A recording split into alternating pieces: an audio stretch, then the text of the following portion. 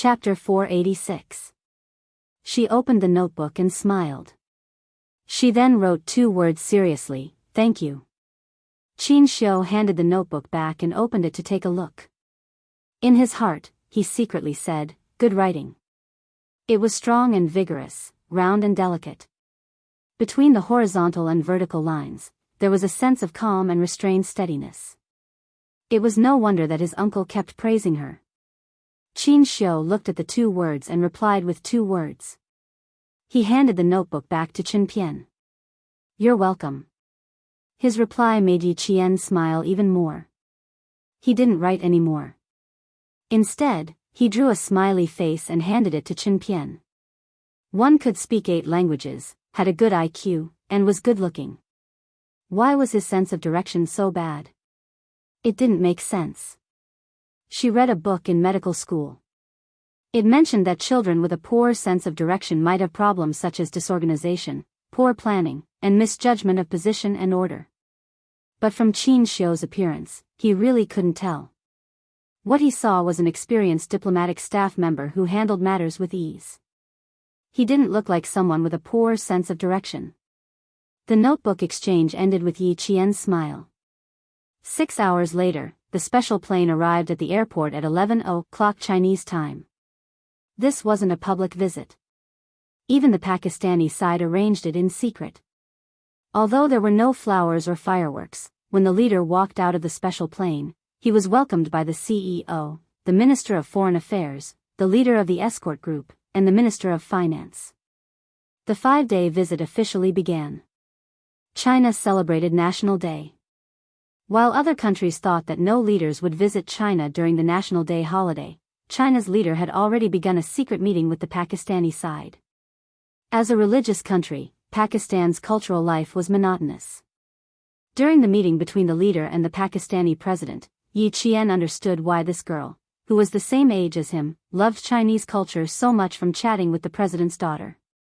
In less than 2 days, Yi Jianjian and Miss Petty had become good friends with each other, from scenic spots and historical sites to local customs, festivals, and some interesting things that happened in school. "I like to travel, but it's not a good time to travel in my country. Unfortunately, I can't take you to see the most beautiful scenery here." Sitting cross-legged in front of Yi Qian, Miss Petty had a pair of big and beautiful eyes that were filled with sadness. She looked like an injured swallow that was waiting for the day to return to the sky. Faced with her sadness, Yi Qian smiled and said, "It's all right. That day will come.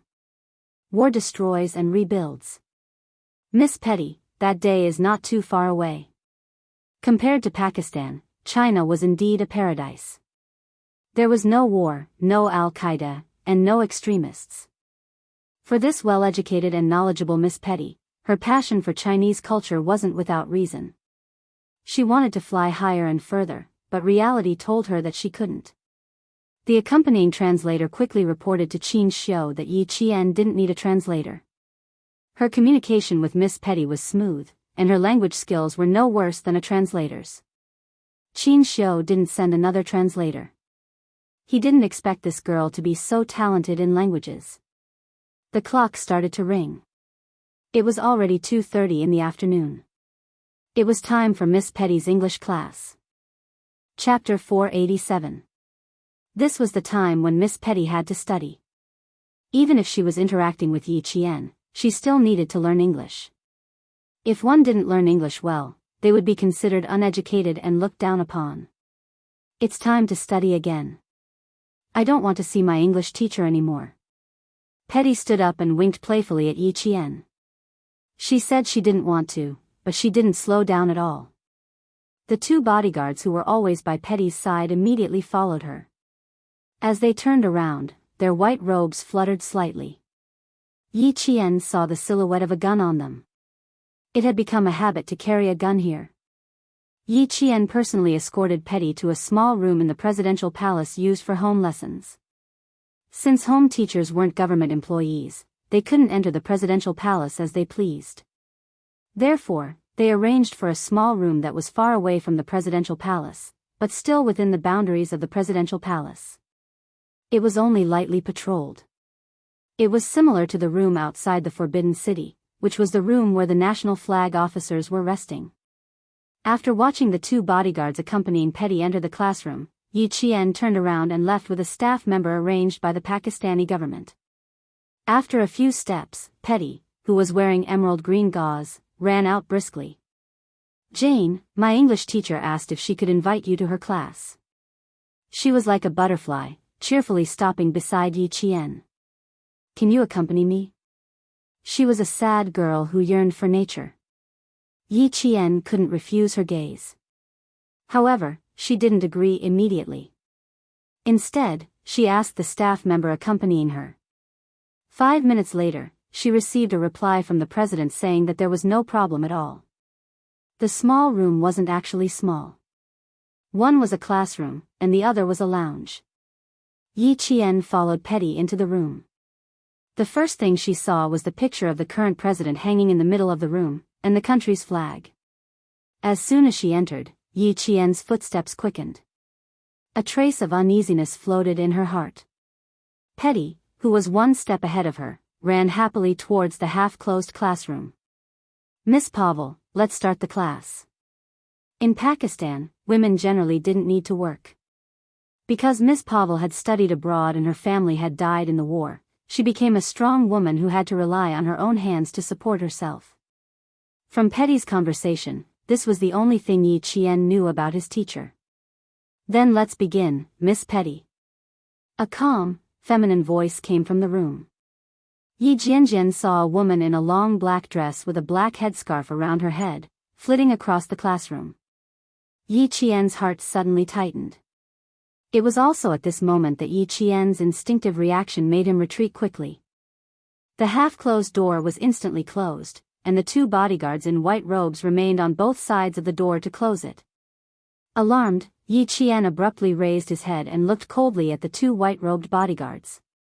However, what he saw was completely different faces. "Shit! Invite our guest in." Pavel's voice came from inside the room. At the same time, someone opened the half-closed door. Yi Qian saw. Petty's hands were tied behind her back, and her mouth was tightly covered. She saw her sad and beautiful eyes filled with tears of despair. These were Al-Qaeda rebels. They hid in Pavel's car and entered the presidential palace. They entered this area that wasn't heavily patrolled. Chapter 488. Yi Qian had a fully loaded QSC 92 9mm semi-automatic pistol on her, but she couldn't take it out.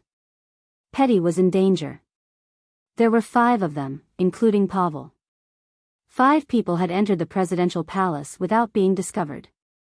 Yi Qian couldn't understand how the soldiers outside were on duty. The leader of the Chinese government was still there, and the 5 of them hadn't been discovered. Could there be other Al-Qaeda members lurking around the presidential palace?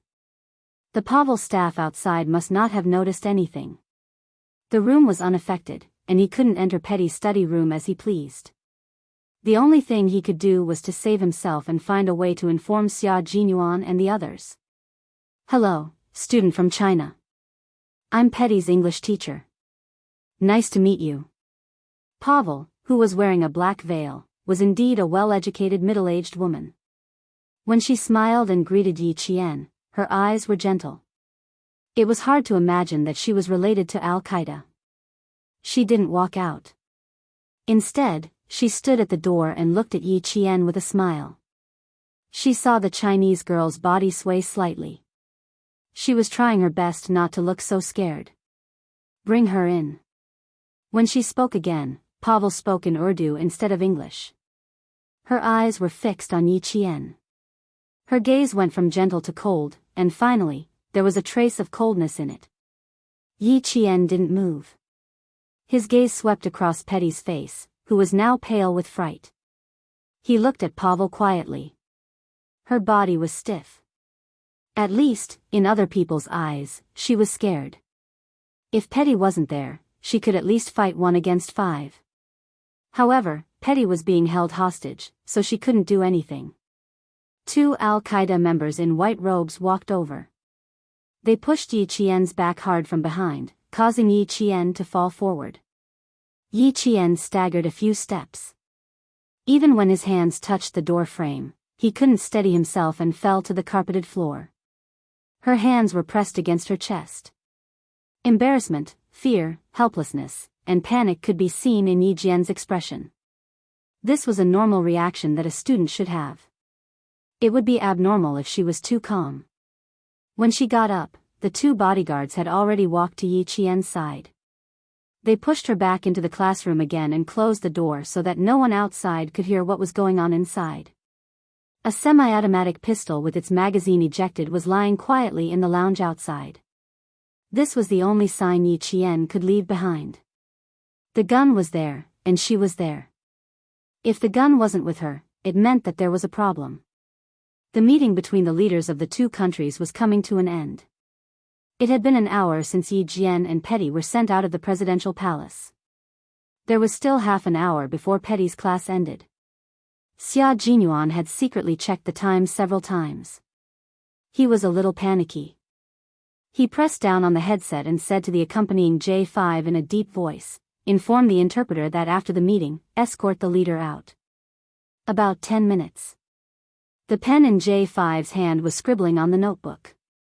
He was taking note of every word that the leader said. It would take more than a day or two for the reclamation project to take shape. Now that they were in the middle of the meeting, 10 minutes was a conservative estimate. Chapter 489. Every time, the leader would choose the right topic and time to leave a good start for tomorrow's meeting. China was a big country, and Pakistan needed to rebuild. The friendly relationship between the two countries was also reflected in the investment and cooperation. China invested and Pakistan cooperated. Only by working together could they develop and move forward together. Qin Xiu quickly received J5's reminder. He nodded at him and found a suitable time to remind the leader. The people accompanying them were all soldiers from the special forces. They were naturally sensitive to danger. Yesterday, there was no response. Today, they suddenly suggested escorting the leader away as soon as possible. They smelled something fishy. Before the door of the meeting room opened, a Pakistani staff member in a Western-style suit rushed in. He walked very quickly. Xia Jinyuan even saw him jog a few steps. He only walked faster when he saw the Chinese staff member. This was the Pakistani staff member who accompanied Little Fox. Xia Jinyuan's eyes suddenly sharpened. He rushed to his side and blocked him. "The meeting is in progress. If you have any questions, please report to us first." "Thank you." Ba Feng's soldiers also walked over to block them and said the same words as Xia Jinyuan. The Pakistani staff member trembled as he took out a pistol from his pants. This pistol was left in the lounge. Miss Petty, Jane, and Pavel are not in the classroom. Xia Jinyuan took the semi-automatic pistol with half the magazine out. The current owner of this gun was Little Fox. The gun was here, but the person was not here. The gun was here. Something was wrong. "This is the self-defense pistol that my Chinese students carry." Xia Jinyuan took the pistol. His eyes focused on a strand of black silky hair stuck on the handle. Her pistol was at her waist, but her hair was left on the handle. What was she trying to convey? His slender hand held the magazine and reloaded the gun with a click. His cold and sharp gaze shocked the Pakistani staff so much that they couldn't help but take a step back. "We need Pavel's detailed information, as well as all the surveillance cameras around the presidential palace. At the same time, your country should immediately launch a rescue operation to ensure Petty's safety." This was Pakistan. Al-Qaeda, terrorists, and religious extremists were all impossible to guard against. No matter how strict the security was, they would still have an opportunity. In October, Pakistan had blue skies and white clouds. If it wasn't for the tight security, just looking at the blue sky gave people a refreshing sense of tranquility. It was as if they had returned to a paradise in their country. When their line of sight shifted from the blue sky and white clouds to the entire city, Pakistan, which had entered Ramadan, was already filled with a tense atmosphere. The Pakistani president's wife fainted in the banquet hall when she found out that her daughter might have been kidnapped and that it was related to her English teacher, Pavel. 4 years ago, her eldest daughter had also been kidnapped by terrorists and brutally murdered. With the sea-filling investment talks coming to an end, both sides began to make rescuing the hostages their top priority and began to make arrangements in secret. Xia Jinyuan requested for Pavel's personal file to be found. While waiting, the members of the Snowfield Brigade quickly started looking for clues. There was no fight. The gun was left behind. Yi Qian left of his own accord. Xia Jinyuan picked up a few strands of hair that Yi Qian had left at the door of the classroom. He then walked over to where Petty's feet had left messy footprints on the carpet. When Yi Qian saw Miss Petty being kidnapped, he first thought of a way to leave the gun behind. Then, he thought of a way to leave the hair behind. There were a total of 6 strands of hair. 6 strands of hair means smooth. Smooth can also be interpreted as safe. These are 2 of her messages. The most important thing is that Yi Qian left with them willingly. Chapter 490. From the lounge to the lecture room, Xia Jinyuan carefully searched for traces left behind by Yi Qian and began to analyze the situation logically. The gun was found here, which means that it was left behind when the other party was not paying attention to her.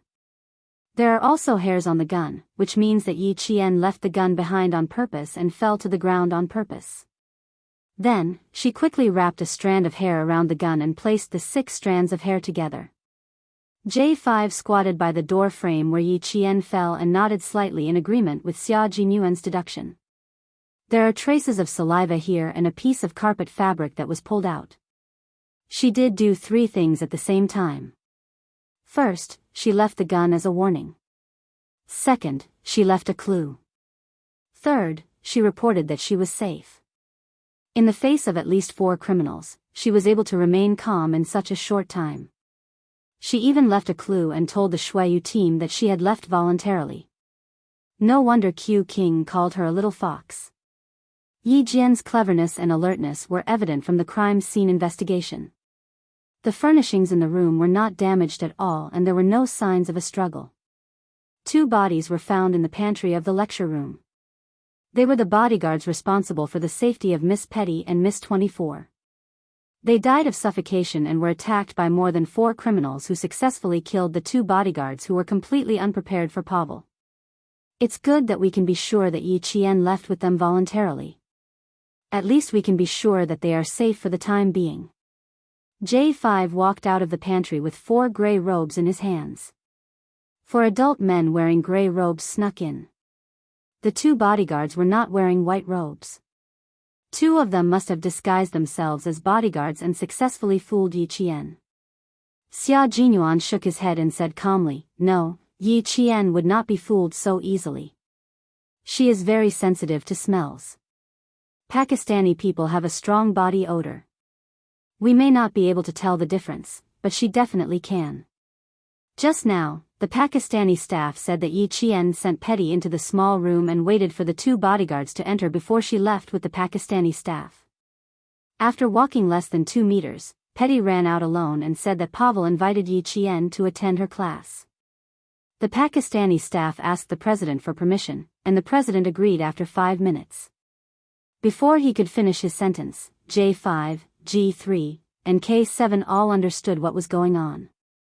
Petty came out alone, and in the 5 minutes she waited for the president's permission, the 2 bodyguards were strangled by Pavel's men who took off their white robes and disguised them. When Yi Jian entered the room, 2 criminals in disguise were standing in a place she could not see. At this time, Yi Jian had already entered the small room. It was impossible for her to retreat when she noticed something strange. Because she saw Petty was in Pavel's hands. Inform the Snowfield Brigade in charge of security to send 2 men to protect the leader. J5, you stay here. Q King, K7, you 2 will be in charge of external support after you confirm the identities of the criminals.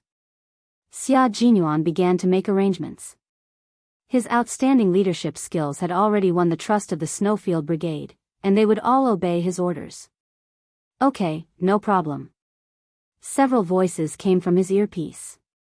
They were the voices of his comrades from the Snowfield Brigade who had arrived at the presidential palace early and were secretly protecting the leader. Chapter 491. When the person in charge of security sent by Ba Fong came over with Pavel's personal information, Xia Jinyuan and the other three had already analyzed the entire situation. Without them seeing it, the match rate was as high as 95%. This was the tacit understanding between Yi Qian and Xia Jinyuan, as well as the entire Snowfield Brigade.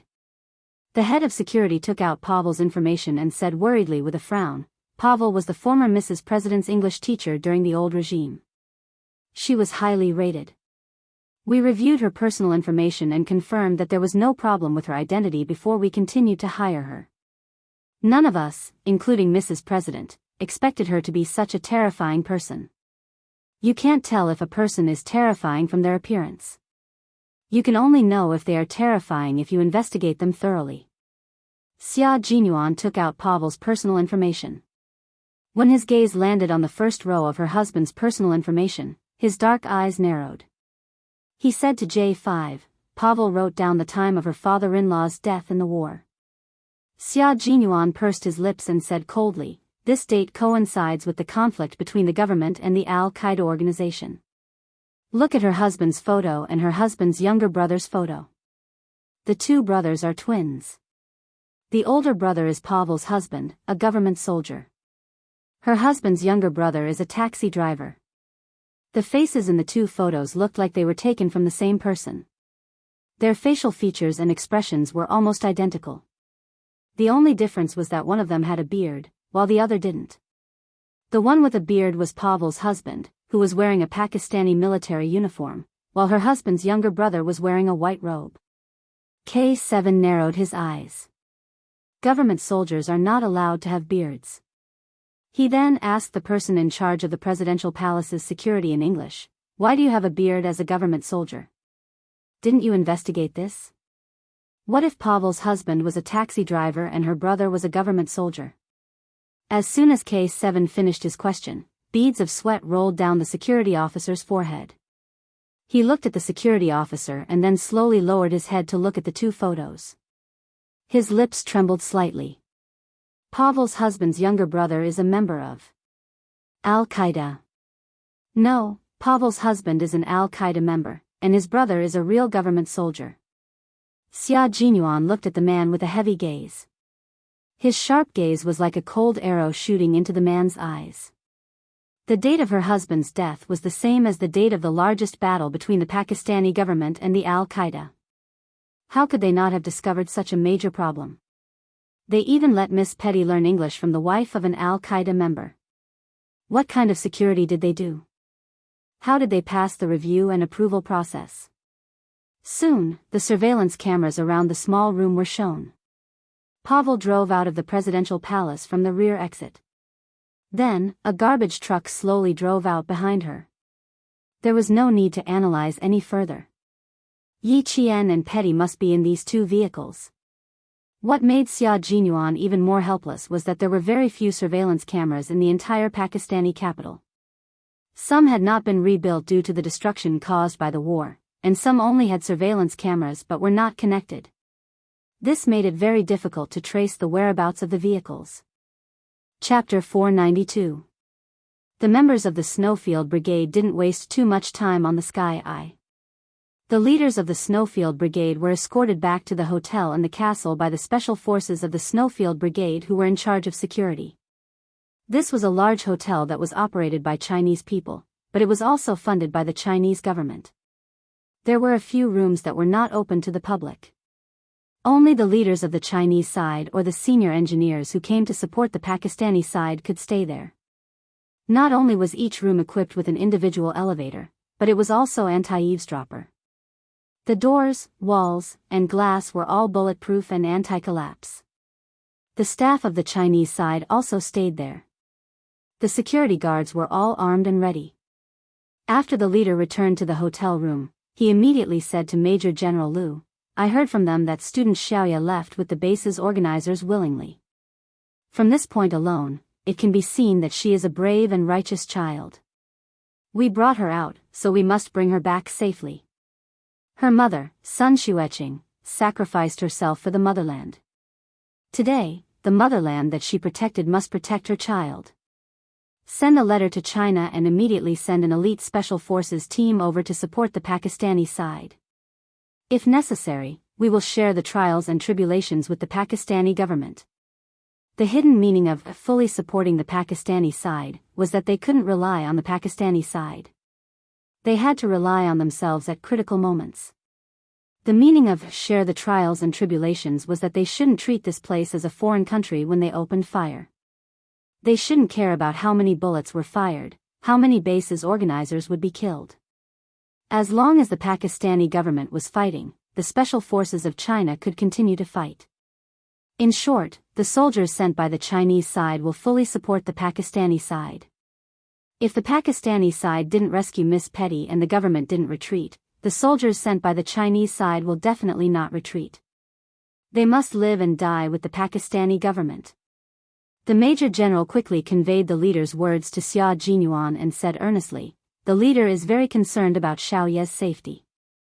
At the same time, he also believes that with Xiao Ye's ability and performance, she will definitely protect herself and Miss Petty. You guys, carefully think about the meaning of the leader's words. The Chinese government is already sending soldiers. They won't be slow. They will arrive in about 3 hours.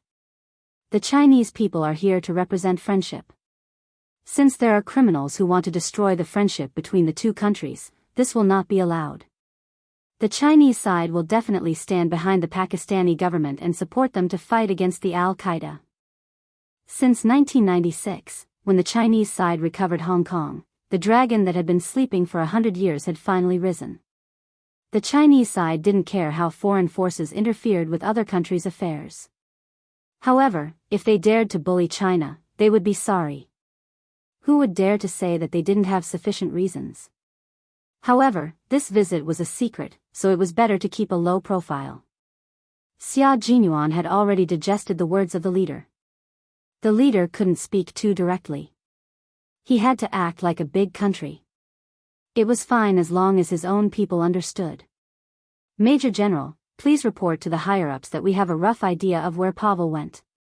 Due to the importance of this matter, the translator who stayed behind is still negotiating with the Pakistani representative. Where the place? Chapter 493. Pavel was a volunteer teacher at the school. Q King and K7 had already gone to the school, so they would be able to detect any abnormalities. The Pakistani military would send people to observe the other two places in secret, and rescue them if there were any abnormalities. After the Major General hung up the phone, he reported Xia Jinyuan's words to his superiors. Soon, an elite special forces team that arrived in Pakistan 3 hours later received orders from their superiors to head to a primary school in Pakistan's capital immediately after they got off the plane. In October, the weather in Pakistan was cool and refreshing. The average temperature during the day was 31 degrees Celsius, and it was cooler at night. It was already 5:30 in the afternoon. Yi Qian, who had just left the presidential palace, kept track of the time she saw when she was taken into the car. It had been about 2.5 hours since then. She believed that Captain Xia and the others had already roughly figured out Pavel's identity, but Yi Qian wasn't sure if they knew where she was. It was very quiet here, and she and Petty were locked in a room filled with the smell of curry and meat. She guessed that they were in the storage room behind the kitchen. It was too dark. If she hadn't been counting the time silently, she would have thought it was already dark. Her hands and feet were tied, but it wasn't a problem for Yi Qian to tie her hands behind her back. She touched the knot with both hands, and slowly, she thought about what kind of knot it was and how to quickly untie it. Yi Qian closed her eyes and didn't speak to Petty. After the knot was untied, she said softly, "Don't be afraid, Miss Petty. Sit down and rest for a while. I need to climb up to the window to see where we are." She gently touched the silver thread around her left hand with her right hand. They had searched her body, and she was very glad that she had left the pistol as a signal. Otherwise, they would have been alerted if they found a pistol on her. They even searched her watch, but they didn't take the silver thread around her left hand. They thought it was a silver bracelet. Petty didn't realize that Yi Qian had already stood up.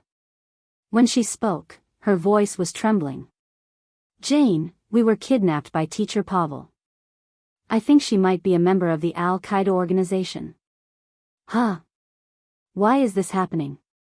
Yi Qian, who was stretching his wrists, squatted down in front of her and asked softly, "What did you find?"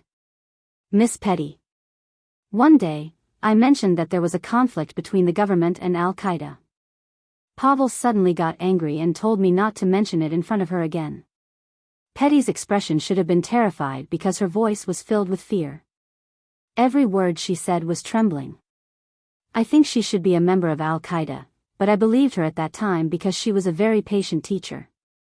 Teachers were always able to make their students and parents believe in them. Therefore, Yi Qian did not feel that there was anything wrong with Petty not telling the president about this. He could only say that Petty was not very vigilant. He opened his arms and hugged her gently. He smiled and said, "It's all right, Miss Petty. We'll be fine. Trust me. Now, I need to go up and take a look around." Before he could finish his sentence, he heard footsteps coming from outside. Yi Qian immediately let go of Petty and quickly picked up the rope that she had thrown on the ground. He wrapped his hands around it and tied them together. Chapter 494. Miss Petty, I untied myself just now. Please trust me. I'll protect you. As he tied himself up, he reminded Petty, who was still in a daze, "We'll definitely leave. We won't stay here any longer." Petty, who was still in a state of panic, finally came back to her senses after hearing Yi Qian's reminder. Her eyes flashed with surprise, but before she could say anything, the door opened with a bang. 2 Al-Qaeda members walked in with guns in their hands. Then, the lights came on. Yi Qian, who was sitting facing the door, saw the 2 armed Al-Qaeda members walk up to them, followed by Pavel. She looked at Yi Qian for about a minute before saying, "Please forgive our rudeness, my friend from China. Even though we welcome you here, I had no choice but to bring you here. Trust me, if the government is willing to cooperate with us, your life won't be in any danger." Pavel didn't mention Petty because she was the most important hostage in Pavel's hands. Kidnapping Yi Qian was just another bargaining chip. The gray robes were probably the uniform of the Al-Qaeda members. When Yi Qian was taken out of the room again, he noticed that the men all wore the same gray robes, while the women wore the same black veil that Pavel wore.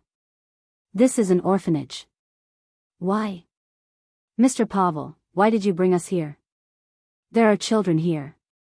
"Do you know that?" "There are children here." Petty became very agitated. She recognized where they were. This was an orphanage. The people who lived here were all orphans who had lost their families in the war. "Do you want these orphans, who finally have a home, to be in danger again?" "Mr. Pavel, you can't do this." She was agitated because she was worried that Pavel would kidnap the orphans again. She spoke in English, so Yi Qian heard her clearly. It wasn't what Pavel thought, but it was what she did. Pavel, who was walking in front, turned around and stared at Petty with his big, black eyes under the veil. "If it weren't for Mr. President, there wouldn't be any orphans here. They wouldn't have lost their families. So, Miss Petty, the person you need to blame is your father." The entire orphanage was under the control of the Al-Qaeda members. The staff were locked up in one room, and all the children were locked up in another room. Yi Qian and Patty were taken to the room where the children were kept. It was a room filled with the smell of gasoline. Yi Qian's gaze fell on a few oil drums filled with gasoline. His gaze narrowed slightly. "Miss Petty, you'd better stay here obediently and tell the children that you're the one who saved them. If you want to save them, you'd better cooperate with me. Otherwise..." Pavel picked up one of the barrels and took out a steel lighter. "Otherwise, I'll set this barrel on fire and send all the children to heaven with you." The oldest child here was 12 years old, and the youngest child was 4 or 5 years old. This was a group of children who had seen war. They were especially sensitive to these things, and they were so scared that they started crying. Petty had never encountered something like this. Although she lived in a war-torn country, she was the president's daughter. She had always been protected. Right now, she was so frightened by Pavel's threat that her eyes filled with tears. "Please tell me what I need to do." But please don't hurt them. Thank you. Even though she was scared, at least she was using her own actions to protect these children. Yi Qian was also completely ignored by Pavel. This made it easier for Yi Qian to do what he wanted. Chapter 495. At 5:37 p.m., G3 and K7 arrived at the school. Everything was normal in the school. The accompanying Pakistani soldier asked the teacher for a glass of water and snuck into the teacher's office with the excuse that she was thirsty. Pavel doesn't go home immediately after school. Instead, she goes to the temple to pray and enters the bunker building. The soldier entered the teacher's office and saw Pavel's photo. She expressed her gratitude as a student's father. This was the most important clue the soldier managed to find out in a short 5-minute conversation. Pavel was a believer, so it was normal for her to go to the temple. However, she avoided her colleagues' invitations every time. Even the teacher who saw her at the temple found her by accident. This meant that her whereabouts were not normal. G3, who was hiding in the dark, used a satellite phone to contact Xia Jinyuan, who was in the presidential palace, and told him all the clues they had found. Q King. Pavel is a member of Al-Qaeda. She's a teacher. There's an orphanage less than 5 kilometers away from the temple. It's full of children. You mean Pavel will bring Yi Qian to the orphanage? Xia Jinyuan was with the Pakistani president, so the president could understand the conversation in English.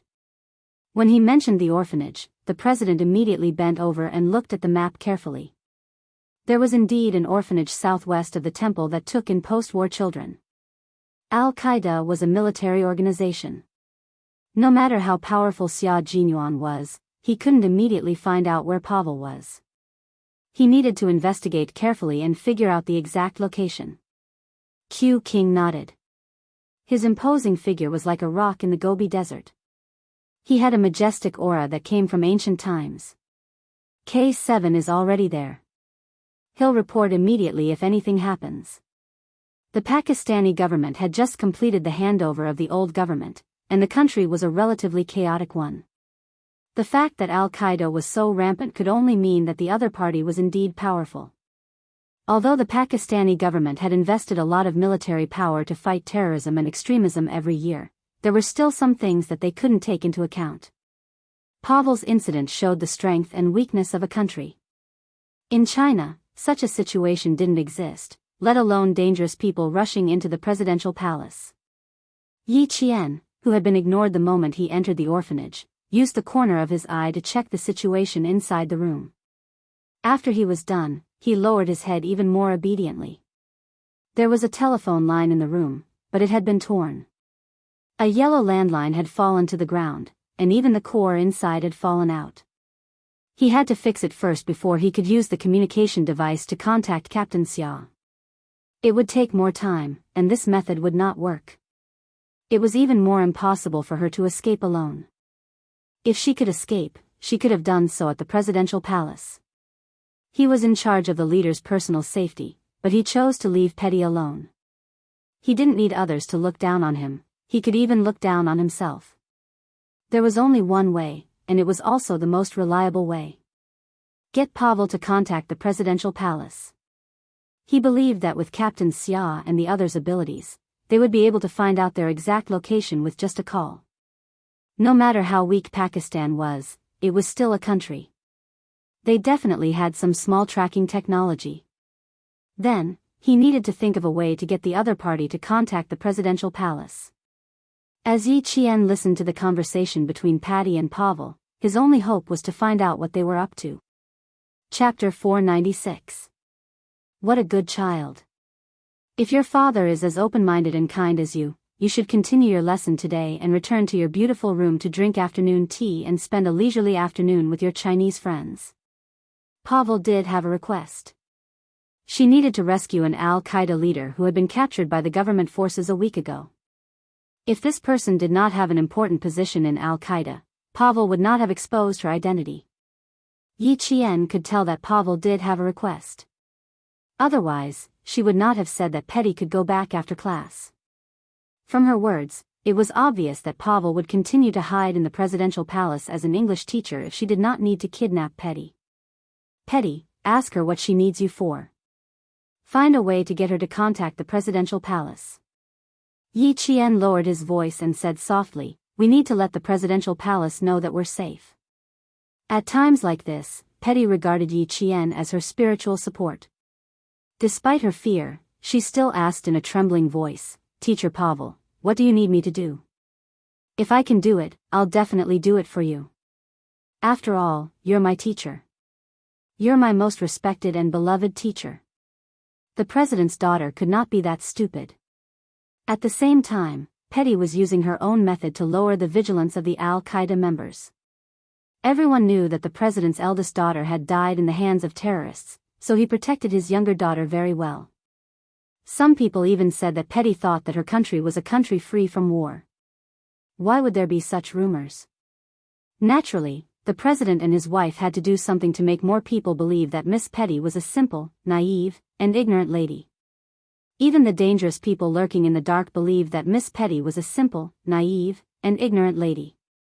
A naive person would always lower the vigilance of others. At 5:52 in the evening, the president's informant received a call. 5 seconds later, he quickly cut into the presidential palace's office. The Pakistani president had just finished a call with the Chinese leader and learned that the Chinese side would fully support the Pakistani military's operation. The friendship between the two countries had always been deep. It was all because when the whole world had given up on Pakistan, China had extended a helping hand to help Pakistan through the difficulties. Until now, as long as a Chinese person visited Pakistan, they would be warmly welcomed. China is Pakistan's staunch ally. This was a phrase written in Pakistan's primary school textbooks to express the friendship between the two countries. The education they received since they were young was about the friendship between the two countries. Even their family education was the same. When Yi Qian, a Chinese student who was visiting Pakistan, was kidnapped, the Chinese side was not angry. Instead, they supported him unconditionally. This was undoubtedly what touched Pakistan the most. Therefore, the first thing the president asked when he received the call was, "How is my daughter, Petty?" He did not mention Yi Qian because he wanted the other party to think that Yi Qian was not important. He only wanted his daughter to be safe. A chess piece that could not play a significant role would always be easily discarded. Pavel made his demands over the phone. First, a large transport plane. Second, sufficient foreign exchange. Third, Chady Voryov had to be on the plane. Chady Voryakov was the Al-Qaeda member captured by the government forces a week ago. Chapter 497. Mr. President, if even one of the 3 conditions that I mentioned is not met, then not only your daughter, but many other children will be burned to ashes by gasoline and will go to heaven with your daughter. As long as you are willing, we will do it immediately. Pavel had never thought that Petty would be the only one to make her request. She was confident that her request would be met if she gathered all the children in the orphanage. Only Petty and Yi Qian needed to know the exact location to rescue them, but with almost 50 children, the problem was much more serious. K7 was hiding in a high place where he could observe the movements of the orphanage. As he observed with binoculars, he said, "We have a lot of people and enough weapons. Consider fulfilling the request. At the same time, I suggest that we release some of the hostages. The transport plane can't fit dozens of children. It will be troublesome if there are too many children." He was a doctor, so his words were concise and straightforward, but every sentence was on point. Soon, the entire operation plan was revised. The president immediately called for an emergency response meeting and ordered the elite personnel from the Ministry of Internal Affairs, Ministry of External Affairs, Ministry of Defense, and other relevant departments to quickly form a rescue command center. This was the largest group of children kidnapped in Pakistan. Even if these children were orphans and had no family to worry about them, no family was waiting for them to return safely. But to Pakistan, these were children that had to be rescued. They could not give up on them. Night began to fall. The Chinese side also participated in this operation. They suggested that they could not take all of them by force because other than Yi Qian and Petty, who were slightly older, the rest were young and ignorant children. Time passed slowly. Many children who were tired from crying were already tired. Only the older children knew the danger and kept their eyes open, not daring to close them. Yi Qian had already woken up from a nap. No matter what, it was important to be energetic. He had slept for about 2 hours, which meant that it was about 8 o'clock at night. It had been 2 hours since Petty had spoken to the president personally. At this time, Captain Xia and the others should be approaching the orphanage. Just as he thought about this, Yi Qian heard the chirping of birds. This was the most commonly heard chirping of birds in Pakistan. It was a type of lark. No one could tell what was wrong with the chirping of the birds, but Yi Qian, whose eyes were cold, knew that Captain Xia and the others were coming. Now that 2 people had come, he needed to confirm her exact location. The sound of a skylark could be heard, and then gradually disappeared. It was as if a naughty skylark that had stopped by the window frame outside the room had finally returned to its nest. 9 o'clock. Hostage confirmed 52. Hand over your weapon. The 2 Snowfield Brigade members outside perked up and quickly approached the 9 o'clock position. Inside the room, Yi Qian gently covered Petty's mouth and said softly, "Our people are here. Miss Petty, you just sit there quietly. Trust me, everyone will leave soon." After Petty nodded repeatedly, Yi Qian gently let go of her mouth. "Don't disturb the other children. Their cries will attract attention. I need to walk around now. No matter what happens, I can't scream, okay?" "Alright, I have no problem with that. Also, if you can give me a gun, I think I can also protect these children." Petty was not a naive girl. On the contrary, she was also a girl who knew how to use a gun. Chapter 498. Her words made Yi Qian smile. "Okay, I will try my best." He would try his best, but not now. After all, Petty had not undergone professional training. Once they found out that she had a gun, the consequences would be unimaginable. He patted Petty's shoulder gently and said, "Sit here and rest. If the children cry, try to comfort them. Trust me.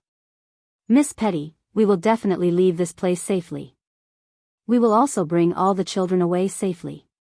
Yi Qian's words made Petty feel calm, because there was someone like her who was trying to protect the children. She had to muster up the courage to stand up and protect her own people. "Jane, don't worry. Although I don't have a gun, I have been learning from the guards, and I know a little about fighting." Petty lowered her head, and her voice was full of self-blame. "I am very, very sorry. I am very bad at fighting." Outside, 2 ghost-like figures snuck into the orphanage and found Yi Qian's room. Just as Yi Qian approached the door of the room where he was locked up, he heard a muffled sound in less than 2 minutes. It was the sound of something heavy being dragged across the ground. Yi Qian knew that the 2 Al-Qaeda members guarding the door had been taken care of. "Q King, Zhuangzi has taken care of it." Someone lowered his voice and transmitted an assassination message through the earpiece. On the other side, Xia Jinyuan, who was like a cheetah, snuck under a bus and stabbed a pushpin directly into the tire. He heard his comrade's voice through the earpiece and smiled. "Everything is going well. Inform Yi Qian to prepare for an attack from the inside." The Snowfield Brigade's entry meant that the entire rescue operation had begun. As for Pavel's 3 requests, the Pakistani president would fulfill them as soon as possible. The first thing to be done as soon as possible was to get Seti Vorakov out of prison. At the same time, the Chinese soldiers snuck into the orphanage. At this time, Pavel confirmed that Seti Vorakov had been released from prison and was on his way to Jiyang. It was also the time when the 2 Snowfield Brigade members successfully snuck into Yi Qian's room. Everything was done in perfect synchronicity. There was no difference in timing. The members of the Shuayu team who came to meet Yi Jian were not Xia Jinyuan and the other 3, but 2 members who could speak Urdu. They knew that one of the girls was the leader of the protection team. She was also the representative of the students from the 2 countries for the exchange. Yi Jian kept hearing soft knocking sounds coming from outside. She tapped her fingers on the door a few times in response. After getting confirmation again, she said softly, "We can't fight. There are a few barrels of gasoline in the room, and the 4 children are covered in gasoline. If we fight, it will cause an explosion. There are a total of 32 hostages. 16 of them are under the age of 6, and the oldest is 12. After the war, many children were not very tall due to long-term malnutrition. A 12-year-old boy looked like a 10-year-old boy. Listening to her detailed report, the 2 members of the Shuayu team, who had changed into gray robes and camouflaged themselves, quickly exchanged glances. From her voice, they knew that she was the person they were looking for, Yi Jian, who had helped King Q and the others complete their missions many times. He was very calm and did not have a trace of fear. Roger that. The president has agreed to their request. A batch of hostages will be released at 10 o'clock today. A completely unfamiliar voice came through the wooden door. I am V8, and the other member is T6. We have entered the base and camouflaged ourselves. Chapter 499. Yi Qian immediately felt a lot more at ease. As expected of the Chinese Special Forces, their actions were swift and decisive. They directly killed their way into the base, disguised themselves as the enemy, and then coordinated with their comrades outside. The lock from the inside started to click. After a click, the tightly shut door was gently pushed open. Keep the gun you left behind, my little comrade. V8 smiled and quickly passed the gun through the gap. He quickly closed the door again. 15 bullets, no reloaded magazines. It's good to have a gun. Yi Qian, who had picked up the gun, pursed his lips and smiled. Before he could speak, he heard V8 say in a deep voice, Yi Qian, in the first batch of hostages released at 10 o'clock tonight, you weren't there. You weren't there in the second batch either. You were still in the hands of the Al-Qaeda operatives when you boarded the plane. Are you scared? This was an arrangement that couldn't be changed because Yi Qian was originally here to protect the leader. Now, he had become the protector of Petty. A soldier's duty was to go wherever they were needed. Yi Qian, even if she wasn't in uniform, in many people's hearts, she was a soldier. A soldier had to fight to the end. Everyone could leave, but a soldier couldn't. Outside the door, V8 and T6 expressions were a little solemn. In their hearts, they also felt that it was a little cruel to treat a 16 or 17-year-old girl like this. However, Q King took the initiative to suggest to the leader that Yi Qian stay until the end to protect Petty. The leader hesitated for a moment, but in the end, he nodded in agreement. In the face of the country's interests, Yi Qian could only choose to stay by Petty's side until the end. Your arrangement is the best arrangement in my heart. I need to protect Petty. This is my duty. And I will do my best to protect Miss Petty and bring her back to the President and Madam President's side. Yi Qian didn't feel sad at all. He even felt that this was the best arrangement. From his tone and words, he could tell that he absolutely obeyed the arrangement without any objections. Because he had already learned to obey.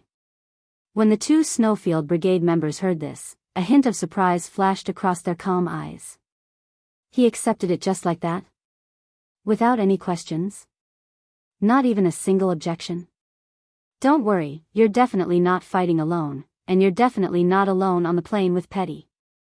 The T6 combatant wanted to comfort Yi Qian and make her feel more at ease. He also wanted to tell her that no matter what, comrades would never give up on each other. Yi Qian was about to walk back to Petty's side when he heard this. He chuckled softly, and his low voice was filled with joy. I know. Someone has to fly the transport plane.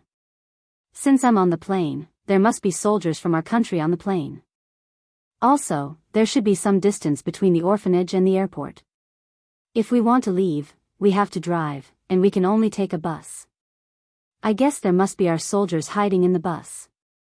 Her voice was like the soft chirping of insects in the summer night. Although it was soft, every word was clear. Her deduction made V8 and T6 raise their eyebrows. If I'm not wrong, our leader and Mr. President should have discussed it and decided not to give Pavel the chance to walk out of the orphanage. It's better to finish him off inside. Yi Qian, who was holding a gun, leaned against the wooden door with the paint peeling off. His voice was as gentle as the evening breeze as he said, "Moreover, I believe that my country won't give up on me. I also know that my country will never allow the Al-Qaeda terrorists to continue running rampant." Chapter 500. Yi Qian had never thought about the consequences of being one of the last people left in the hands of the Al-Qaeda terrorists. She believed that with that tall and sturdy man outside, he would not give up on her. She also believed that if he was not here now, he must be waiting for her on the transport plane. That was because he would not let her face this alone. Yi Qian trusted Xia Jinyuan so much. Just like Xia Jinyuan, who had also sneaked into the orphanage, he also believed that Yi Qian would be fine. The two comrades outside laughed silently. This young lady really had the aura of a soldier. The transport plane has already been arranged. It's quite a distance from the orphanage to the airport. There are several rescue plans. If everything goes well, we can deal with it in the orphanage. The T6 soldier was a top soldier who had been selected from the military and had rich combat experience. When he saw how calm Yi Qian was, he smiled deeply. "So, your guess is exactly right. We're indeed planning to deal with it in the orphanage." This was the best outcome. However, Al-Qaeda was also a militarized organization. Everyone believed that this matter would not be so simple and that Pavel would definitely have a backup plan. But now that there are gasoline barrels in the room, it'll be a little more difficult. Yi Qian pursed his lips slightly. His gaze swept across several gasoline barrels, as well as a few children who were curled up in the corner with gasoline spilled all over them. He then gently shifted his gaze to the top of the wall. He slowly recalled what he saw when he entered the room earlier. When his mind finally settled on a certain memory, a light flashed past his dark eyes. "I have an idea, get back to your positions." V8, who was in charge of security, reminded them in a low voice. The two people inside and outside the door quickly got back to their positions. In less than 2 minutes, several footsteps passed by outside and quickly left. Yi Qian quickly said to Petty, "They've already left. Tell me that everything is fine outside. The president has agreed to all of Pavel's requests, and everything is ready. Petty, we just need to wait for the rescue." He did not tell Petty that the people standing outside were actually Chinese soldiers. It was not that he was worried about Petty, but the fewer people who knew, the better. On the other side, Pavel waited for the government's final call. She needed to confirm whether Chady Vorakov had arrived at the airport and whether he had seen the transport plane. Dressed in black, she looked like a venomous spider. Every word she spoke was laced with venom. "Leave the first batch of hostages in the room. Pour all the gasoline in the room. If an accident happens on our way to the airport, burn them all to death. Let the entire country see how incompetent their president is." Instead of releasing half of the hostages were left in the orphanage. If anything happened on the way to the airport, then the children and the staff of the orphanage would be burned alive. There were about 60 Al-Qaeda members in the orphanage, and 15 of them stayed by Pavel's side. All of them obeyed her every command like soldiers. While Pavel waited for Chady Vorakov's call, Petty carried a sleeping child and ordered the older children to carry the other children away from Yi Qian. "Listen, my friend. None of us can make a sound. Cover our mouths because we need a lot of water. Only with water can we avoid being burned to death. Do you understand?" As they spoke, Yi Jian and Yi Jian used the silver wire on their wrists to wrap around the water pipe. Then, they used a broken wooden leg of the table to twist the silver wire. As the silver wire wrapped tighter and tighter, water started to seep out of the water pipe. Chapter 501. The water flowed gently, and all the children held their breaths. They were afraid that the sound of the water would suddenly become louder and alert the Al-Qaeda operatives guarding them outside. The 5 children who had been drenched in gasoline covered their mouths. Their big, bright eyes were filled with surprise as they allowed the cool water to wash their bodies. The thick layer of gasoline that they were afraid of seemed to lessen as they wiped their clothes clean. Yi Qian leaned against the door again and knocked on it rhythmically with his hand. After getting a response, he said in a low voice, "I suggest we adopt the second course of action. Leave the orphanage and take care of them on the plane. You're going to pour the gasoline out? V8 raised his eyebrows slightly.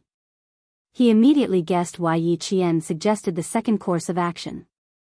He lowered his voice to the lowest and asked, "We don't have much time. We need to fulfill all of Pavel's requests before 10 o'clock.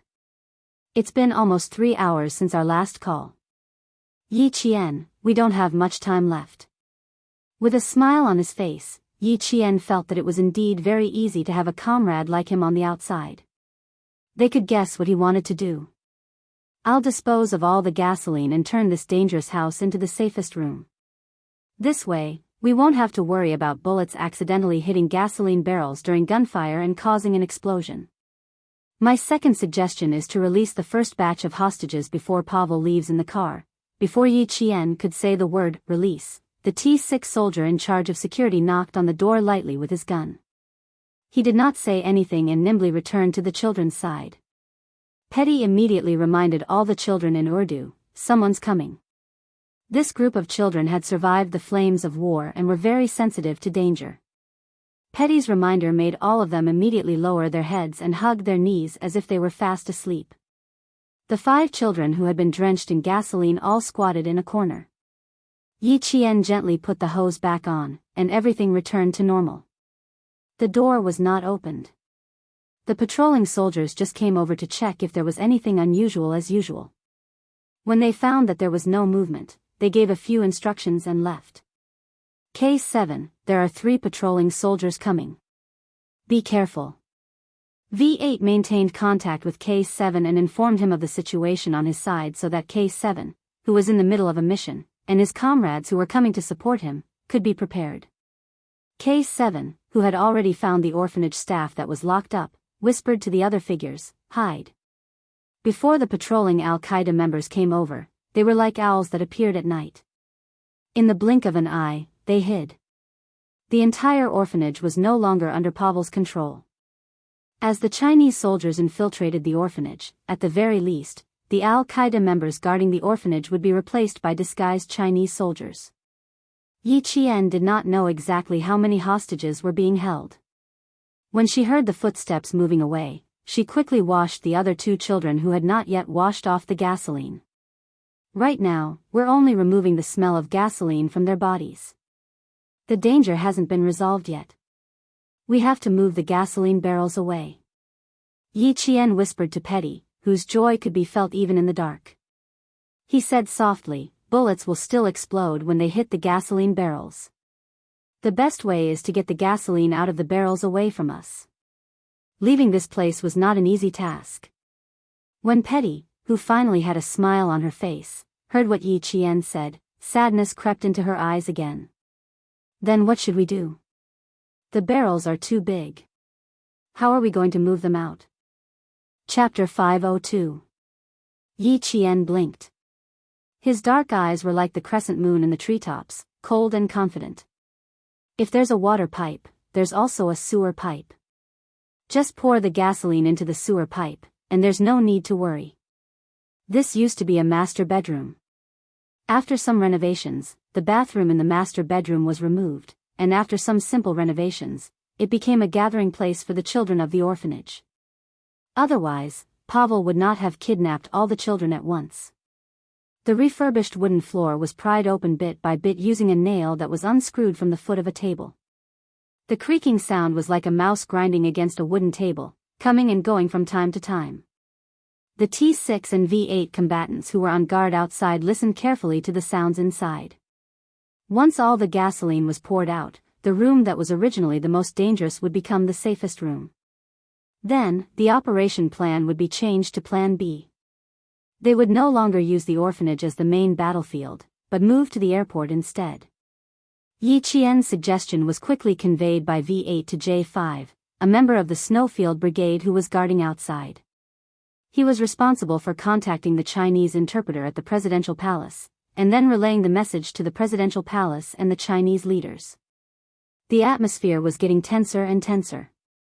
The elite personnel who participated in the rescue operation in the presidential palace were worried about the gasoline barrels. However, the news from the Chinese interpreter instantly saved them.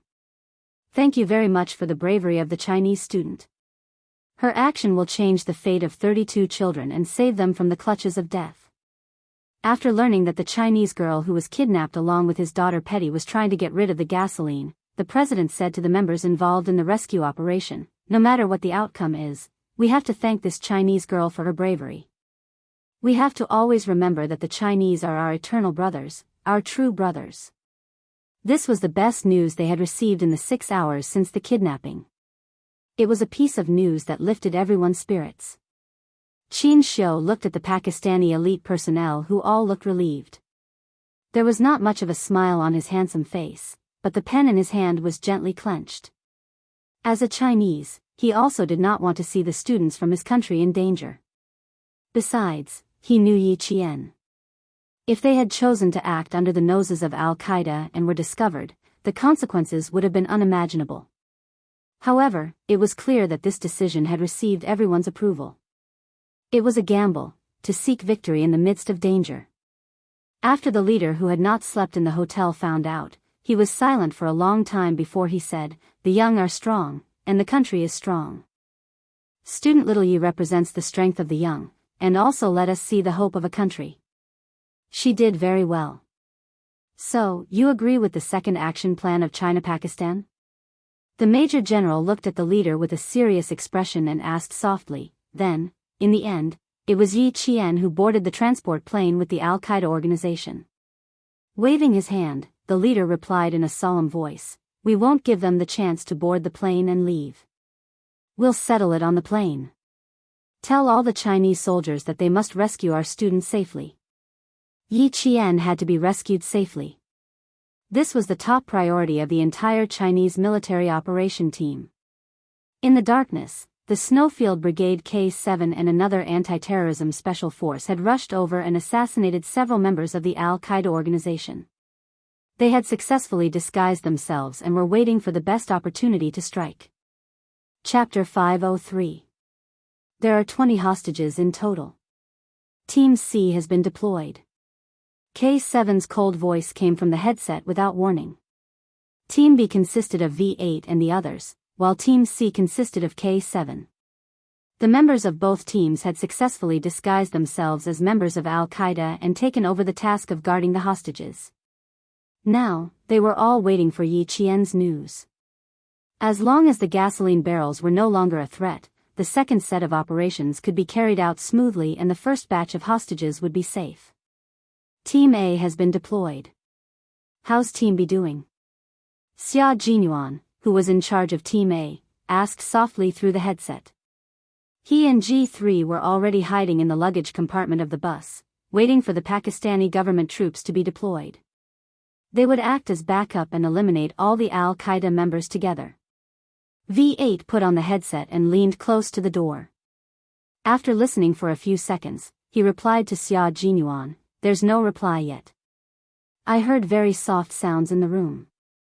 Yi Qian is very cautious, so he might be a little slow." Xia Jinyuan laughed, but it was not a laugh. He just curved his thin, sexy lips. Then, they would have to wait a little longer. Little Fox would find a way. "Give me these 3 milk bottles." As the last barrel of gasoline was about to be emptied, Yi Qian gestured for Petty to give him the milk bottles that the children had drunk. After filling the barrel with water, pour the gasoline from the milk bottles on the edge to prevent the smell of gasoline from fading when they come in. The 3 milk bottles were filled with gasoline. Yi Qian carefully twisted them and gestured for Petty to continue pouring the rest of the gasoline into the sewer. He then gently touched the barrel that was still filled with water. "This is fine. Change to the next one." Just in case, Yi Qian poured the gasoline out and refilled the empty barrel with water to ensure that the weight was the same. Yi Qian was professionally trained to ensure that not a single trace of oil was left out. After the barrel was filled with water, he poured the gasoline from the milk bottles on the edge of the barrel. As expected, the air was filled with the strong smell of gasoline from before. Time passed very slowly, and the hour hand pointed to 10 o'clock. It was getting closer and closer to the time Pavel had requested. Both China and Pakistan were fully deployed, and all the soldiers in the operation were on standby. At 10:00 in the evening, the entire city of Pakistan was not as brightly lit as the cities in China. Some people were partying until they were drunk. In this place, it was best to hurry home after dark. Don't linger outside and be careful of being killed. At 9:50 a.m., Pavel finally received a call from Chady Vorakov. He was calling from the airport, laughing as he told the woman who had rescued him that the transport plane had arrived at the airport. According to the agreement, the first batch of hostages was successfully released. The 20 workers of the orphanage were released. To Pavel, adults were not easy to control. Keeping them alive would be a problem. Chase all of them out of the orphanage. I want to see if the government troops are coming. Like a venomous spider, Pavel carefully used the hostages she had released to probe the situation outside. She would immediately fire a warning shot as soon as she detected any reinforcements from the government. At 10:00 sharp, the first batch of hostages successfully left the room. All of them were driven out of the orphanage by the Al-Qaeda members. The hostages frantically ran out of the orphanage as fast as they could. It was very quiet outside. Other than the hostages' cries, there were no government troops. A few Al-Qaeda members who were standing guard at a high point reported what they had seen to the cunning Pavel. It's very quiet. I don't see any government troops. Madam, it seems that they didn't send troops to surround the orphanage. Chapter 504. Very well. Tell the president that I will release the second batch of hostages after arriving at the airport. Release the last batch of hostages before boarding the plane. Only Miss Petty and the Chinese student will remain. Pavel didn't lower her guard. She continued to use the hostages as a bargaining chip to ensure her safety. She once again stated her conditions. The president, who was already waiting at the airport, still had only one condition. She had to fulfill all of her demands, but she had to release the hostages. This made Pavel even more aware of the importance of the hostages. The Chinese translator was Qin Xiu. His voice was transmitted through the cold communication device to the headsets of the Chinese soldiers who were connected by radio waves. Pavel requested that the second batch of hostages remain in the room.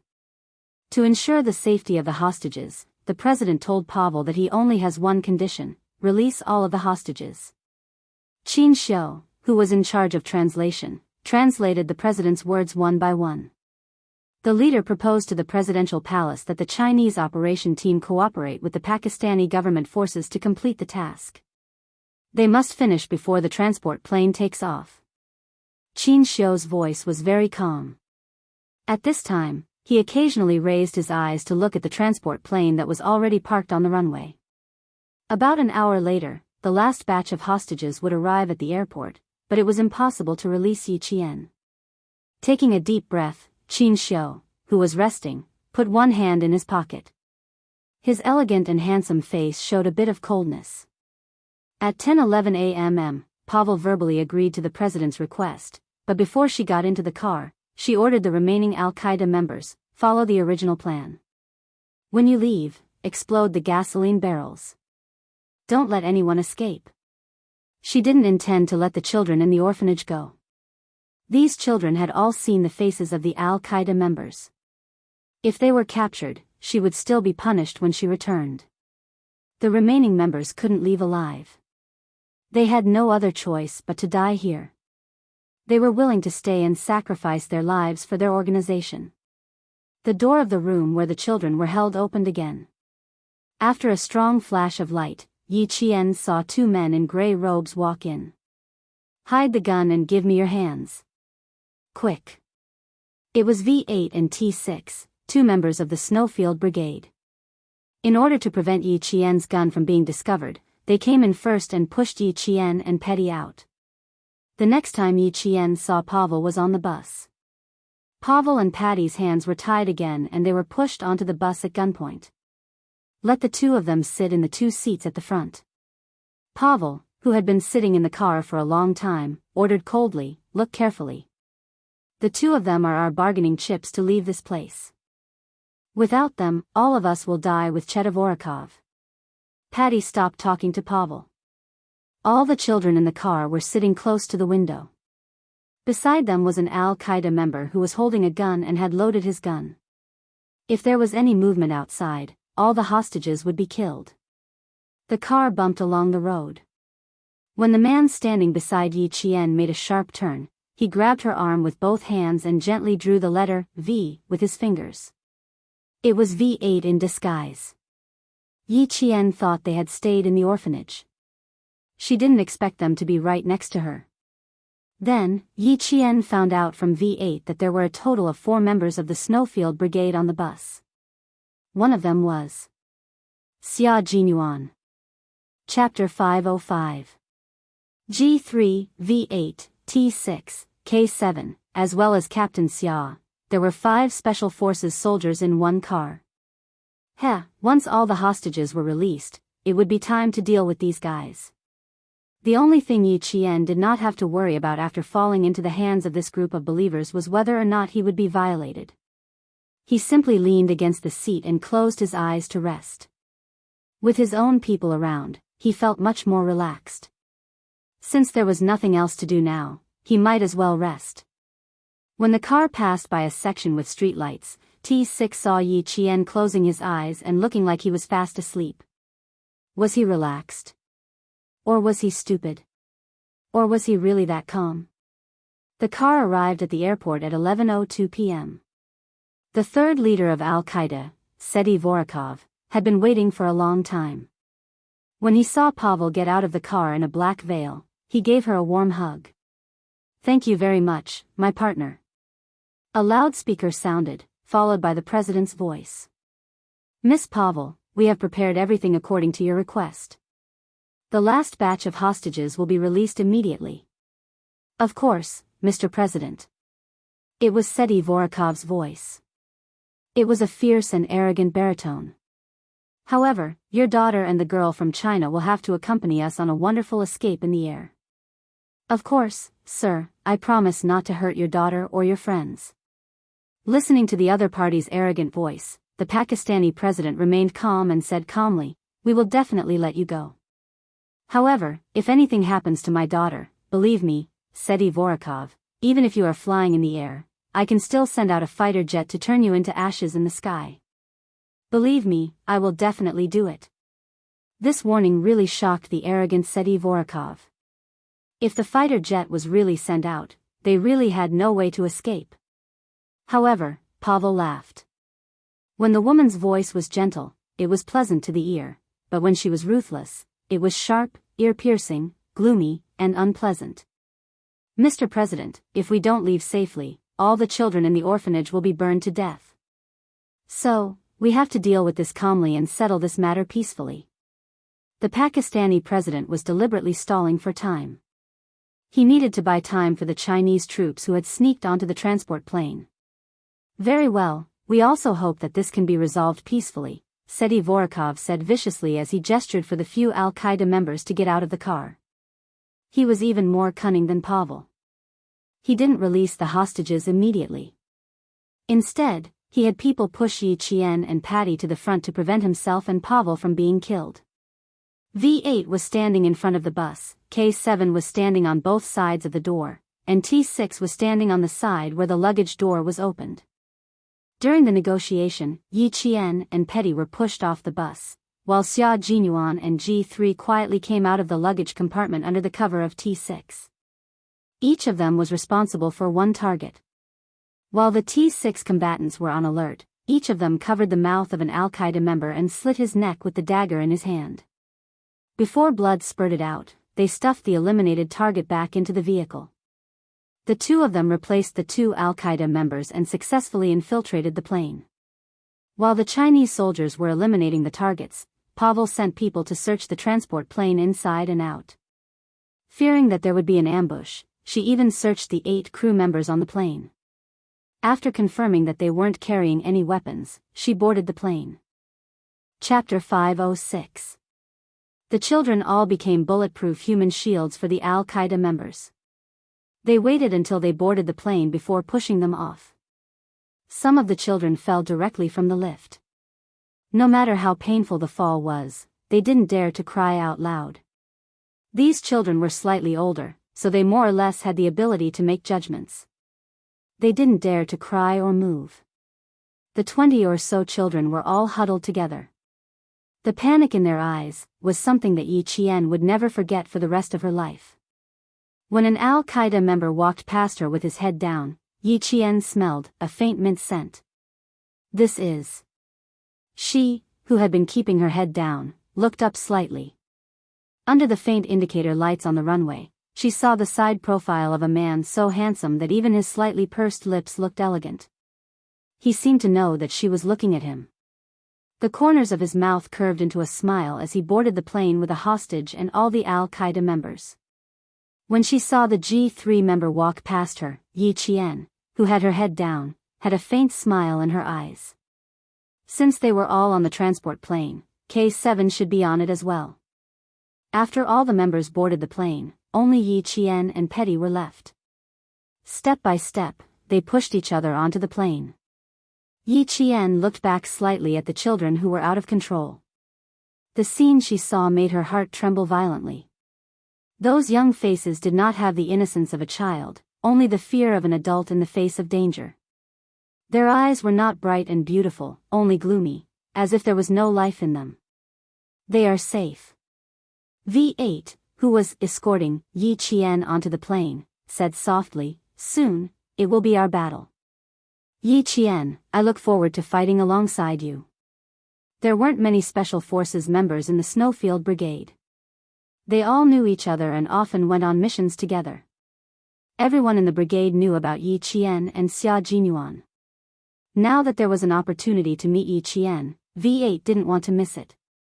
He wanted to see how powerful the girl who was recognized by the G3 was. Hearing the interest in his voice, Yi Qian raised her eyebrows. "I'm also looking forward to seeing the strong team up."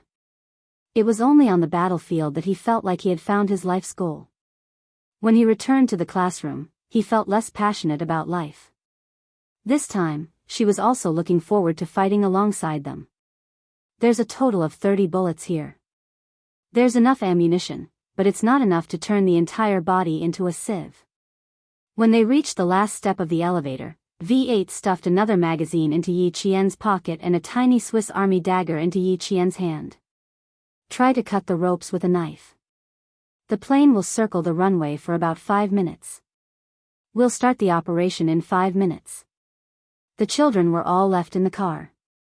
Only Yi Qian and Petty were brought onto the transport plane. Never in Pavel's wildest dreams would she have imagined that 5 Chinese special forces had infiltrated her team, and that 5 elite Pakistani government soldiers were among the crew members who were in charge of flying the plane. As the elevator of the transport plane closed, Yi Qian saw more than 20 Al-Qaeda members start to raise their guns and shout. "Be careful of the guns in your hands. What you need to do now is to put them away properly. Don't let the bullets damage our plane." Chady Vorokov laughed out loud. He had a very long beard, and his eyes were fierce. He swept his gaze across the entire cabin, and finally, his eyes fell on the Chinese girl sitting behind him, Yi Jian's face. After that, he laughed even louder. Chapter 507. "You are a brave believer. Your husband will definitely forgive you," he said to Pavel. Everyone thought that Pavel was a brave and capable believer. They put down their guns and celebrated their successful escape. What they didn't know was that the few Al-Qaeda members who were still in the plane had their necks twisted by the Pakistani government's elite soldiers. Their heads were lying on the ground at strange angles. The plane rumbled as if it was about to leave the ground soon. Someone began to make a move silently, taking out the targets sitting next to them. All of them were directly dealt with through assassination. Amidst their celebration, there was not a trace of sound in the action.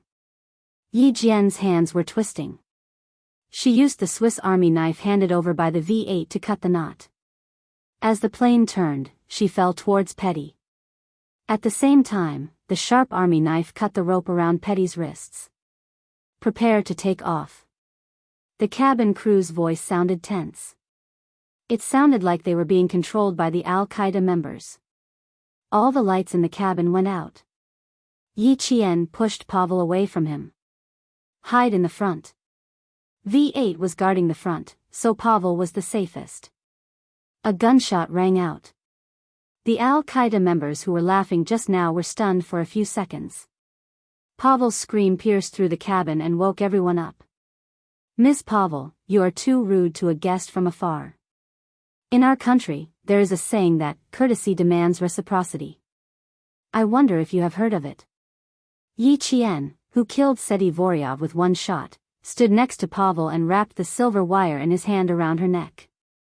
It was the silver wire around Pavel's neck that made her scream in fear. When she pointed a gun at someone's head, she would never be afraid. Instead, she would be confident and awe-inspiring. However, when someone pointed a gun at her head, Pavel only had one thought in her mind: it's over. It's over. You are not a student. Pavel's neck tightened as if he was going to suffocate in the next second. Then, he softened his voice and said, "I don't care if you're a Chinese student or not. Trust me, I have no reason to hurt you. We just want to leave this place and return to our hometown." Whether it was snakes or poisonous spiders, they would not give up the opportunity to counterattack until the last second. Just like snakes, even if their heads were chopped off, they would still have the ability to jump up and bite people. That was how Pavel was. He wouldn't give up a chance to escape until the very last second. "Of course I'm a Chinese student. Otherwise, why would I be kidnapped by you?" Yi Qian grabbed Powell's arm with one hand and twisted it. Powell's shrill scream came from the cabin again. Her arm was dislocated by Yi Qian, and she lost the ability to fight back. "I will treat you the same way you treated me in the past. In our country, this is called reciprocity," Yi Qian said softly with a faint smile. His voice was light, but his actions were ruthless. He didn't give Pavel any chance to escape. He pinned her down on the seat and tied her legs tightly with the silver wire in his hand. The entire cabin was filled with the smell of blood. The members of the Shuayu Brigade, who were disguised as members of the Al-Qaeda organization, had already prepared for battle the moment their opponents put down their guns. Now, they had to either use their guns to finish off their targets or use their daggers to clean them up. Chapter 508. Yi Qian did not have to worry about Pavel escaping, so he joined the operation. He either plunged his Swiss Army dagger into Pavel's neck or finished him off with his gun. The crew members of the Ba Fong left behind on the transport plane were all dressed in military uniforms. The members of the Shuayu team did not have the strong body odor of the Ba Fong people. Whenever they encountered someone with a beard, Yi Jian would kill them without hesitation. The plane had already stopped operating, and the elite Pakistani government troops in the cabin quickly contacted the control tower. The Pakistani government troops hidden in the surroundings all came out, with bulletproof shields at the front and gunners at the back. As long as someone came down from the open door, they would immediately shoot. "Miss Petty has been successfully rescued." The first message the control tower received was that the president's daughter, Petty, had been successfully rescued. The Pakistani soldiers guarding the control tower immediately looked happy. Qin Xiu's gaze fell on the communication device. He could even hear gunshots coming from it. There was a gunfight on the transport plane. He clenched his fists and contacted the leader to report the current situation. "Miss Petty has been successfully rescued. There is no news from Yi Qian for now. Both sides have started a gunfight." This was good news for the Chinese side. Yi Qian had always been by Petty's side. Yi Qian must have been able to protect her. "Keep me updated on the situation until Yi Qian returns safely." The leader's calm expression had not changed since Yi Qian was kidnapped. He was not anxious at all. He only had the calm demeanor of a country's leader. He believed that Yi Qian would return safely. He also believed that his country's soldiers would complete their mission successfully. Some of the members of the Al-Qaeda organization got their hands on submachine guns. Bang! Bang! Bang! Bang! Bullets rained down on the cabin. At the same time, they shouted in Urdu, telling their people to get down. Yi Qian felt a burning pain in his arm. He reacted quickly and got down on the ground. He moved closer to the Al-Qaeda member with the machine gun. He was very close to Pavel. He could not let Pavel return to the Al-Qaeda member. "Don't move, little fox." A familiar voice came from beside her, and then she fell into an embrace that smelled of mint. This was Xia Jinyuan's embrace. It was gentle, generous, and so reassuring. After bringing Yi Qian to a safe place, Xia Jinyuan finally let go of him. "What were you trying to do just now? Accept the offer of the guy with the submachine gun? Are you going to sacrifice yourself as a hostage?" His voice was gentle when he greeted Yi Qian, but when he was calculating, his voice was cold and harsh. Obviously, he did not agree with Yi Qian's decision. Yi Qian wasn't affected by the close contact during the battle. After being reprimanded, Yi Qian said calmly, "No, I wouldn't do something stupid like that. He's too close to Pavel." Xia Jinyuan heaved a sigh of relief and chuckled. "Next time, I'll have to give you a microphone so that we can keep in touch. I was really scared when I saw you trying to crawl over just now. Captain Xia, am I really that stupid?" With their backs against each other, Yi Jian touched her arm gently. Fortunately, it was just a graze from a stray bullet. She only needed to take care of it. Chapter 509. She held her breath. Xia Jinyuan, who was leaning against her, said coldly, "Where are you hurt?" "Bandage it with a bandage to stop the bleeding."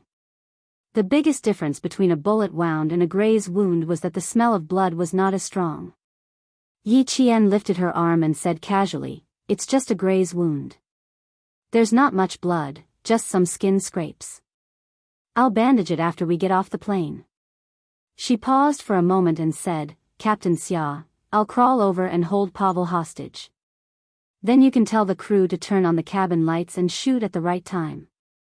The sooner we get this done, the better." As she spoke, K7's voice came from Xia Jinyuan's earpiece. It was the same as what Yi Qian had said. The sooner they got this done, the better. "Yi Qian will move first.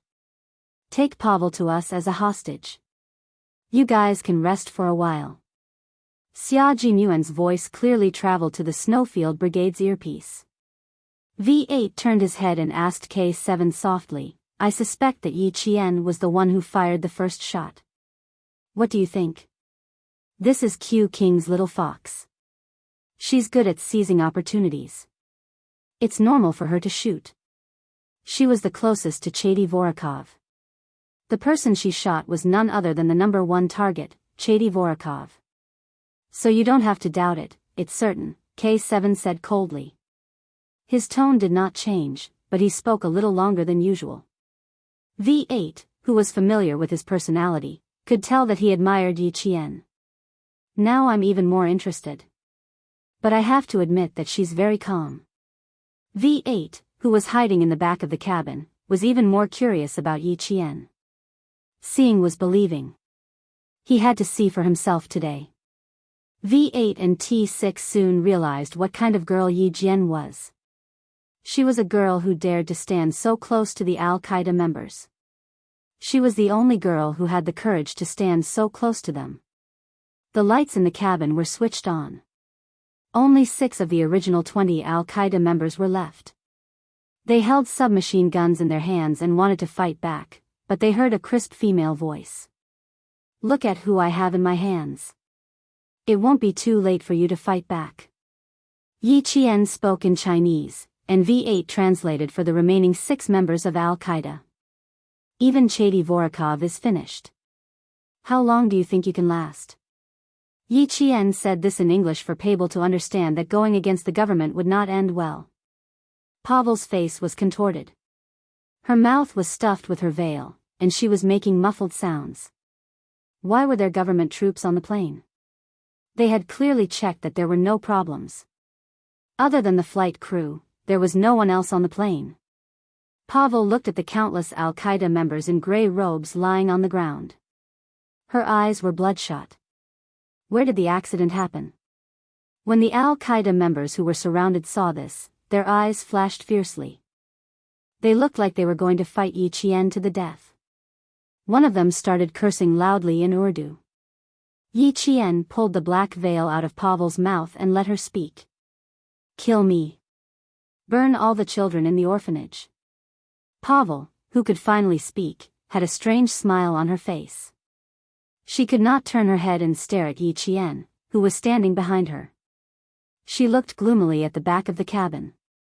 Soon, it will be reported internationally. The whole world will know how powerful we are and how incompetent the president is. Chapter 5:10. Why would I give you the chance to do that? By the time the bus leaves the orphanage, all your followers will have been dealt with. The children who were frightened by you might have already fallen asleep under the government's arrangements, Yi Qian said coldly. I won't give you a chance to escape, and I won't give you a chance to harm innocent lives, Yi Qian said coldly, her clear voice like frost, sending chills down Pavel's spine. No matter how fierce Pavel's gaze was, Yi Qian looked at the Al-Qaeda member with the submachine gun and said coldly, if you want to shoot, kill Pavel first. Then you can think about how to get rid of us. Kill them. Kill all of them. Pavel, whose neck had 2 red marks, screamed in a shrill voice. His voice could not be too loud as it was squeezed out from his throat. Xia Jinyuan, who was secretly preparing, turned sideways and aimed at the target with Yi Qian's movement. Bang! The Al-Qaeda member with the submachine gun was shot in the head. The bullet went through his entire head and fell to the ground with red and white blood. When Pavel heard someone say retreat in Chinese, he seemed to understand what was going on. He stared in disbelief at the member who had fallen to the ground. Chinese soldiers.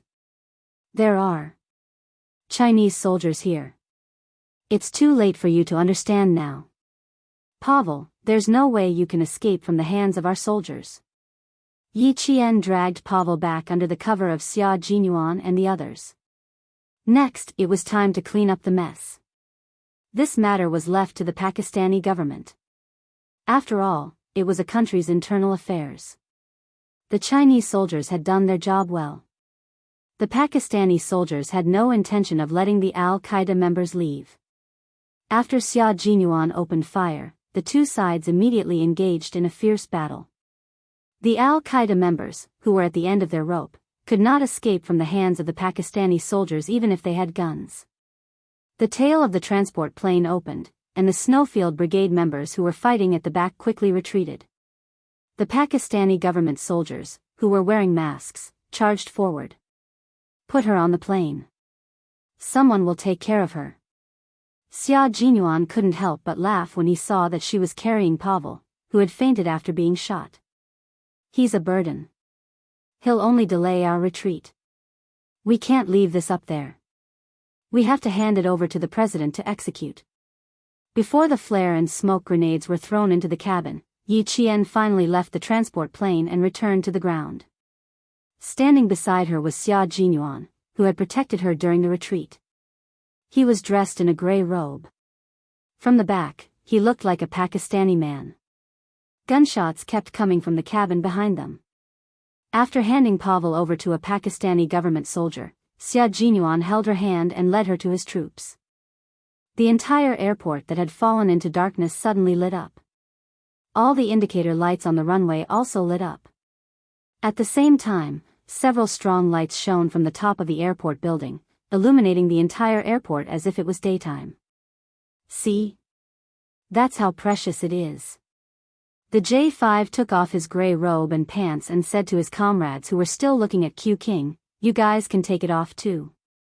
Don't tell me you're going to wait until the young lady gets in front of us before you take off your clothes. Q King can take it off, but you guys can't.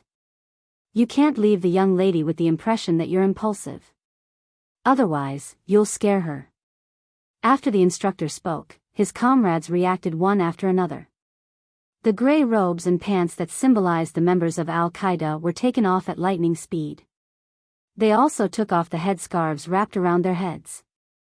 All of them were wearing long-sleeved shirts, bulletproof vests, and shorts. Damn! Let's not take off our pants, shall we? Put them on, put them on. The T6 looked down at his legs. When the strong light shone on them, he realized that the hairs on his feet could be clearly seen. It was even more disrespectful.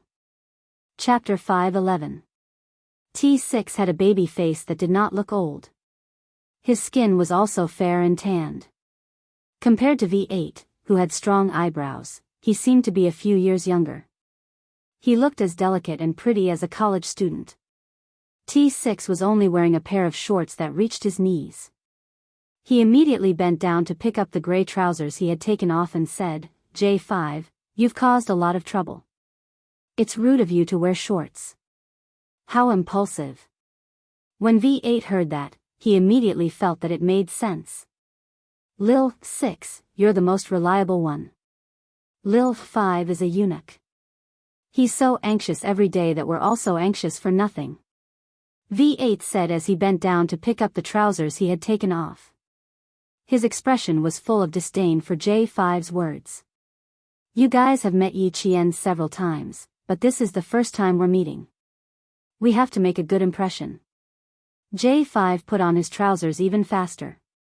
When he heard that, he spat, get lost, who's the eunuch? You two are the treacherous officials. You said you'd be a supporting character, but who are you trying to impress now? G3 clicked his tongue and said, public morals are degenerating day by day. People's hearts are no longer what they used to be. Since you guys are all fighting to make a good impression, I can't fall behind.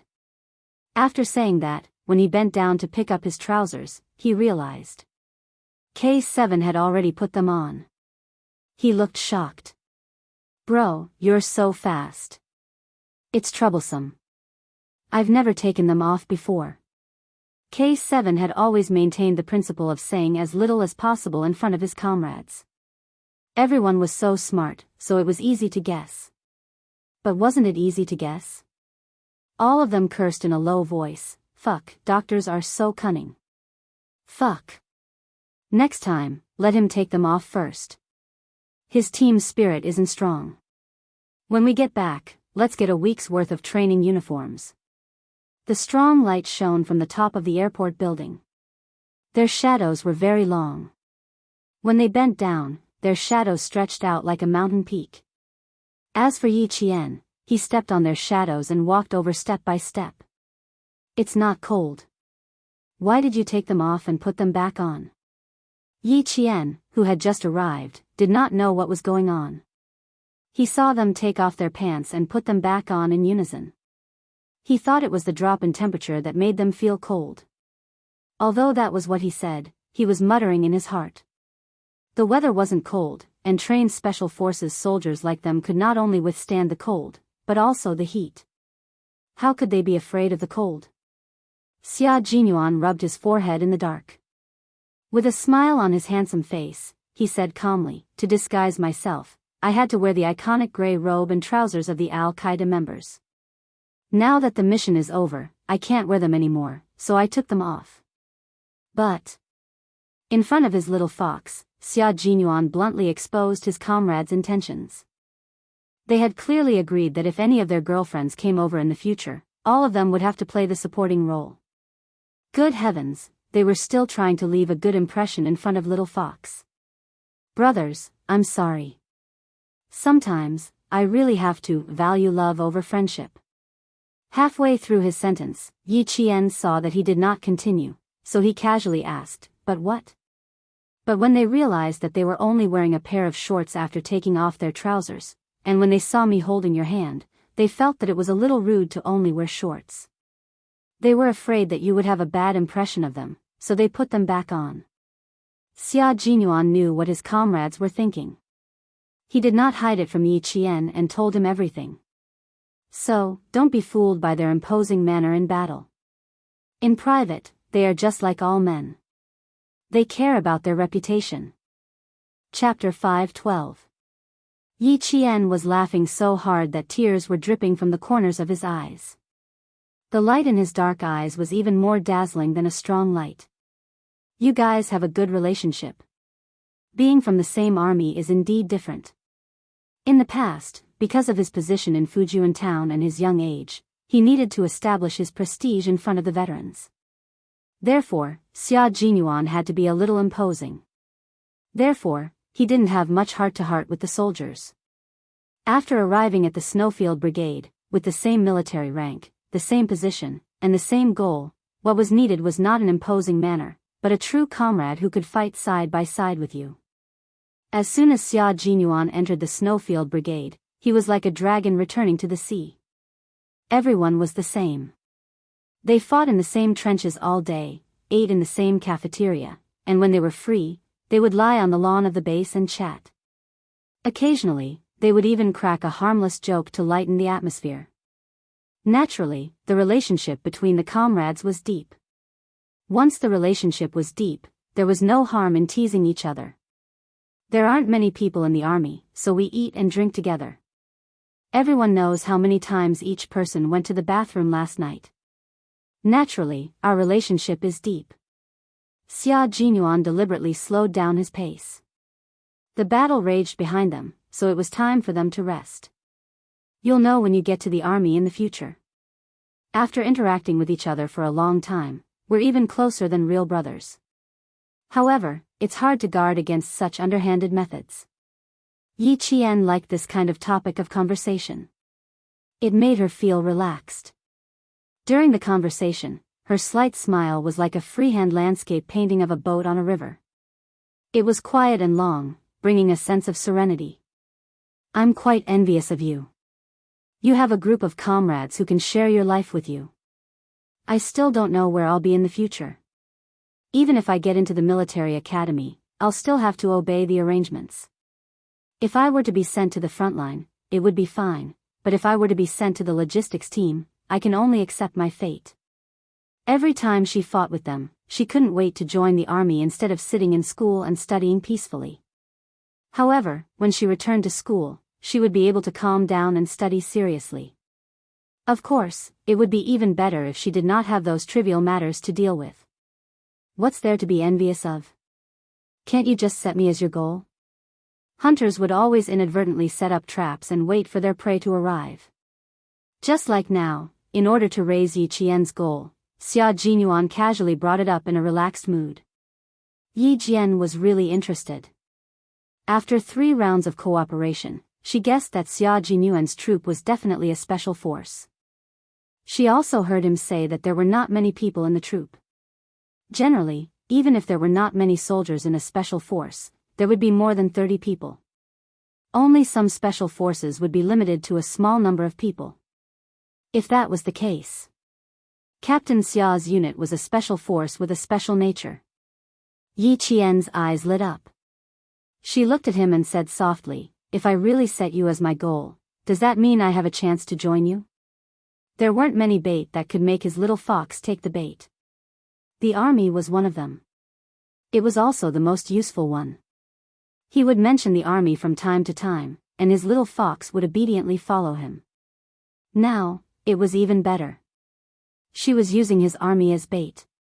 Very good. That was the effect he wanted. The effect was what he wanted, but it also made him nervous. He didn't know if it was right or wrong to bring her into his army. Chapter 5:13. If today's kidnapping had not happened, he would have insisted on his original plan and brought her to his military unit.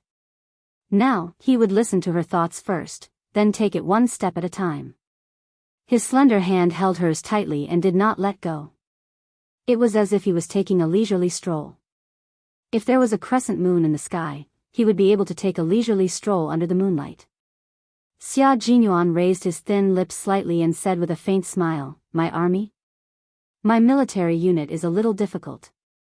If I said that even the best soldiers in Fujian Town's military unit might not be able to make it, would you believe me?" "Of course I believe you," Yi Qian answered without hesitation. She even looked a little serious. "You wouldn't joke about this kind of thing, so I believe every word you say." She always believed him like this. She did not need to think, nor did she need to think too deeply about it. She believed him so easily. Xia Jinyuan tilted his head and looked at her quietly with his dark eyes. He asked her softly, word by word, "Why? Why do you believe me so much? You don't even think about what I say to you and you subconsciously choose to believe me?" This little fox, she definitely knew what he was thinking. The light in his black eyes became even more scorching, and his voice became softer, as if it was entangled with the smoke of gunpowder in the wind.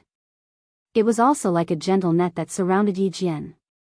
He asked her, "Do you know what I'm thinking in my heart? Am I right?" Yi Jian raised her head abruptly and looked into his dark eyes that were as deep as the sea.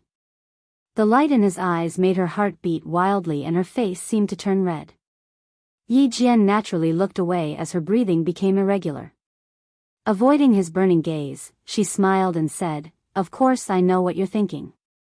You just want me to choose the military path in the future. Do you really think my thoughts are as you say?"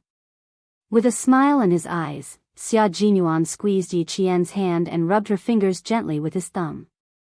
He conveyed the joy in his heart with his fingertips and also hinted to her that he had a lot of thoughts. When they were about 5 meters away from their comrades, Xia Jinyuan pulled her to the side and walked towards the darkness that even the strong light could not illuminate. Yi Qian's heart skipped a beat when she saw this. She instinctively said, "Xia Jinyuan, where are you taking me?" Because she understood, Yi Qian rejected him when he tried to do something. She refused to take their relationship to the next level. She was fine on her own and did not need someone to force their way into her world. She did not care about men and daughters forming a circle. She could draw a circle on her own. Ji Yang is not that big. I can't possibly take you out of the airport. Her reaction like a frightened rabbit made Xia Jinyuan's smile deepen. The man who just walked out of the smoke of war had a strong sexiness to him. He showed the might of a man everywhere. His long legs took large strides and Yi Qian had no choice but to run after him. "Xia Jinyuan, let go of me first. I can't outrun you." Yi Qian grabbed his hand and tried to break free. But for a man, it was difficult to let go of the girl he wanted. Chapter 5:14. Especially for a man like Xia Jinyuan, who was extremely honest and loyal when it came to relationships. It wasn't easy for him to meet a girl who made his heart flutter. He patiently waited for her to bloom, for her to bear fruit, and then, for him to pluck her. During this entire process, he didn't want to let go of even half a step. His sexy smile was like the red wine in a crystal glass at night, intoxicating even before tasting it. "Now, you don't have to walk past me. I'll hold your hand and walk. When we get there, I'll let go and watch you walk past me. Or, we can walk side by side. How about that?" The double entendre made Yi Qian's struggle stop for a moment. Was the hidden meaning in his words what she was thinking? Or was it another one of his casual teasing? No, it didn't seem like it. His gentle voice and attitude of never letting go were all indicative of his deeper meaning. That deeper meaning made her heart tremble slightly. Even if she wanted to ignore it, how could she so easily ignore the palpitations in her heart? She stopped struggling and let him lead her to a darker place without any light. Yi Qian didn't say anything else. If she did, she wouldn't know how to deal with these things that she had no experience with. "Don't be in a hurry to answer. Just keep quiet." Her obedient silence made Xia Jinyuan's eyes darken slightly. Every time they met, he used all his skills. Time and time again, he went deeper and deeper. Time and time again, he hinted at her verbally. He wanted her to gradually accept it as she grew older. It was a natural acceptance, not an escape. His little fox, who was resistant to adult men, couldn't be impatient for instant success. Other than taking it step by step, there was no other way. Yi Qian had already pursed her lips. Then, the double entendre in his words was just as she thought. He did have some feelings for her. "Captain Xia, you don't have to be in such a hurry to give me some information so early. I'll say the same thing again. There's still a long way to go." Yi Jian, who had been jogging with him, expressed her attitude in a very firm tone. "So, I won't take it to heart, and I won't think too deeply about it." Yi Jian, who had been jogging with him, expressed her attitude. "In my world, I only want to go higher and further. Instead of settling down in a corner or living a life of being a fish on the chopping block." Her attitude was firm, and she had no intention of dating at such a young age. Xia Jinyuan was not discouraged. It was because of her attitude that he was able to take things one step at a time. He smiled and said, "Of course, you're still so young. Don't think too much about these messy things. Think more about your studies and the military academy." It was clearly his double entendre that made her overthink things, and now, she was the one who was overthinking things. At the same time, Yi Qian felt even more helpless. "Captain Xia, you're just here to tease me, aren't you?" "I'm not teasing you because you're too young. I don't want to scare you." Xia Jinyuan laughed. His deep laughter was full of mockery. "I'm not joking, and I won't take back what I've said. It's entirely up to you." Yi Qian thought to herself, if this goes on, I'll be even more worried. Just one sentence was enough to make her feel uneasy. She was afraid that he would be angry at her for her attitude, but she didn't want to lie. She had to feign ignorance. The more she said, the more mistakes she would make. The less she said, the better. "Shut up." Her silence made Xia Jinyuan's heart soften. No matter what he said, his little fox never questioned him. Her obedience really made him like it. Chapter 5:15. He liked the fact that she was occasionally obedient. When she was stubborn, it made his heart ache. He said softly, "Let me know if the wound opens again. We can treat it first." Yi Qian, who was being pulled along, pursed his lips and muttered, "Even if it's just a minor injury, it's going to become a serious injury because of you." His voice was as soft as a mosquito. For Special Forces soldiers like Xia Jinyuan, no matter how soft a voice was, it was still a voice. He chuckled when he heard the grievance in Yi Qian's voice. "Grievance? I saw it when you handed Pavel over just now. It's a scratch, similar to the one you get during training. It's definitely not a minor injury that will become a serious injury." "Then why are you asking me?"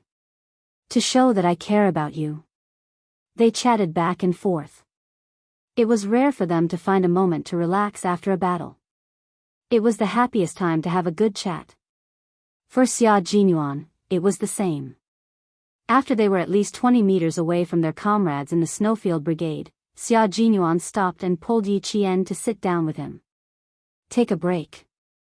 They still have things to tell us. We can go back a little later." He turned on his headset again and lazily said to his comrades who were still waiting for him and Yi Qian to go back, "Brothers, you've worked hard. You guys hold on for a while. I'll take a break with Yi Qian. Also, talk to her. After all, she's been a hostage for almost 10 hours. She's a little traumatized. She needs to be talked to in time." After he finished speaking, a few disdainful snorts were heard in the entire channel. J5 put on a fake smile and said, "Q King, I'm an instructor. I'm better at talking to people than you are. You should leave Yi Qian to me." "Thanks. I'll deal with my own problems. There's no need to trouble you guys." Xia Jinyuan would not allow his comrades to occupy his and Yi Qian's time. There were only a few days left before the overseas visit. By the time he returned to the army and she went back to school, he didn't know when they would meet again. It was not difficult to detect a strong possessiveness in his words, but Yi Qian did not take it to heart. Instead, he was worried about his rascally behavior. The mysterious and unpredictable Xia Jinyuan, the multifaceted Xia Jinyuan, the scheming Xia Jinyuan, the cold and ruthless Xia Jinyuan, no matter which side he was, she couldn't figure him out. Now that the rascal was here, he couldn't do anything to him. After he hung up, Yi Jian smiled and looked at him. "Captain Xia, I'm not traumatized. Don't talk nonsense. Even I have some psychological trauma." "How come you don't?" The shameless Xia Jinyuan had the air of a rich playboy in the capital. When he raised his eyebrows and smiled, he looked both flirtatious and flirtatious. "You're quite traumatized. When I saw the gun you left behind, I almost shot the Pakistani staff member who accompanied you." He spoke with a smile, but his deep voice did not hide his ruthlessness. Yi Qian believed that he did have such an impulse at that time, but he suppressed it. "If I heard that one of my people was kidnapped, I would be so anxious that I would fight to the death." Her smile was very relaxed, and it floated over with the wind. Even Xia Jinyuan's eyes, which were filled with ruthlessness, became clear. Captain Xia, your army is the front line, right? When they talked about the army, he pulled her away. In fact, it was also to avoid his comrades. He did not answer immediately. Yi Qian said softly in the silence between them, my goal is to enter the frontline army. Only then will I feel that my life is not in vain. Chapter 5:16. Going to the front lines. Becoming a world-class sniper like Uncle Chen, becoming an unshakable tree, even if she had to go through life and death, it would be worth it. This life was really worth it. Xia Jinyuan lay down, his body pressed against the cold ground. He looked up at the endless, dark sky. After a moment of silence, he said in a deep voice, then you have to work harder. We're not a team that you can join just by saying you want to. He seemed to be thinking about something as his tone was a little serious. Yi Qian, who was sitting down, turned her body to the side and quietly waited for him to bring up the mysterious special forces. What kind of team would gather such outstanding soldiers like Captain Xia and the others? They were brave and fearless, strong in combat, and had high overall quality. Even the standard equipment on them was better than the average combat team. All these things made her curious about this team and filled her with yearning. Her serious waiting made Xia Jinyuan narrow his eyes slightly. She was indeed very interested in the team he was in.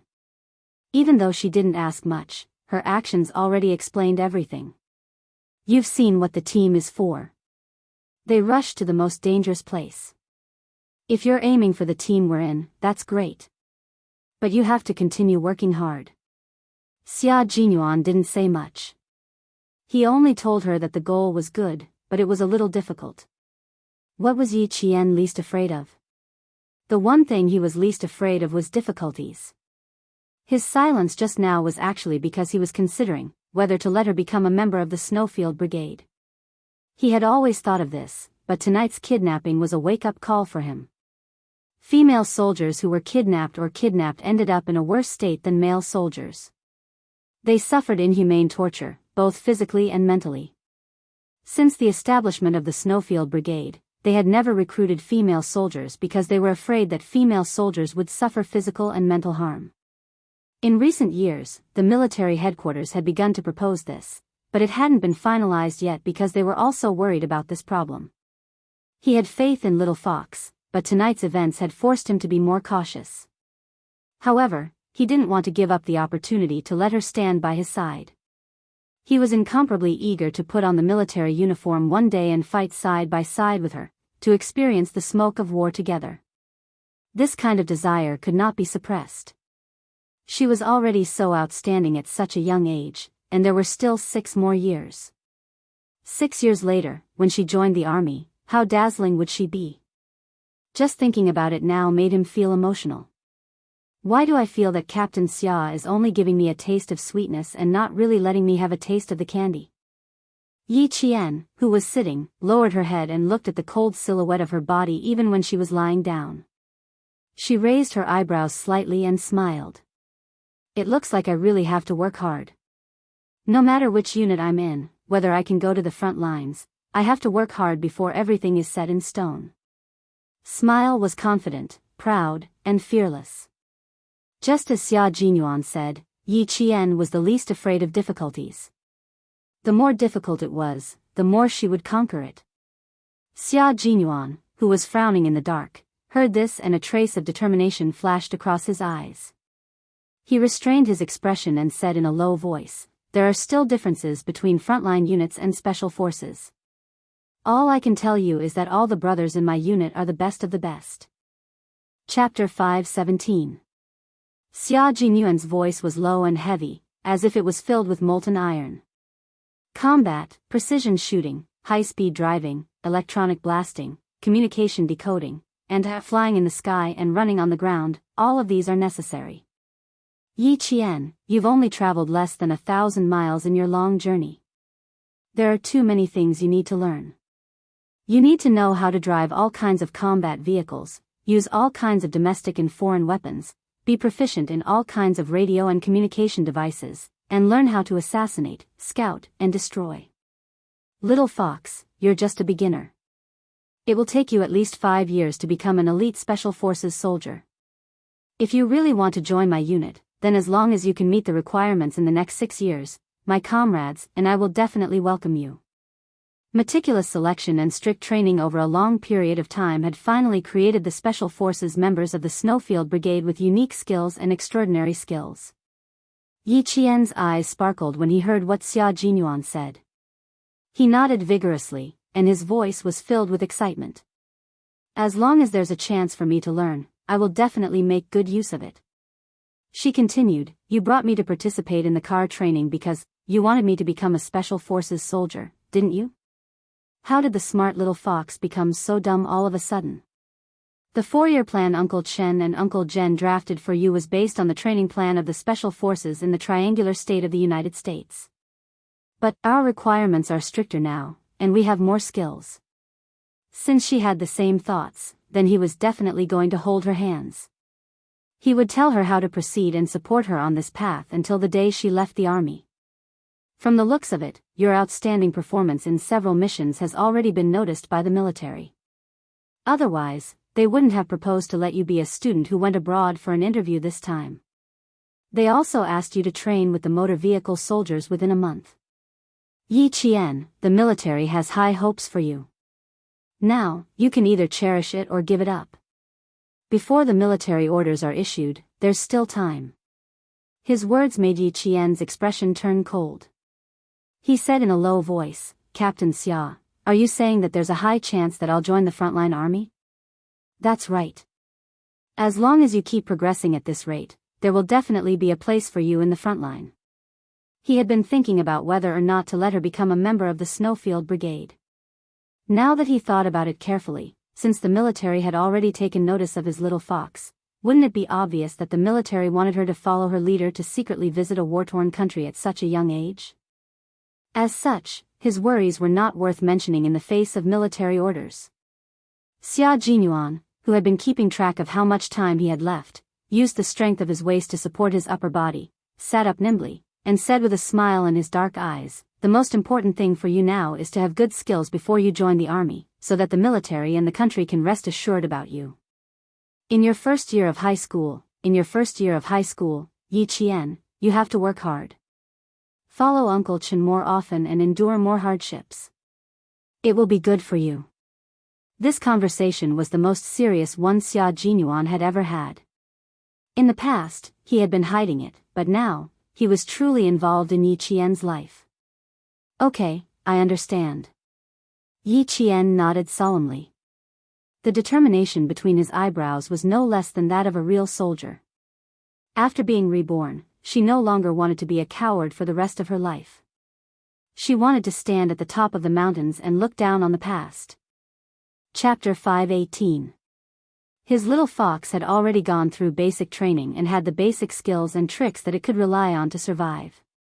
Even the important training programs were being carried out one by one, and the results of the training were finally reflected in every operation. For example, this time, she was fighting alone in the enemy camp. With her wits, she completed a major task that even the leaders praised. She switched out all the gasoline and saved the lives of dozens of hostages. The smart little fox had already walked the path of a Special Forces soldier. At this moment, even though he couldn't see her face clearly, Xia Jinyuan had already sketched out her facial features in his mind. He thought about it deeply and repeated it over and over again in his heart. He knew that his little fox must be very charming at this moment. She had a pair of exceptionally calm eyes that were as bright as the stars and as deep as the water. She had a face that was as beautiful as a flower and as beautiful as water. When she smiled, she was like a blooming flower. When she faced the enemy, she was as cold as frost and snow. How could Yi Qian not be charming? Xia Jinyuan, who was expected to return in 10 minutes, jumped up. He stretched out his hand and gestured for Yi Qian to take his hand and stand up.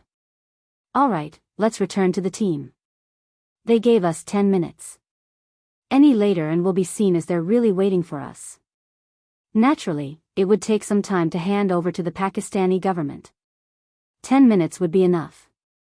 J5 and the others were waiting for the car arranged by the Pakistani government to arrive at the airport and send them back to the hotel.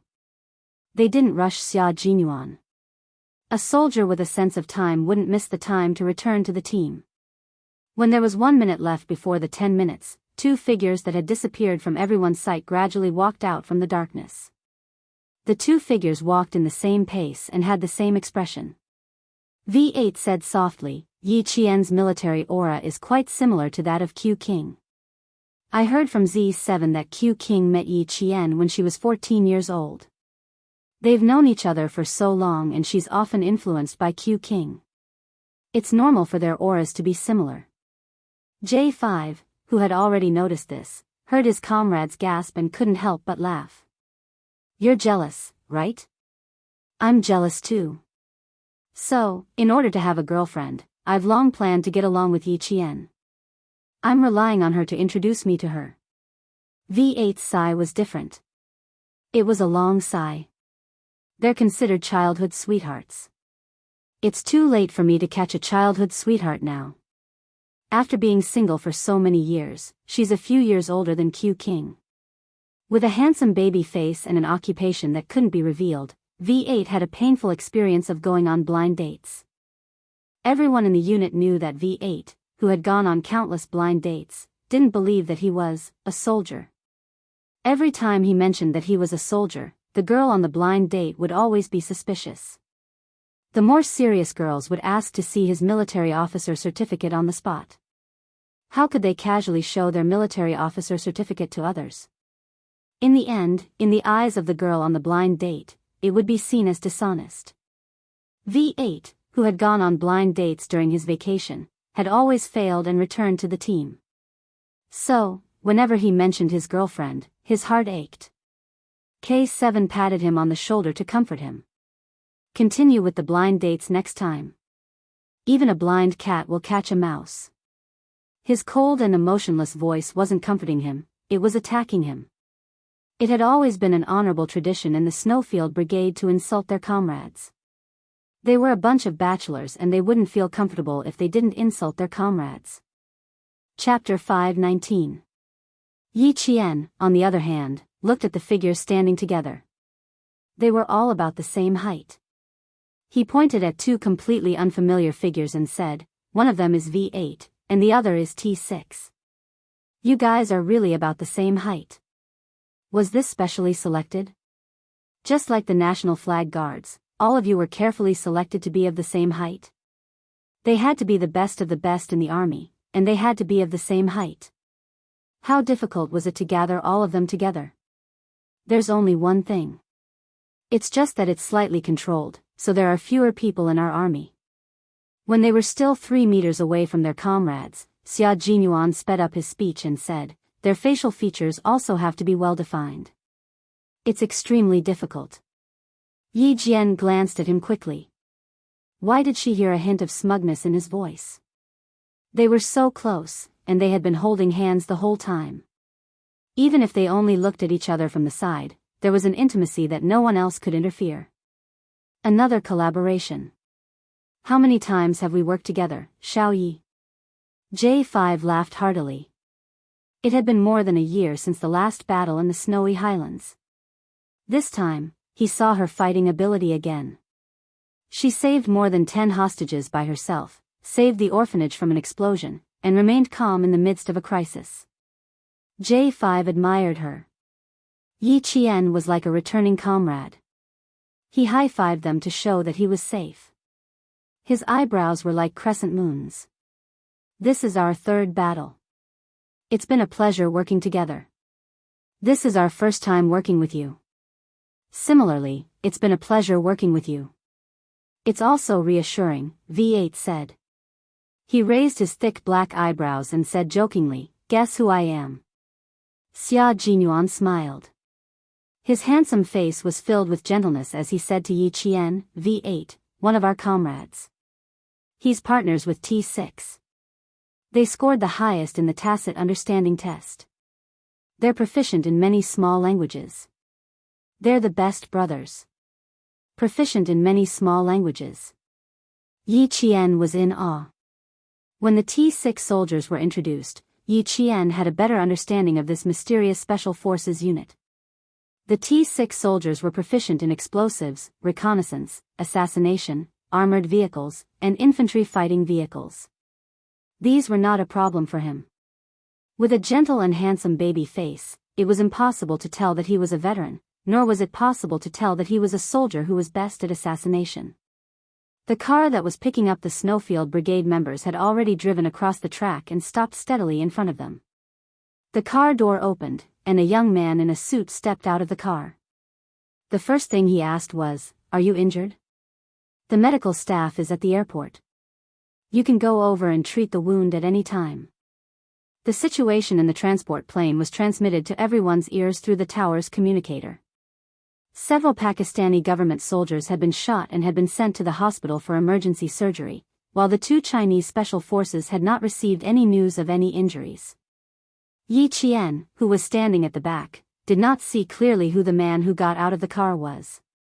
When he opened his mouth, he knew that it was Qin Xiu, the professional interpreter accompanying the leader. "Everything is fine. No one is injured."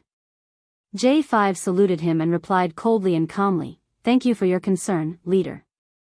The mission has been completed. All members are on standby." Qin Xiu heaved a long sigh of relief and smiled elegantly. "That's good. The leader is still waiting for everyone at the hotel. Please get in the car first."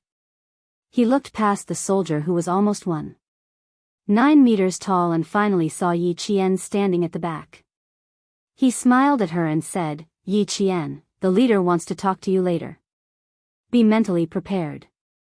It's not a bad thing, it's a compliment." This was the tone of an acquaintance. Chapter 520. Qin Xiu naturally knew Yi Qian, so he didn't use the same polite tone he used when speaking to the Snowfield Brigade. He was more or less casual. Not only was his tone casual, but he also turned sideways to let the Chinese soldiers get into the car first.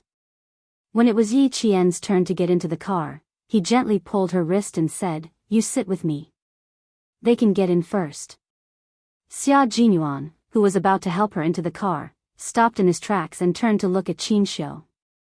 He said in a deep voice, "Her arm is injured. We will need to treat it for her after we get into the car. Interpreter Qin, let her sit with me." This time, Qin Xiu recognized Xia Jinyuan, who was chosen by his mother as the best son-in-law. Based on this alone, Qin Xiu's attitude was gentle and polite as he said, "I'm sorry, I was reckless."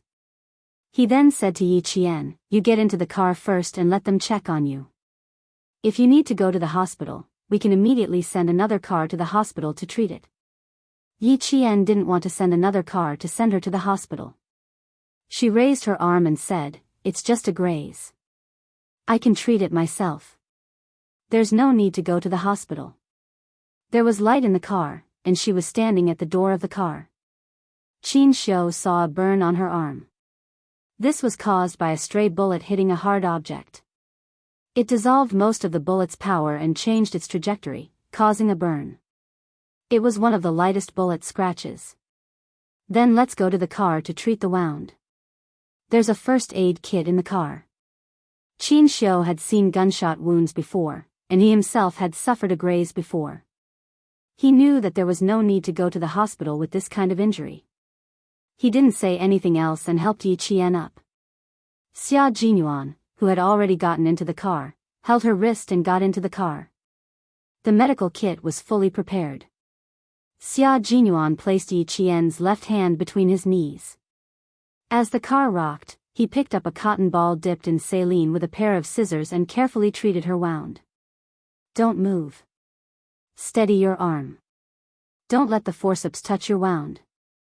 Qin Xiu, who was sitting alone on the side, was about to stand up and support Yi Qian's shoulders when she heard this. However, she saw that Yi Qian had already grabbed the back of her chair with one hand and stabilized her swaying body. She had been kidnapped, and walked out of a hail of bullets. She was even injured, but he did not see anything strange on her face. There was not a trace of fear, as if she was already used to it. This was a bit strange. How could a student be used to a hail of bullets? Qin Xiu couldn't help but take another look. His gaze was fixed on Yi Qian's back, and there was a hint of doubt in his indifferent eyes. The wound is not deep, so you don't need stitches. However, there will be some scars. After Xia Jinyuan finished speaking, he used a bottle of saline to rinse the wound, applied some anti-inflammatory medicine, and bandaged it with sterile gauze. Don't touch unboiled water tonight. It might be inflamed. He looked up and instructed Yi Qian. When he put away the medical kit, his cold gaze seemed to inadvertently look at Qin Xiu. As if he had just realized that he was looking at Yi Qian, his thin lips curved slightly, revealing a polite but distant smile. Qin Xiu nodded slightly and calmly looked away. Both of them came from good family backgrounds and were rich young masters in the capital. The noble aura in their bones was not something that could be learned by others. They were born with a noble aura. This was a confidence that was engraved in their bones. It was not something that could be cultivated. The saying, "nobility accumulates for 3 generations," was referring to these two people. A calm look was exchanged with a faint smile. Then, they looked away as if nothing had happened. Qin Xiu had already narrowed his eyes. This young master from a family Xia was indeed not bad. However, the old madam of the family Xia did not get along with the old madam of the family Xia. If he wanted to marry the daughter of the Qin family to a family Xia, it would be difficult to get past the old madam alone. Chapter 521. The Qin family and the Xia family were both old aristocratic families in the capital. Even if their ancestors went back 3 generations, there was still a genealogy. However, the Qin family and the Xia family were slightly different. The old master of the Qin family went abroad during the war and later returned to the country to become a diplomat. Only then did the Qin family take root in the capital again. Family Xia, on the other hand, did not go anywhere. When the war broke out, old Master Xia and his 5 brothers all gave up writing and joined the army. When the war ended, only 3 of the 5 brothers were left. Old Master Xia was the youngest, and now he was the only older member of the family Xia. Logically speaking, the 2 families were both aristocratic families in the capital and were somewhat related by marriage. However, in reality, there was no marriage at all. As a result, Qin Xiu's mother had to put in a lot of effort to marry her daughter into family Xia. Qin Xiu did not care about these things, but it was impossible for him to not care at all. Otherwise, how could he explain to his parents? However, Qin Xiu was also thinking about how to talk to Xia Jinyuan. Just now, even if it was just a glance, he could see that Xia Jinyuan had a condescending arrogance. This was not a display of arrogance, but a kind of noble heritage of an aristocratic family. It was obvious that Xia Jinyuan was not someone who was easy to get close to. Qin Xiu was the same.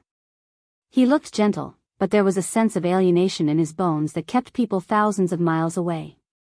After getting out of the car, Qin Xiu said to Xia Jinyuan, "Major General is waiting for everyone's report. I will take Xiao Yi to him first." "Sorry to trouble you, Interpreter Qin." Xia Jinyuan smiled at him politely, then said to Yi Qian, "You have been with him for 2 days. If he asks you anything, just answer truthfully. There is no need to deliberate." He was afraid that he would not have a chance to meet her tonight. After he finished reporting to Major General, she probably went back to her room to rest. Qin Xiu was a smart person. At this moment, he could tell that Yi Qian and Xia Jinyuan also knew each other. He stood to the side elegantly and did not say anything, quietly waiting for the 2 to finish talking. "Yes, I know." Yi Qian knew that Qin Xiu was worried that she would think too much and lose her honesty in front of the leader, so he reminded her to say whatever she wanted to say. No matter what, this elegant but dangerous man would always remind her appropriately and tell her what she should do. Xia Jinyuan wanted to raise his hand to rub her head again, but in front of so many comrades, he had to restrain himself. In the end, he gently patted her shoulder and said softly, "Leader is concerned. Leader is care." It was impossible for the leader to put on airs in front of a student. When he saw Yi Jian come in, her hands were wrapped in bandages, her face was covered with gray marks from the war, and her neat student uniform was wrinkled. He immediately said to Qin Xiu, "Quick, let the doctor come in and take a look at the child's injuries." Qin Xiu. Qin. Yi Qian. Afraid that the leader would call for a doctor, he said, "Translator Qin, you know. You don't have to worry about my injuries." Qin Xiu gently closed the door and stood to Yi Qian's left. He smiled and said, "It's indeed a minor injury. Our Chinese soldiers have already treated it in the car. You don't have to worry. It's not a big problem. It's considered a minor injury." There were 4 guards standing upright in the room. When Yi Qian came in, they glanced at him lightly. Their eyes were as sharp as a falcon's, making Yi Qian's hair stand on end. They were the guards sent by Zhang Nanhai to protect the leader's personal safety 24/7. Chapter 522. Even if it's just a minor injury, you still have to recuperate. You came with us but let a child like you suffer. This is a foreign country. Child, there are some things that our country can't interfere with. I hope you don't mind. The leader stood up and walked over. His dignified and kind eyes stared at the girl who was praised by the Pakistani president. He patted her shoulder gently and said gently, "It's good that you're back safely. It's also our fault that we didn't make proper arrangements and let a child like you suffer so much." Long before Yi Qian came back, the leader had already reflected on himself. But how could this kind of thing be completely controlled? Both the Chinese and Pakistani sides had made careful arrangements. But who knew that the English teacher in charge of teaching Miss Petty was actually an Al-Qaeda member? From the old government to the new government, through layers of examination and verification, it was confirmed that the background was clean and there were no problems. The Chinese leader's visit to Pakistan was a secret visit. The only people who could stay in the presidential palace and know about this trip were people close to the president and trusted. Pavel represented the Pakistani government during the old government and attended a joint venture celebration banquet between China and Pakistan. Even so, there was still a problem. To me, it wasn't a hardship. On the contrary, I was quite happy about the kidnapping. Yi Qian sat down with the leader and pursed her lips into a smile. She had the innocence of a young girl and the fearlessness of a soldier. When the leader heard this, he was quite surprised. He wanted to let Yi Qian go back to rest early. Now, he asked with interest, "Why? Aren't you afraid?" This young girl was quite interesting. She wasn't afraid of being kidnapped. Instead, she was happy. Moreover, from her expression, it was obvious that she wasn't just saying it casually. She really thought that it was a happy thing from the bottom of her heart. It was an honor for anyone to have a face-to-face meeting with a leader of the country. Making the leader interested in her topic wasn't just an honor. It showed that the leader valued her. Yi Qian faced such an honor calmly and indifferently.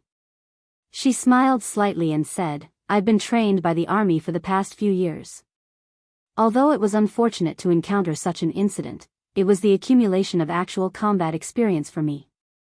I'm not afraid of being laughed at, but when I was kidnapped, I was actually quite excited, thinking that I could finally practice." At this point, Yi Qian pursed his lips slightly, revealing a shy smile. "That was what I thought at the time, but when I found out who had captured me, I actually panicked." She spoke at a steady and calm pace. She talked about her fear at the time and her plans after the incident. Every word and every look in her eyes revealed her confidence. "The army groomed me in the hopes that one day, I can bring glory to the country. I'm just doing my best to repay the country and the army for their training." That was what she thought in her heart, and that was what she said. There was no need for her to think about it, and there was no need for her to think about it. She said what she thought. Qin Xiu, who had not left, listened quietly. He heard every word Yi Qian said. His calm expression hid the shock in his heart. She was just a high school student. What she could say and what she could do was far beyond anyone's expectations. Even the leaders were no exception. Chapter 523.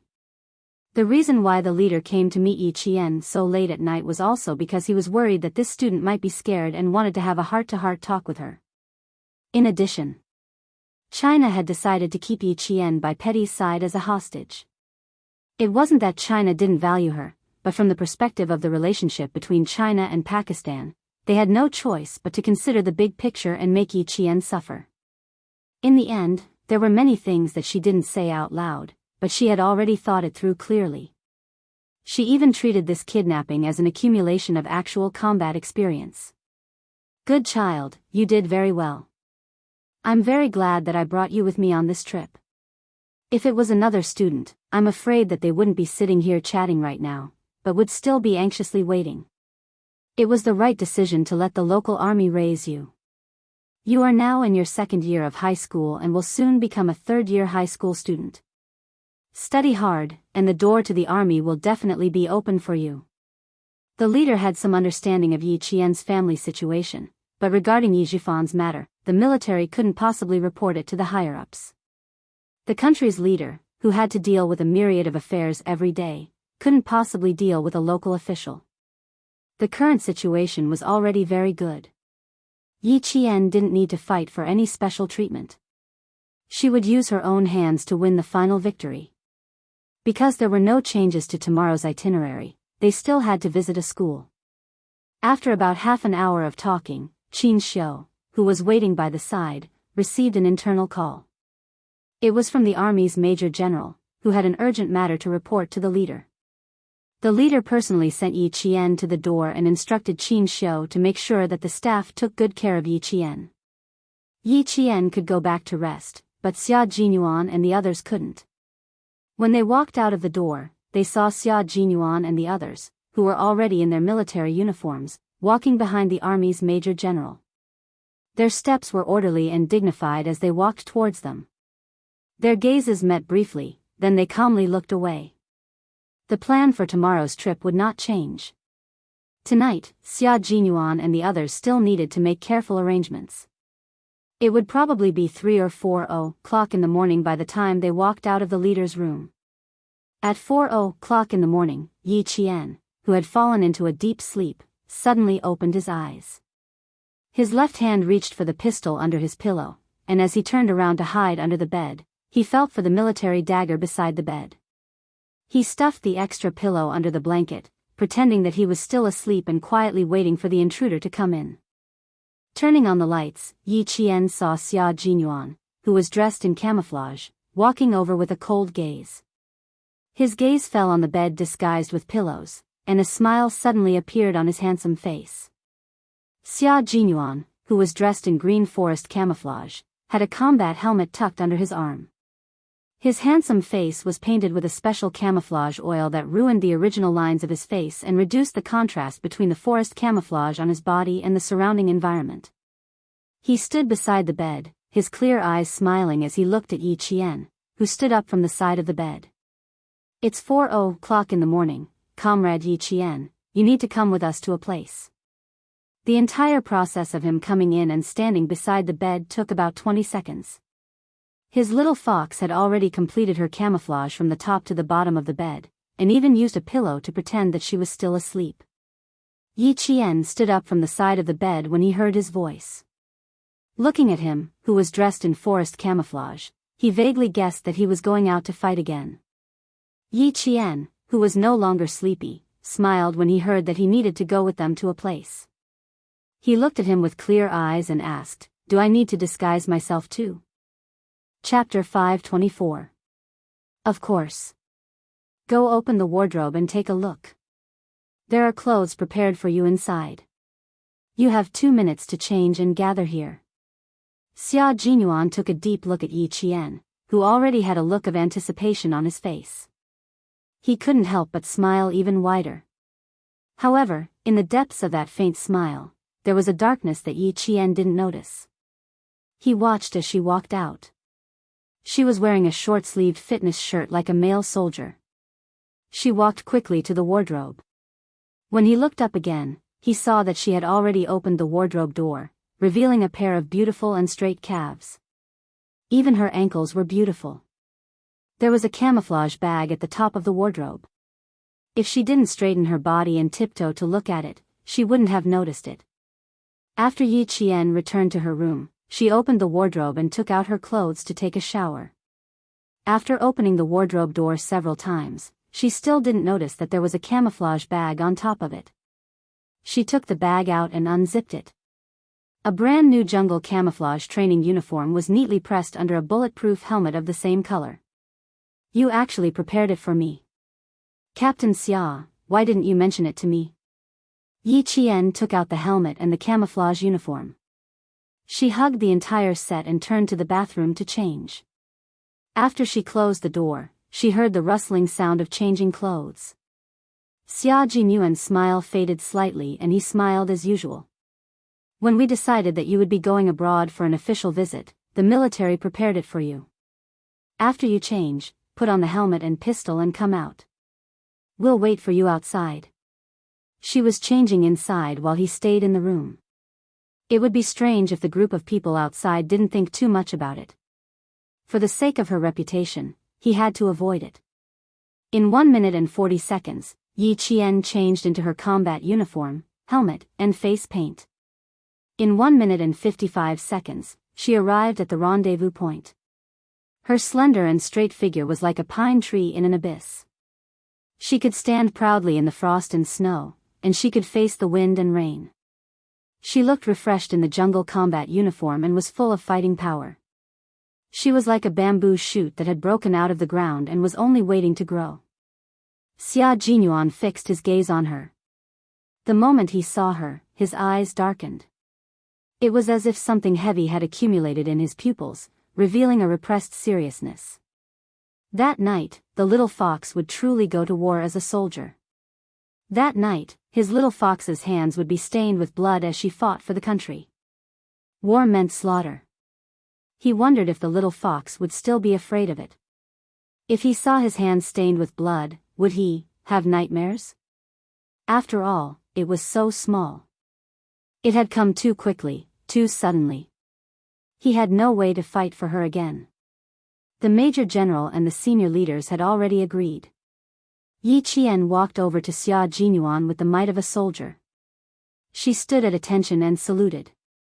She appeared in front of the 6 members of the Snowfield Brigade with the posture of a soldier. After she saluted, Xia Jinyuan and the other 5 people saluted back with a solemn look. They didn't stop at all. Standing in front of them was not a student, but a comrade. A comrade who was about to go to war with them. He was the person they trusted the most. He was a comrade who could forget about age and identity and take care of each other.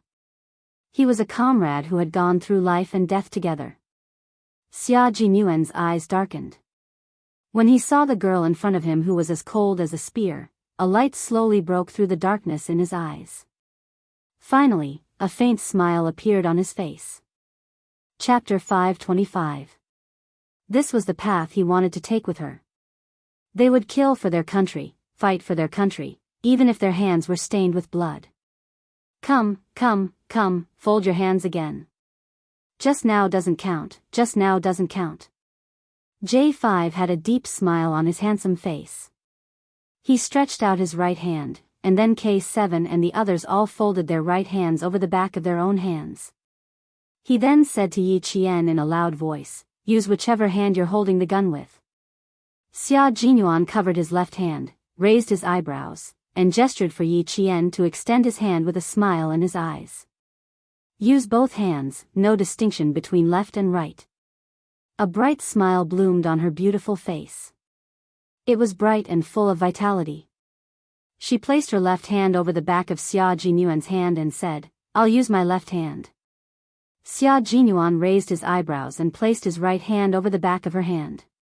T6 looked at Yi Qian, then at Xia Jinyuan's right hand. He sighed and said, childhood sweetheart, childhood sweetheart. I'm really envious of you. Hurry up and look through your old photos when you get back during the holidays. See if you can find another childhood sweetheart. Following J5's teasing, a few chuckles could be heard. They all understood what was going on. Only Yi Qian looked a little confused. As J5 shouted, 1, 2, 3, his large hand and her small hand lowered and retracted together. Every time they went on a mission, the comrades of the Snowfield Brigade would fold their hands to cheer for each other. When they returned, they would fold their hands again to represent their unity and return. Get your weapons first.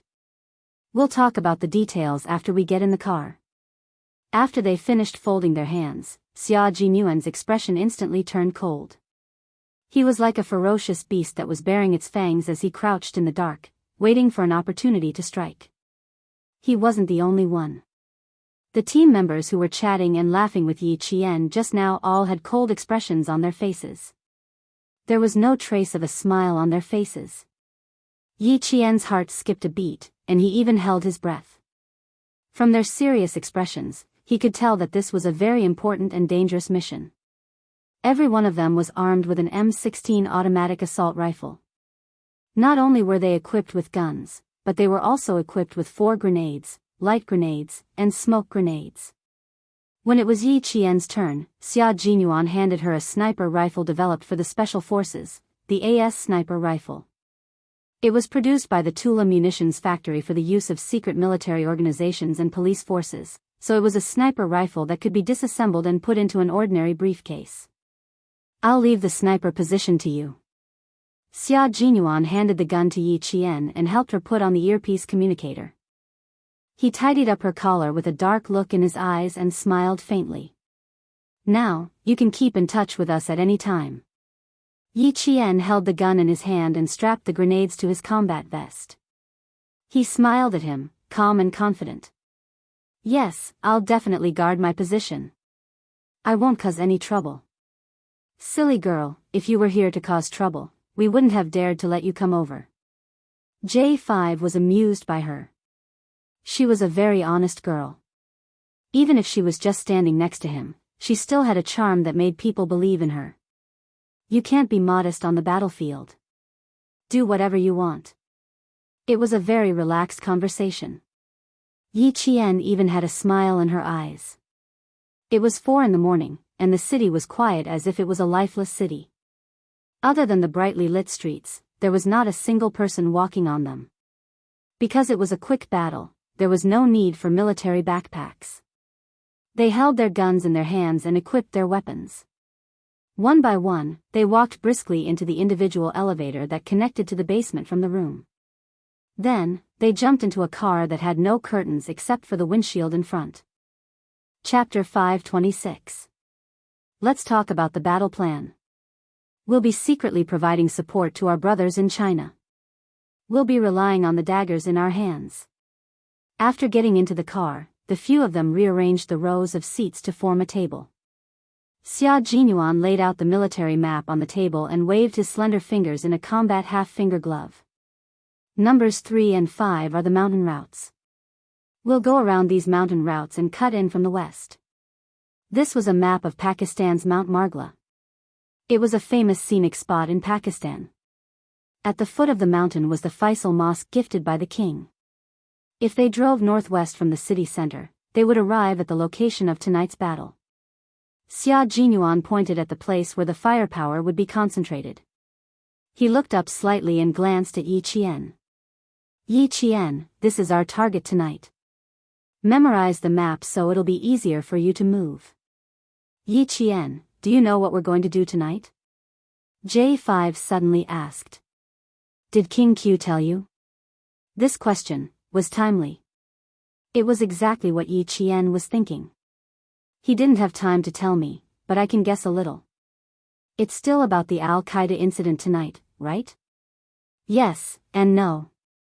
J5 raised his eyebrows and looked at her calmly.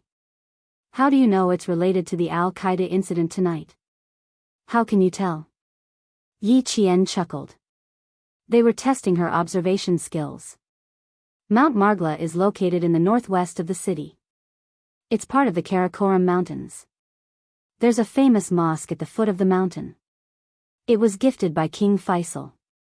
Pavel is a believer, so the mosque must be the place he goes the most. After tonight's operation, we rushed to Mount Margla where there's a mosque.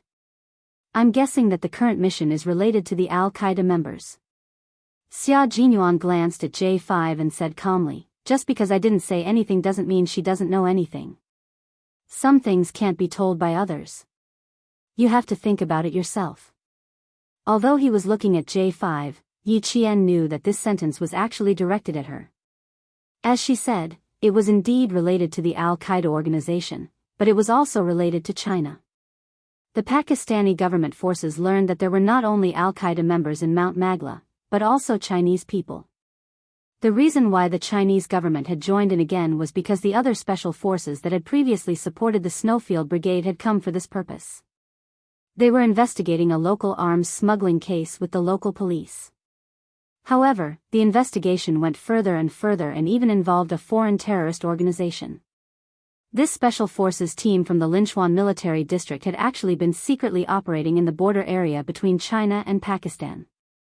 That was why he was able to reach Bafang within 3 hours.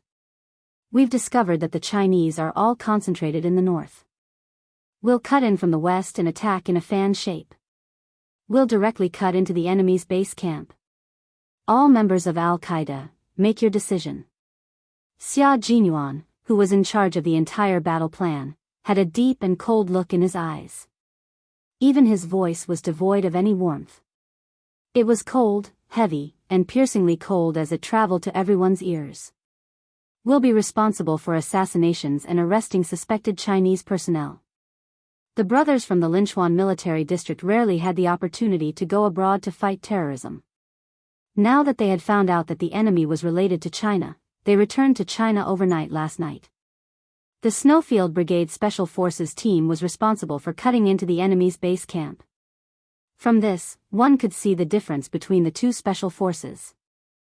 Chapter 527. When the car arrived at the exit point, the sky began to brighten. Under the faint light, the group of people entered the endless mountain range, all the way to the horizon of Mount Magala. This was an iconic scenic spot in Pakistan. There were very few people in the deeper parts of the mountain range. In addition, the situation in Pakistan was not very good, so mountaineering enthusiasts stopped at the developed mountain range. No one dared to go any deeper. However, Yi Qian and the others were going to the undeveloped and dangerous depths of the forest. Their camouflage uniforms were the best camouflage in the green forest. When the sky was slightly brighter, they bypassed 2 tourist routes and entered the undeveloped area at 3 in the afternoon. This was also the area where the Pakistani government put up a "No Trespassing" sign. Once they entered the area, they began to move cautiously. There were people in front leading the way, observers on the left and right, and observers at the back. The 7 of them maintained a high level of vigilance and moved forward at the same speed. Everything is normal. Keep going. K7, who was in charge of scouting, told his comrades to keep up with them through his earpiece. His calm voice gave them a sense of security. Xia Jinyuan, who was kneeling on one knee, bowed and stood up. Yi Qian immediately held his gun and guarded the rear. Then, he followed closely behind Xia Jinyuan and continued to move forward. Although the mountain was lush with green trees, in order to safely cut into the enemy's base, they did not choose to walk through the valley. Instead, they used their GPS to march on the back of the mountain. As a result, the entire journey was extremely dangerous. If they were not careful, they would fall down the mountain and hit a tree. At 5:00 in the afternoon, the sun had already set. Walking in the middle of the forest, Yi Jian smelled a very light, abnormal smell in the rotten leaves of the jungle. Yi Jian narrowed his eyes and warned in a low voice, "Someone is here. Hide." They were on the back of the mountain, and they were far away from the development zone. They couldn't let their guard down if someone suddenly appeared. But, what they didn't understand was, how did Yi Jian find out when K7, who was scouting ahead, didn't find anything strange? Scent, there is a different scent. Yi Qian was afraid that they still did not believe him, so he explained, "I smell a different scent in the wind." This explanation was indeed not very convincing, but no one questioned it at this time. They all chose to believe him. Of course, their comrades believed him. "If you have any questions, you can ask them later." 3 minutes later, they saw 2 bearded men in gray robes with machine guns on their backs. They climbed up the bushes and leaves in the forest with their hands and walked towards them from below. They also had AK-47 AK-47 assault rifles on their backs. There really was someone. Apart from Xia Jinyuan, the rest of the team members widened their eyes slightly. She smelled other odors in the wind. Her sense of smell was too sensitive. V8, who was hiding on a high rock, made a hand signal to Yi Qian and Xia Jinyuan, who were closest to the two men. Capture them alive and kill them. Okay. Yi Qian raised his hand and answered. He quietly exchanged a look with Xia Jinyuan. When the two men were in front of them and they could clearly see the size of their feet, the two men who were hidden in the bushes grabbed the two men's ankles and pulled them behind them. The two men immediately fell to the ground heavily. Before the men could make a sound, the two men jumped up at the same time and stepped on their backs with one knee. The daggers in their hands were pressed against their necks. Behave. Chapter 528. Xia Jinyuan warned them in a low voice in English.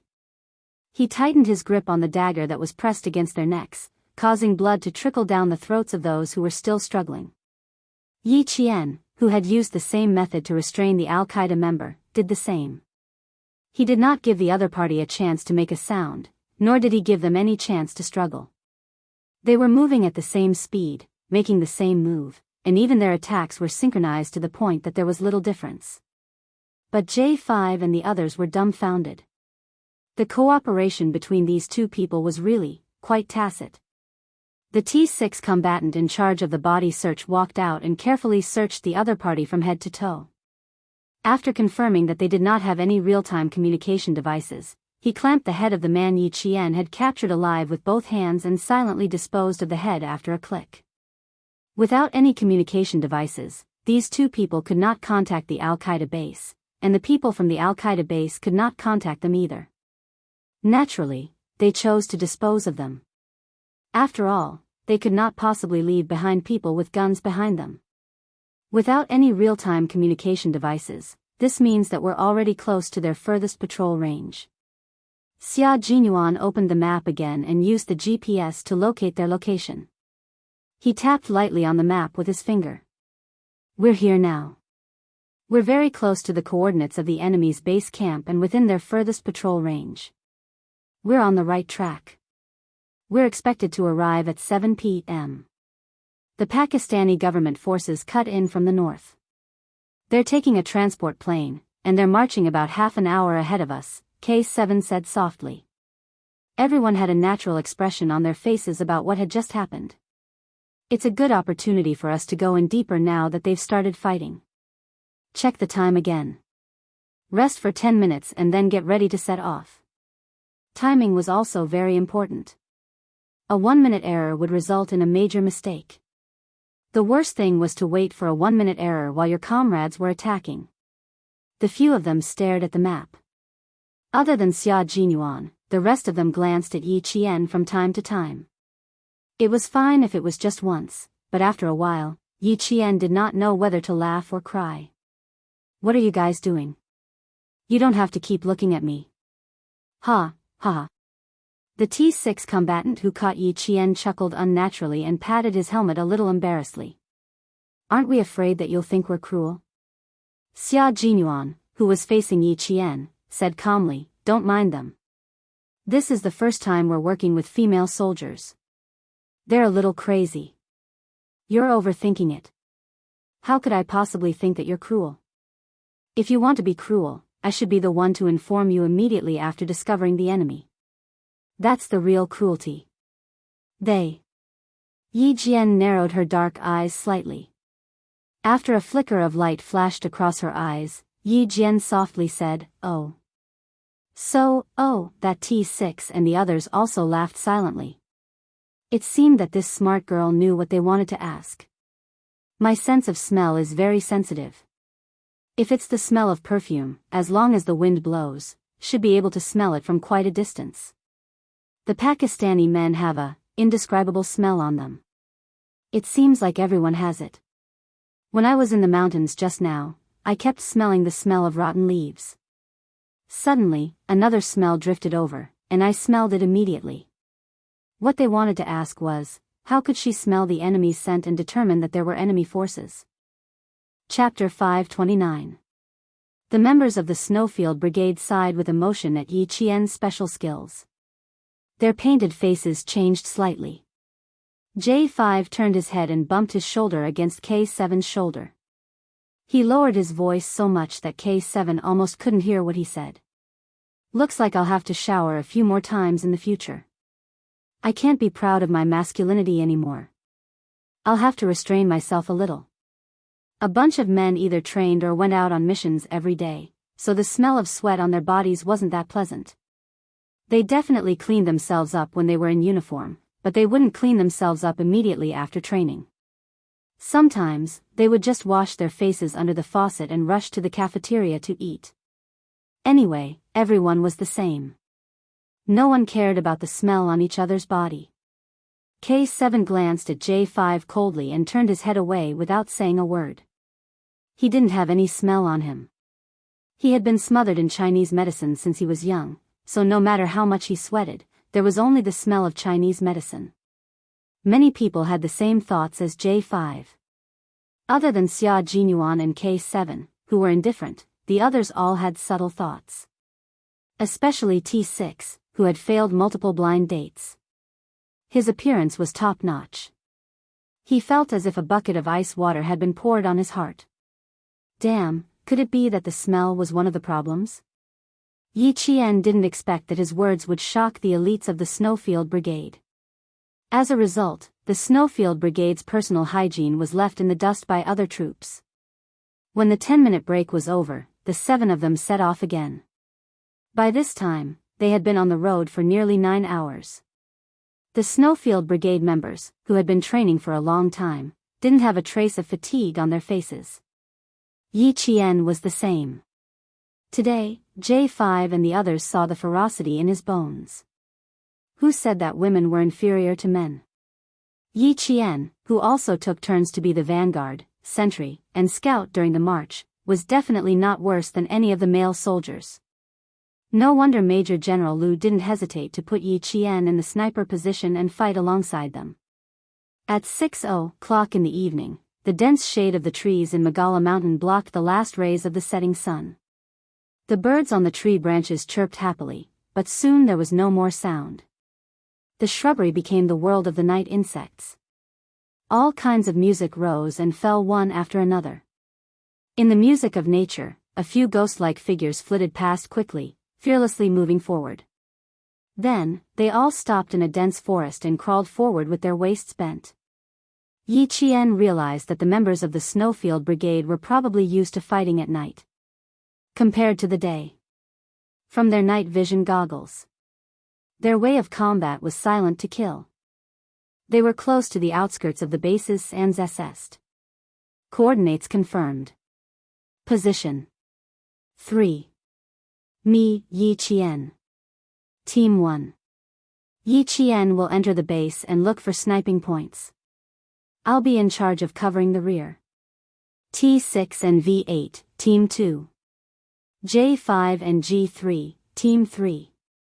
K7 will be in charge of comprehensive reconnaissance and find out if there are any suspected Chinese. Yi Qian, who was in charge of sniping, didn't snipe from the outside. He would sneak into the base to cover for his comrades and complete the sniping. Therefore, he had to be the first to enter and look for a suitable sniping point. Facing Xia Jinyuan's dark and deep gaze, she raised her hand and made an "okay" gesture, indicating that she had no problems. After the previous few battles, Yi Qian realized that even his state of mind had become much more determined. Chapter 530. The first time she shot a criminal in Australia, she didn't hesitate to shoot. However, when she saw the bloody scene afterwards, her stomach churned and her mind went blank. She panicked. That was the first time she took someone's life. But now, she didn't feel her stomach churning. She only knew that if she didn't take action, she would be giving the enemy a chance to kill her. She would also give the enemy a chance to kill her comrades. This is the fastest way to enter the base camp. Little Fox, get ready to descend. With the help of the night vision goggles, Xia Jinyuan and Yi Qian arrived at the rocky cliff that would allow them to enter the enemy's base camp. Yi Qian glanced at the broken mountain ridge in front of him and nodded gently. Okay, no problem. I'll be on guard. You go first. No matter who went first, they had to be on guard. Xia Jinyuan nodded and carried the gun on his back. He stepped on the uneven rock surface with the tips of his feet. His hands were either tightly grasping the shrubs growing among the rocks or the cracks between the rocks. He quickly descended along the funnel-like rock. 3 minutes later, Yi Qian, who was on guard, heard the cry of a night bird. He carried the gun and quickly descended like Xia Jinyuan. Her figure was petite and slender, and her waist was exceptionally soft as if it was boneless. She was also very light. She was much more agile than the male soldiers. Compared to Xia Jinyuan, who was like a fierce beast, she was much gentler. It was exactly because of the saying, women are like water. And the speed of her descent was only about 1 minute slower than Xia Jinyuan, who was a professionally trained special forces soldier. After descending, the two of them were like cats walking in the jungle. They were so quiet that not even the leaves rustled. It was obvious how solid their basic skills were. Although it was cool in the mountains, they were drenched in sweat after walking for nearly 10 hours. Yi Qian's arm was injured, so it was inevitable that it would feel uncomfortable. Xia Jinyuan wanted to ask Yi Qian about it several times, but Xia Jinyuan didn't feel the slightest bit abnormal. Xia Jinyuan wanted to ask him about it, but he could only give up. This injury also had a psychological effect. She felt fine now, but if he mentioned it and remembered it, it would be counterproductive. With the help of the night vision goggles, Yi Qian saw Xia Jinyuan, who was scouting ahead, making a hand gesture to her. 8:00. Sentry post. Kill. They had already entered the target area. As long as they saw a sentry post, they had to eliminate it. Yi Qian nodded lightly and slung his sniper rifle over his shoulder. He held a military dagger in his mouth as he crept towards the sentry post. His light footsteps were covered by the rustling of insects, and his figure was hidden in the darkness. His figure, which seemed to have become one with the night, flashed his fangs. He crossed his arms and quickly grabbed the opponent's chin. Within 3 seconds, he twisted the opponent's head and neck into a strange and twisted position. His neck was broken without a trace of blood. Xia Jinyuan was in charge of moving and handling the sentry posts that had already been taken care of, while Yi Qian was in charge of keeping watch. Everything was carried out like a ghost. Every sentry post that was discovered was dealt with in the form of assassination. After sneaking past the border patrol, they entered a tighter surveillance area. Xia Jinyuan bent his legs slightly, his tall and slender body sticking close to a tree. He quickly crawled towards Yi Qian. A strong patrol light shone in their direction. Yi Qian knelt on one knee a second before the strong light swept over. Then, he nimbly rolled to the side like a snow fox and nimbly hid in the bushes. Chapter 531. In an emergency situation, Yi Qian didn't know where to hide. When she rolled to the side, she felt a sharp pain on her face. Only then did she realize that she had rolled into a thorny vine. The thorny vines had many thin leaves and were densely grown. Although there were wounds on her face and hands, the searchlight couldn't shine on her. However, she could clearly see the 4 patrolling Al-Qaeda members. At a glance, one could see the difference between the people patrolling in the central area and those patrolling outside. They were all holding AK-47 assault rifles in their hands. They were all wearing the same jungle camouflage uniform, bulletproof vests, and waterproof military boots. Other than not wearing a bulletproof helmet on their heads, their entire outfit was no different from that of a regular army. Xia Jinyuan, who was hiding behind a tree, signaled for them to split into 2, meaning to lure them away and fight 1 against 2. The 2 exchanged glances in the monotonous green world. What they saw was the cold determination and unwavering determination in each other's black eyes. It was an encouragement that would make everything fearless, silently giving the other party a sense of security.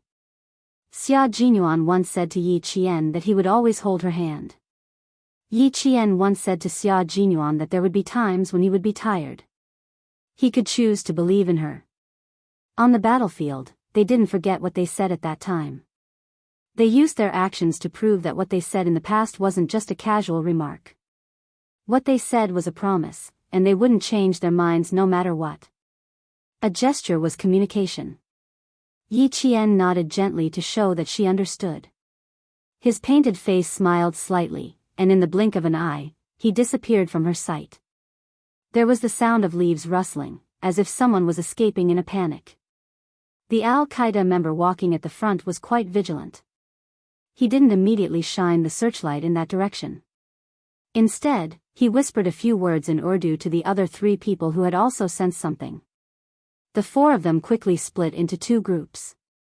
2 of them searched in the direction of the swaying leaves, while the other 2 seemed to continue moving forward. However, the man with the searchlight in his hand hung the searchlight on the tree, and then quietly went up and outflanked them. They had received a certain amount of combat training and knew how to create a diversion. However, for Yi Qian, who had received formal training, this made it easier for her to attack them from behind. She worked together with Xia Jinyuan to eliminate the target. Yi Qian lightly jumped out from the thorny vines. She was holding the QSZ 92 9mm pistol that she had been given before she left the country. It had an effective shooting range of 50 meters and a muzzle velocity of 350 meters per second. She would choose to fire at a range of less than 50 meters, reducing the firing range to 5 meters. This way, she would have enough time to fire the next shot and finish off the other one. 3 light flicks came from the earpiece. It was Xia Jinyuan indicating that they would start in 3 minutes. Yi Qian flicked his finger back to show that he understood. The searchlight hanging on the tree swayed.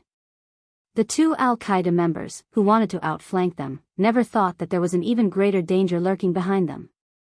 The pistol was loaded. Yi Qian, who was moving forward like a cat, quickly closed the distance between her and the 2 targets in front of her. She closed the distance again and again until she was almost 4 meters away. She was 4 meters away. If her opponents walked another meter, they would be 5 meters away. Principal Chen had said that Yi Qian was very suitable to be a sniper. Not only did she have sharp judgment, but she also had a good grasp of the speed of her shots. Chapter 532. To make a simple analogy, if Ace could fire 4 bullets in 1 minute, then Yi Qian could fire 8 bullets. In the same amount of time and with the same type of gun, Yi Qian could hear the bullet passing through the firing pin, firing the primer and igniting the propellant. As she held the pistol, she could feel the propellant start to burn and the internal pressure of the cartridge case increase. When the pressure rose to 250-500 kg/cm2, the bullet would leave the cartridge case and squeeze into the barrel. At this point, Yi Qian could feel the bullet start to move. Under the action of the high temperature and high pressure, the bullet would rapidly move forward and pass through the barrel. Her vision would then pass through the front of the gun, and she would aim through the front sight to complete the shot. Yi Qian did not know if this feeling was because she had touched the gun or recognized it.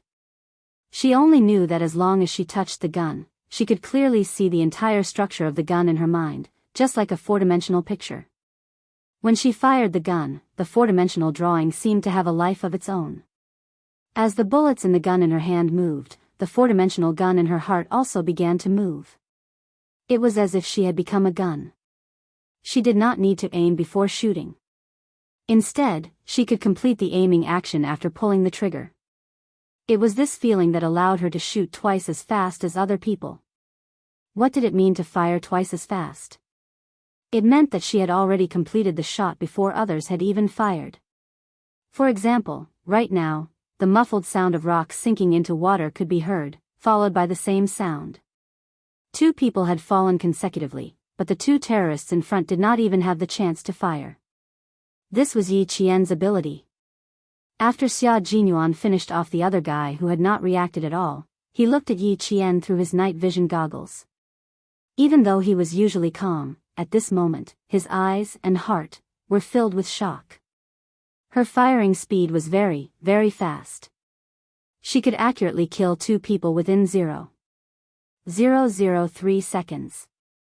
Before this, he was still thinking that he should quickly finish off the 2 people who were following him and then turn around to support Yi Qian. Who knew that she would be the one to support him? After dragging away the 4 terrorists who were still warm but were already dead, Xia Jinyuan led Yi Qian into the bushes and got close to her. I didn't realize you were so fast before, but after seeing you today, you really shocked me. In order to communicate secretly, not only did he get close to her, but he also spoke with his lips close to her ear. Yi Qian even felt that his thin and warm lips were about to touch her ear a few times. His low voice and warm breath were all sprinkled by her ears and neck. Her heart couldn't help but tremble, and an unnatural expression immediately appeared on her face. You actually have a unique skill that I don't know about. Little fox, you're not being honest. As he was still talking, Yi Qian couldn't help but tilt her head slightly. She didn't realize that her ear was a little ticklish. His words made her want to scratch it. Xia Jinyuan really didn't have any other intentions. Seeing this, he couldn't help but laugh. Why are you hiding? It's more convenient to talk like this. My ear is itchy. Yi Qian glanced at him and said softly, Captain Xia, are we going to rest? How's the J5's operation? Should we contact them? Chapter 533. There was no sound from their earpiece. It seemed like they had temporarily turned off their communication. Xia Jinyuan smiled and said, we can rest now. We're almost at the edge now. We'll go out after they reach the edge. What he meant was that their team moved quickly and encountered fewer obstacles. J5 and the other teams had a harder time cutting into the edge, so there were more piles to clear, so it would take more time. Yi Jian wanted to sneak into the enemy's base camp first. Although the place she and Xia Jinyuan chose was difficult to sneak into, there were many rocks and few trees. However, the distance was short and there was a natural protective screen nearby. Therefore, the patrolling members of the base organization were not as strict as those of J5. Captain Xia, why don't you go and support them? I can sneak in by myself. Yi Qian was still a little worried about the other team members. Since they were already here, she could sneak in by herself. Xia Jinyuan looked at her with a half-smile. Although his face was covered in paint and he was wearing night vision goggles, Yi Qian could still feel his gaze burning like the sun. She heard him say, you haven't answered my question yet. Answer what? Yi Qian blinked. Her face was also covered in paint, so she couldn't read his expression. She was in a good mood. She didn't expect that the speed at which she fired the gun would shock Xia Jinyuan. She was quite happy.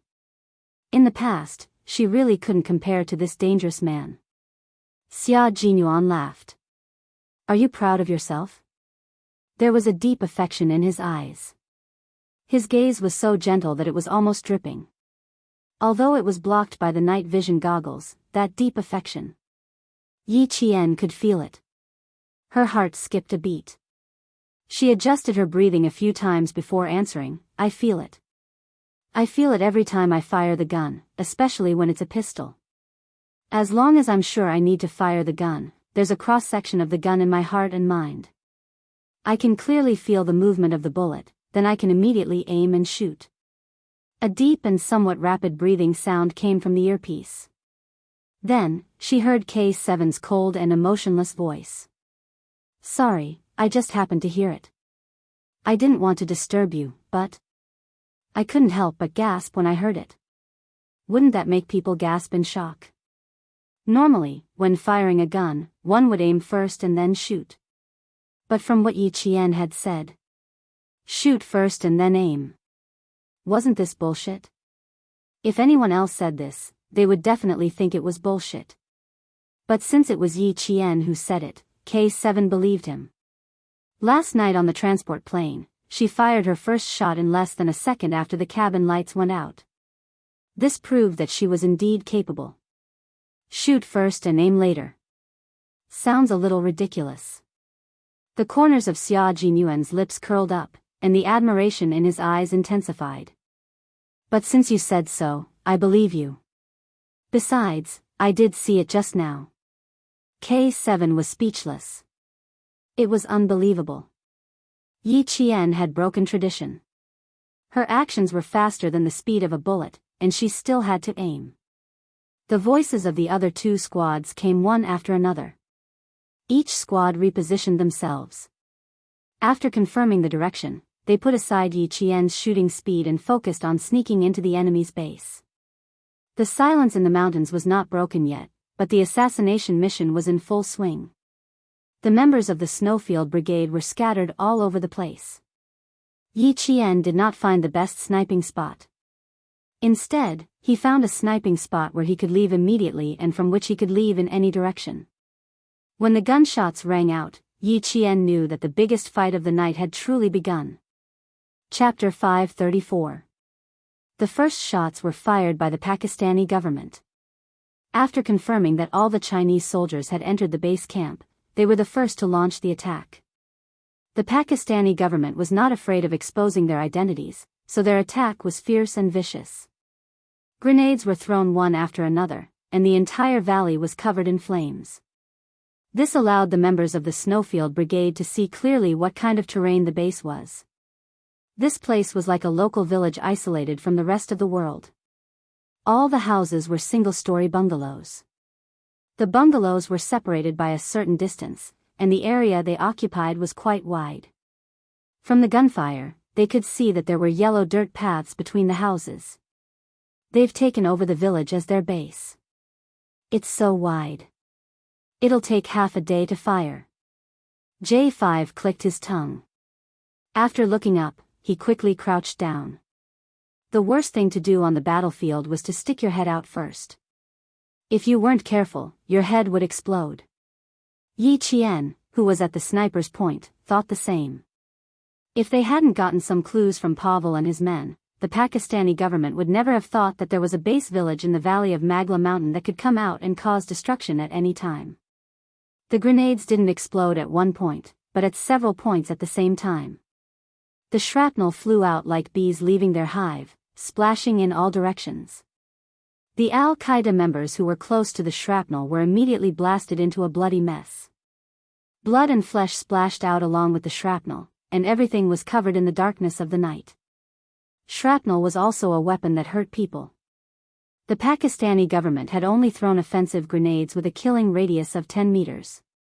In other words, if there were people in this range, they would either be blown up or have their entire body pierced by the shrapnel. This type of offensive grenade was rarely used by the Snowfield Brigade. Looks like the new president has a personality. Fuck, all the grenades he threw out are offensive grenades. Q King, the defensive grenades in our hands are a little unpresentable. J5 could still maintain a relaxed tone as he spoke through the headset. Judging from his tone, this was just a slightly more dangerous actual combat exercise. The front line has been blown up into a hornet's nest. We'll proceed step by step. Let's bring out the suspected Chinese first. The Chinese side had never liked to engage in barbaric warfare. They would only use a knife to grind the meat in a refined manner. They would grind the meat until the other side was scared out of their wits, but they would not be in a hurry to stab the knife in. This was called psychological warfare. They would tear a small wound into a big one, and then uproot it all at once, leaving no way out. Otherwise, why would the Snowfield Brigade carry out assassinations and ambushes? I just want to get him out alive and think of a way to pry open his mouth and ask him how many more such people there are in the country. Only then can our great motherland directly exterminate them. In times of peace, no one would want someone to suddenly pull out a gun and shoot at the people on the street. He didn't want to sit in a car, but in the end, there was a suicide bomber in the car. Cathay was the only way to keep the people safe. Allowing such dangerous people to run into society and harm the people was definitely against the principles of the country. They had to be eliminated. Yi Qian listened to the few of them chatting while eliminating the targets. Her widened eyes slowly narrowed. At this moment, she really understood why Captain Xia said that even the best soldiers in Fujian Town's army would not be able to join their army. Just this calmness during battle alone was enough to separate them from the rest of the world. She did not speak. She only paid attention to the movements around her.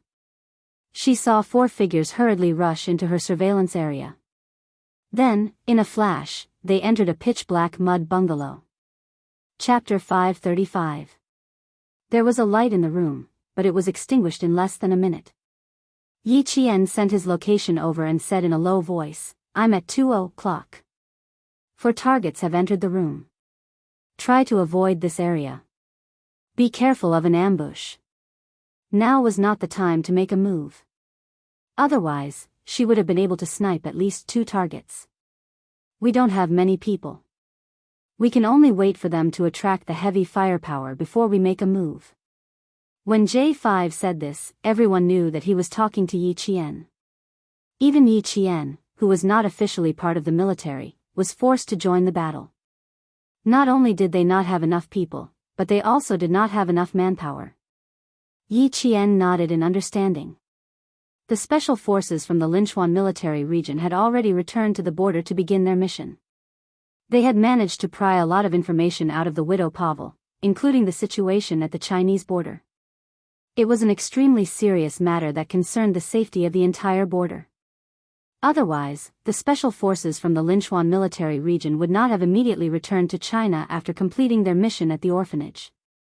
They were seriously short of manpower, and the Al-Qaeda members could retreat at any time. Since the Pakistani government had already fired the first shot, they could not let the second one be a dud. They immediately sent troops to draft a plan. Furthermore, Pavel mentioned that the Chinese would be involved. The operation was even more urgent, which was why they had come up with tonight's plan. Other than Yi Qian, Xia Jinyuan and the others were clear about these military secrets. They had only slept for an hour last night. When they woke up, they immediately woke up Yi Qian and moved out together. Xia Jinyuan and the others had not slept for 2 days and 1 night. They were short of manpower and did not sleep well. Under high alert, they would talk to their comrades from time to time, which was also a way to refresh themselves. Now that they were on the government's home ground, everyone was waiting for K7's reconnaissance report to come back before they could make plans for the next step. Xia Jinyuan's deep voice sounded particularly cold in the midst of the gunfire. It was like a 1,000-year-old rock with indestructible power. The entire base camp is made up of typical mud houses. Each of them has a high outer wall, and we have to be wary of any ambushes inside. It will take some time for K7 to scout by himself. The others absolutely could not act rashly. Xia Jinyuan's plan was because there were only a few people, so each of them had to be used at the most crucial moment. After K7 finished their reconnaissance, they quickly became reinforcements and met up with Yi Qian's team. Xia Jinyuan and the other 2 teams worked together to capture the Chinese alive. Another team provided cover while the last team retreated. K7 and Yi Qian brought up the rear. This was a planned battle, striving for everyone to be able to hold their own and cooperate with each other. No matter how much time K7 wasted, he did not have enough men to support him. Fortunately, the Pakistani government troops were very ferocious. They brought all their light weapons and used grenades to blast a bloody path out. Al-Qaeda's firepower was not as strong as the Pakistani government troops. They were at a disadvantage because they were all preparing to retreat tonight, so all their firepower was concentrated in one place. Now that the Pakistani government troops were fighting separately, it allowed them to disperse their firepower. There would be a gap in between, allowing the government troops to take control of the situation. This also made it easier for K7 to move. He would not be discovered if he sneaked in. They didn't have any battle plans for this place. It was all up to K7 to figure out where to go. Then, K7 would be able to pinpoint every location so that his comrades would know which path to take later on. Chapter 536. The sound of gunfire made Yi Qian feel like his ears were going deaf. He had to listen to their voices on one side and the flames of war on the other. It was not torture, but it could be considered a form of training.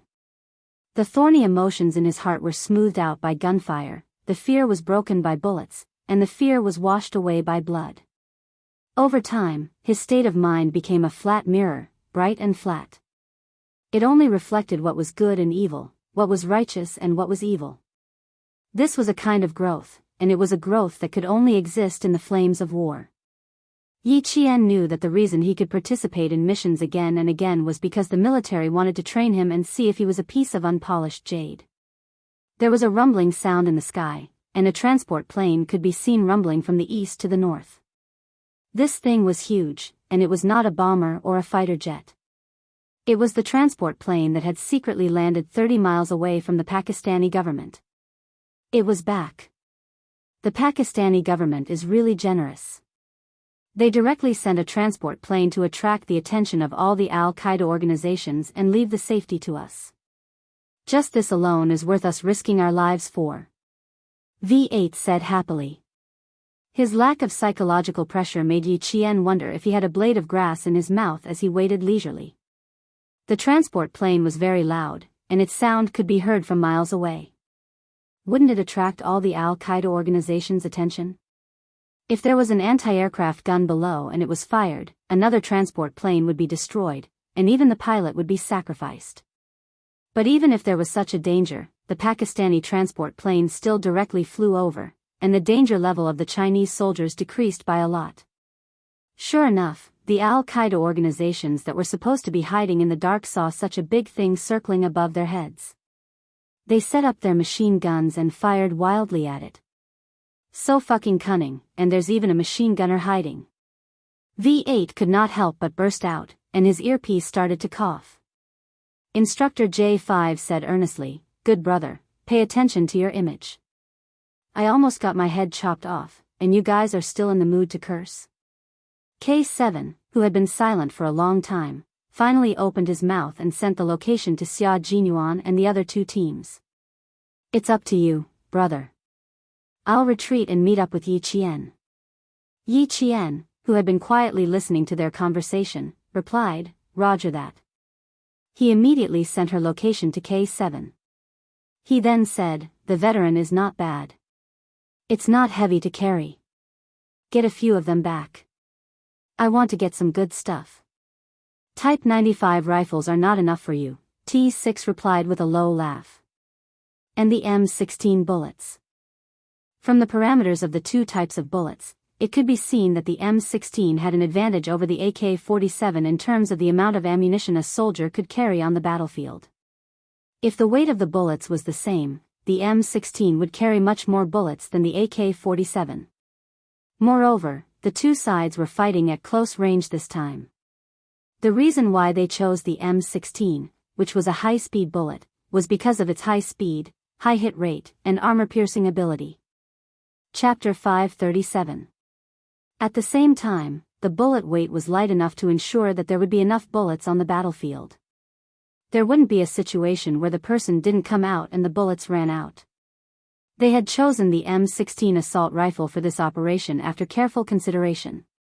The Type 95 assault rifle that T6 mentioned was an assault rifle produced by China. In terms of design, the 7.62 bullets were discarded and the 5.8 bullets were used instead. Although the specifications were close, they still didn't meet the requirements.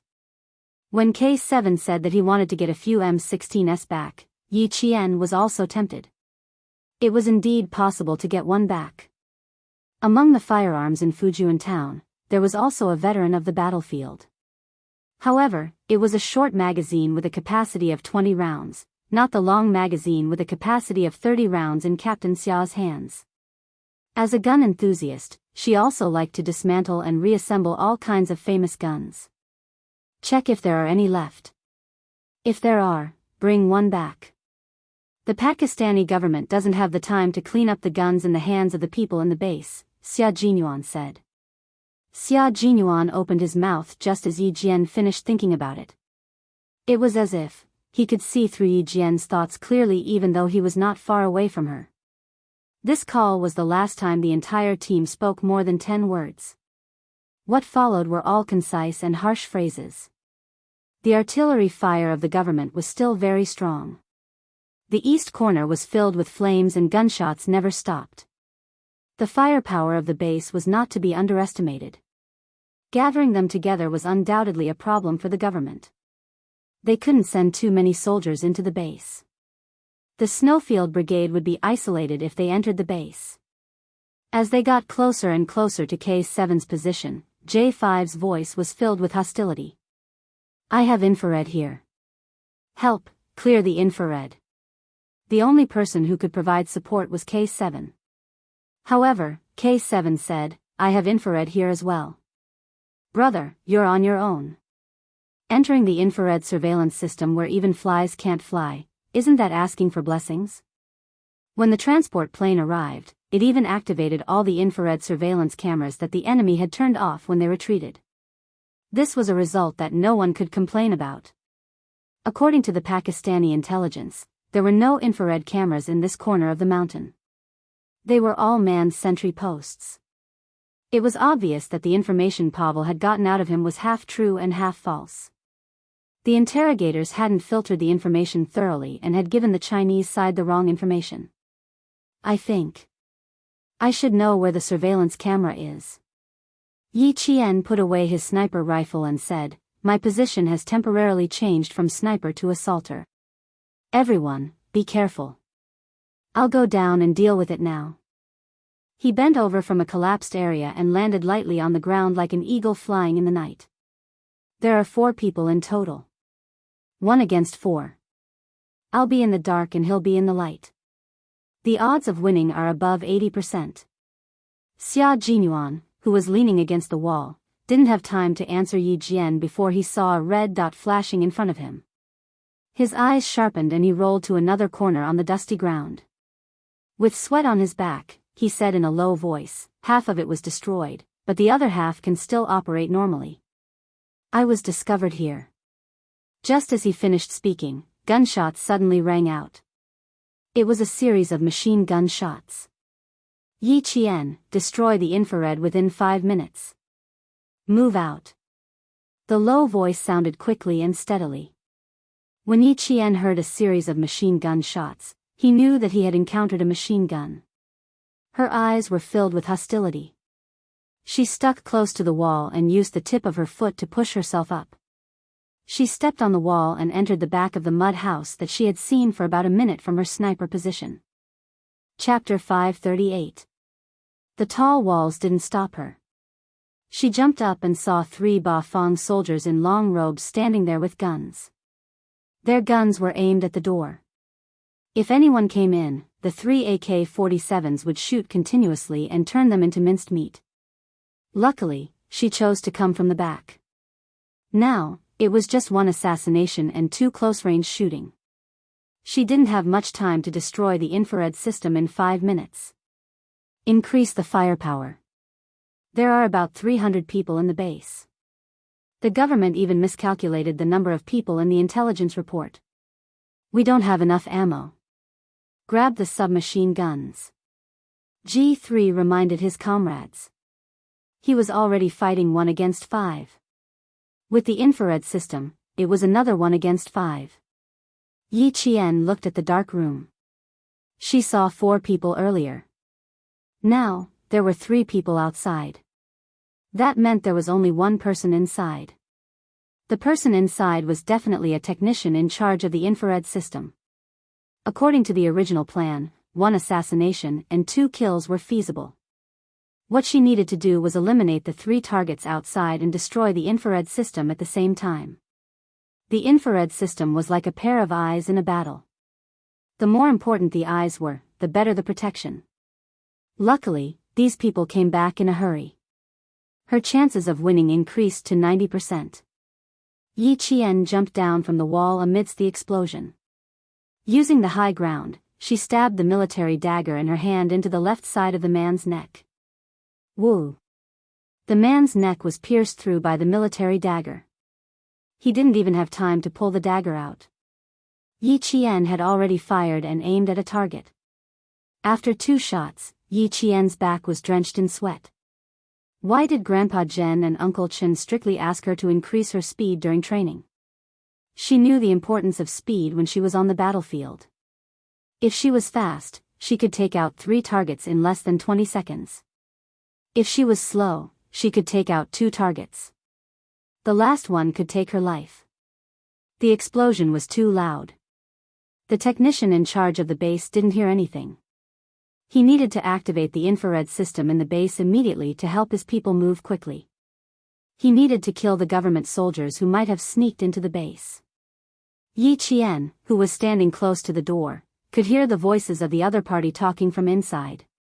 He tried contacting the sentry posts but found that there were only a few replies, especially from the sentry posts in the northwest. Not a single one of them answered. He must have sensed the danger. He grabbed a submachine gun next to him and turned around to inform the members on sentry duty outside. However, as soon as he turned around, the sound of glass shattering could be heard. A bullet penetrated the glass and hit him in the chest. Yi Qian leaped over the corpses on the ground and pulled out the submachine guns from the enemy's hands. He used the enemy's guns to fire at the infrared surveillance and communications systems. Sparks flew in all directions like fireworks. After bursts of green smoke, everything returned to normal. Infrared solution. She informed all her comrades and left the room with the Heckler Koch MP5K PDW submachine guns. Behind her were 4 corpses that were gradually turning cold. Blood was still spreading on the ground, but there was no fear on her face. "Well done, brother." K7's voice came first. He destroyed the infrared system on his side. After the enemy entered the blind spot, he started his counterattack. The rest of his comrades thought the same, but they couldn't answer. Their firepower was increasing rapidly. Even Xia Jinyuan, who was closest to Yi Qian, was surrounded. Chapter 539. Even though the entire infrared system had been destroyed, the members of the Shuayu team were still exposed. This allowed the members of the Al-Qaeda organization to know that soldiers had infiltrated the base. The bullets were like a net that shot out in all directions, forcing the members of the Shuayu team to shrink their heads. The bullets hit the mud wall, and the thick mud embedded the bullets. The flying dust covered the night vision goggles. Yi Qian didn't waste a second in the bungalow after leaving the room. Destroying the infrared system meant exposing herself. If she didn't leave now, once the Al-Qaeda members rushed over, she would be surrounded like a fish in a net. There was no end to the bullets, and an explosion occurred at 8:00 on her left, about 400 meters away. If she guessed correctly, that was where Xia Jinyuan was. She even used the grenades on her. Yi Qian's face darkened, and she didn't hesitate to run over to provide support. Before they left, they had clearly said that grenades were not to be used unless it was a critical moment, because they were to be used as the main weapon for retreating. But now, Captain Xia was using them. Thinking about the danger he was in, Yi Qian's eyes seemed to be dyed red with blood. "Captain Xia, I'm here to provide support." Yi Qian, who was running close to the wall, wasn't running blindly. Xia Jinyuan, who had already blasted a path of blood, was lying on the ground. The explosion was so close that his eardrums were ringing. When he heard the sound, he said in a slightly hoarse voice, "Support K7, surround them. Surround them." Yi Qian felt her heart clench. A 15-man encirclement was considered a large encirclement, which meant that K7 was now surrounded by more than 15 people. "K7, locate them." Yi Qian didn't run towards her 8:00. She knew very well who needed support more, so she had to go and support K7 now. Before he could pinpoint the location, 4 Al-Qaeda members rushed out from the front. Yi Qian, who was in the corner, fired first. He even used an MP5K PDW submachine gun that he had stolen. The MP5K PDW had a combat firing rate of 900 rounds per minute and a magazine capacity of 30 rounds. This type of gun was originally used by anti-terrorist special forces, but now it had appeared in the hands of an Al-Qaeda member. It was no wonder that the Chinese leaders wanted the Chinese soldiers to participate in this operation. They had to capture the suspected Chinese in the base alive. Who provided such a dangerous gun in the hands of a member of the base that even had its exit controlled? Are there any in the country? Are there any of those who are hiding in the dark to endanger the country's peace? If they captured a few suspected Chinese alive, they would be able to get some clues. The bullets were fired at close range, and the targets were directly hit by the explosive force of the bullets. They were pushed back before falling to the ground. They didn't even make a sound before they were finished off by the guns and ammunition they had purchased. K7's position had been sent over. It was about 800 meters away from Yi Qian. Xia Jinyuan, who had suddenly appeared, said to Yi Qian, I'm coming over to meet up with them. Support them. Okay.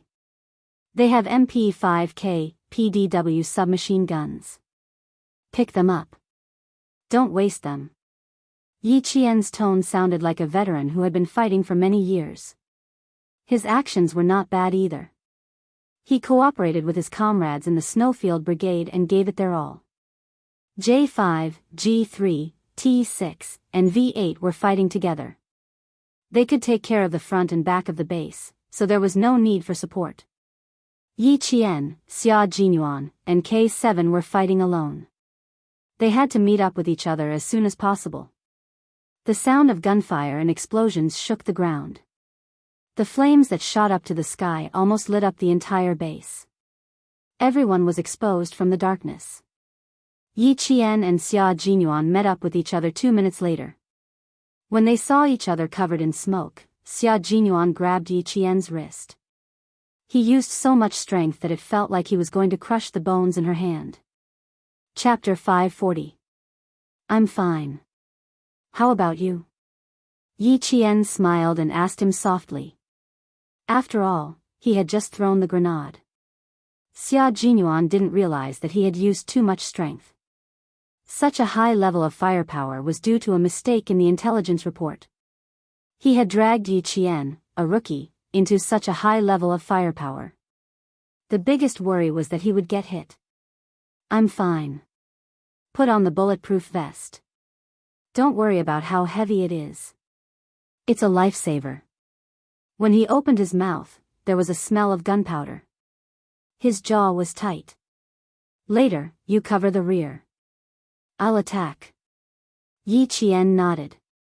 She didn't have any objections to his arrangement. It was her first battle, so it was fine for her to listen to his arrangements.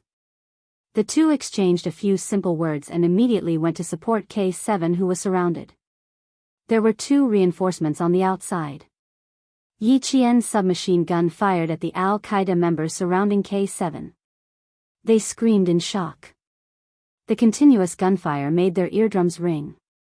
They were in danger, but even so, they had to support their comrades. This was the type of support that would only come if there were no hostages. If there were hostages, no one would come to support them. Everyone had to move forward in the battle. Even if their comrades were sacrificed, they had to move forward without hesitation. Only by moving forward could they win and save more lives. From the day they became a soldier, they had to understand the meaning of sacrifice. K7 looked at the hand that reached over. It was slender and long. He could still see the fingers clearly through the gunfire. The skin was white and smooth. It was Yi Qian's hand. It looked weak, but it was filled with strength and power. His eardrums hurt. The bullets had pierced through the wall. If K7 hadn't used a grenade to kill 5 or 6 people and stun the rest, he would have been shot through like a sieve. K7 took a deep breath of the smoky air and exhaled a mouthful of murky air that was also filled with gunpowder. He said in a hoarse voice, I almost thought I was going to die. There were more than 100 people here. I fucking cleared more than 10 of them. He was angry that the intelligence report was wrong, but he couldn't vent his anger. He had to hold it in. Even K7, who was usually cold and silent, couldn't help but curse. At least 300 people. It's not an ordinary base. It's the base of all the Al-Qaeda members in this city. Yi Qian grabbed his outstretched hand and pulled K7 up. The intelligence is wrong. The Pakistani president is on tenterhooks again. K7 was not injured. Other than the fact that they could not fight him head-on, they were still fine. After confirming that he was not injured, he immediately contacted the other 2 teams. The firepower was very strong. Fortunately, the members of the Shuayu team were all special forces who had survived through piles of corpses. Other than some small wounds on their bodies, they were all fine. 10 minutes later, everyone gathered. Xia Jinyuan spread out the map and pointed to the south, where there had been no movement. Contact the government forces via satellite phone. This is the main target. We can't stay here for long. Get 2 hostages and retreat. If they stayed any longer and waited for the government troops to rush in, they would be fighting among themselves. The person in charge of communication was V8. After contacting the commander of the government forces, 3 of them suppressed the firepower, 2 of them attacked, and 2 of them moved forward quickly. They started to attack like arrows. Disperse, fight, gather, suppress, and calmly report. Under such intense firepower, Yi Qian followed the special forces of the Snowfield Brigade and headed toward the location where they suspected there were Chinese. Chapter 541. After taking out a machine gunner, the T6 combatant looked at the big gun that still had a lot of bullets in it and started drooling. Don't carry the machine gun anymore. Submachine guns are more practical. V8, who was suppressing the firepower, shouted at him, "They're about to start fighting in the south. Brother, what are you still looking for?" The T6 combatant let out a long sigh and said, "A full man doesn't know the suffering of a hungry man." V8 kicked him in the face. The entire battle was a bloody one. Even if you stepped over the corpses that they had knocked down, you still had to continue walking even if your military boots stepped on the thick blood. Yi Qian would try to avoid them earlier, but in the end, when the firepower was too strong, there was no time for him to do so. He just laid down under the corpses that he had cleared a second ago and used them as cover while firing at the front. The firepower in the south was so intense that all the Al-Qaeda members focused their firepower on it. However, there was no movement from the bungalow that K7 had first located. Under the cover of Yi Qian and Xia Jinyuan, 2 teams of people entered the bungalow and threw a strong flashlight grenade into the pitch-black bungalow. As the light blinded the entire house, they also saw 4 people hiding in the darkness. They were wearing long pants and short shirts and had Asian facial features. Victory seemed to be right in front of them. However, when K7 saw the 4 people, his expression suddenly changed and he said sternly, "Fifth young one." Yi Qian, who was hiding in the dark and keeping watch, looked at Xia Jinyuan. They saw Yi Qian, who was close to the wall, climb up a mound of dirt with her feet. The 2-meter-tall wall disappeared from Xia Jinyuan's sight in just 2 steps. She heard footsteps outside, but thought it was a lone Al-Qaeda member who had fallen behind. In fact, it was the target who had escaped. K7 on guard. How could Xia Jinyuan let Yi Qian give chase alone? After saying that, he used the same method to catch up to Yi Qian. This little fox was really fast. By the time he realized it, she had already given chase. With 2 people giving chase, it meant that they had a clue. K7 quickly came out to hide and keep watch while the 4 Snowfield Brigade members inside moved quickly. The 4 of them were the suspected Chinese that the Snowfield Brigade was looking for. There was no need to suspect them. Just by looking at their faces, they knew that they were indeed Chinese and not people from other Asian countries. They were blinded by the bright light and didn't know that the people who came in were Chinese soldiers. "Tie up your eyes and hands." J5 rushed up like a cheetah after saying that. G3 and the other 2 all pulled out the leather belts on their waists, and a few close-range grappling techniques were used to capture the other party. The 4 targets were all blinded by the powerful light bullets. Not only were their eyes temporarily blinded, even their minds were blank. How did they get discovered? They had never left this place, and they were far away from the south. "Let go of me, you damn bastard." The target cursed in English, his tone arrogant and vicious. When his eyes were blindfolded and his hands were clasped behind his back, he began to struggle. "Let go, do you know who we are? We are Chinese people, Chinese people." It would have been better if he didn't say that. Once he did, J5's eyes turned cold. His handsome face was fierce, and he punched the other party in the stomach. He also replied in English coldly, "China and Pakistan have a good relationship.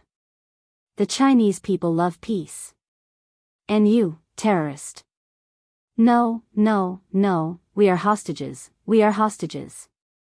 Someone heard that the government soldiers could speak English and suddenly blurted out this sentence. J5 didn't hold back and punched this person in the face. He also found a desert eagle from the other party's waist.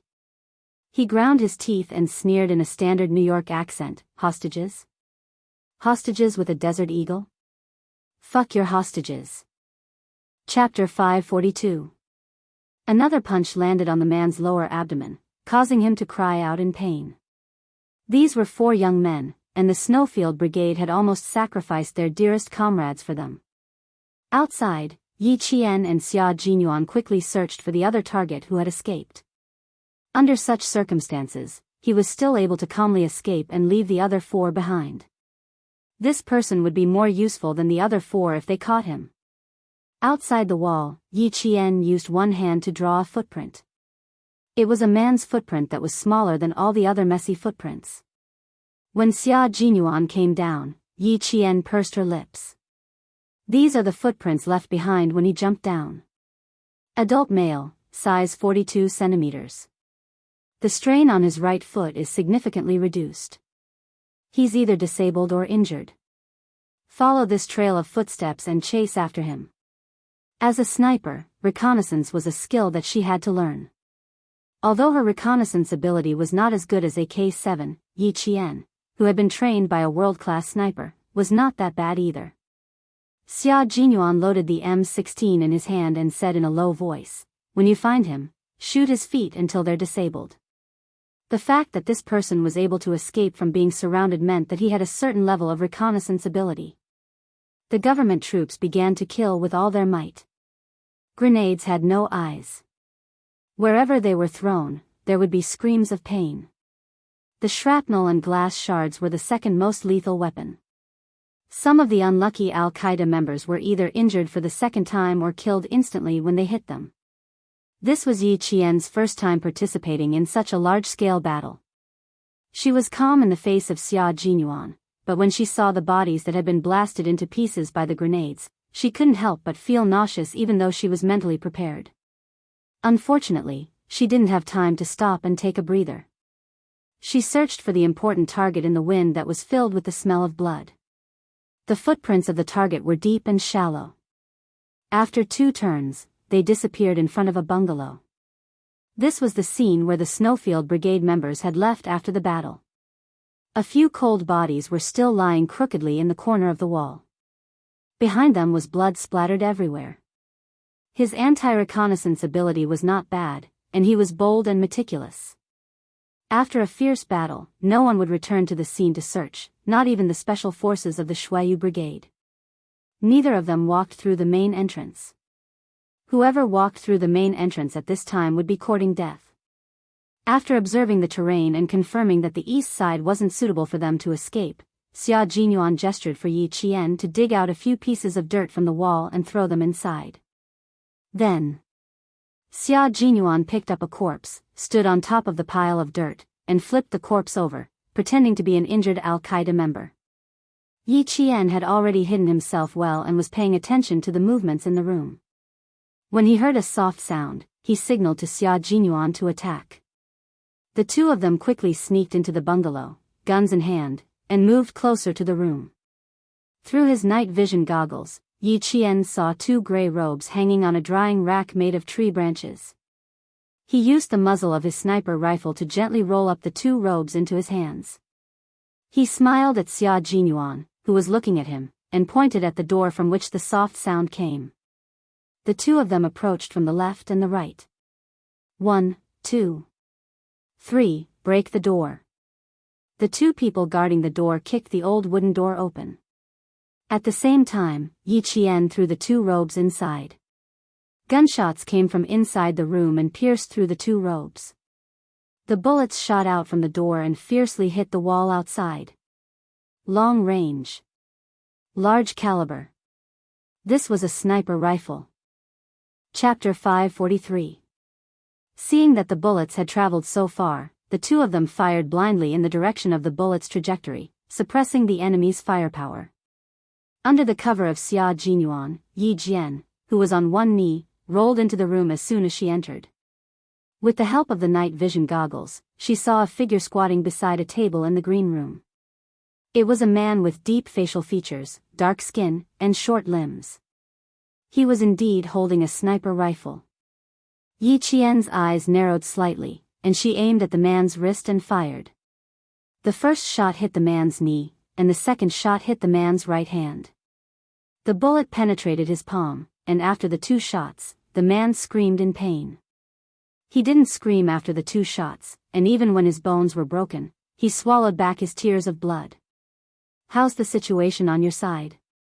Xia Jinyuan was tying the man's hands behind his back with a belt when J5's voice came through the earpiece. "We've pried out a truck with a full tank of gas. It's best to take the hostage and drive away." Yi Qian handed the sterile belt to Xia Jinyuan and reported their situation in English. "We've caught the target. He's a big fish and is useful. Where's the jeep? We can leave immediately." He then sprinkled some hemostatic medicine on the man who had been shot twice.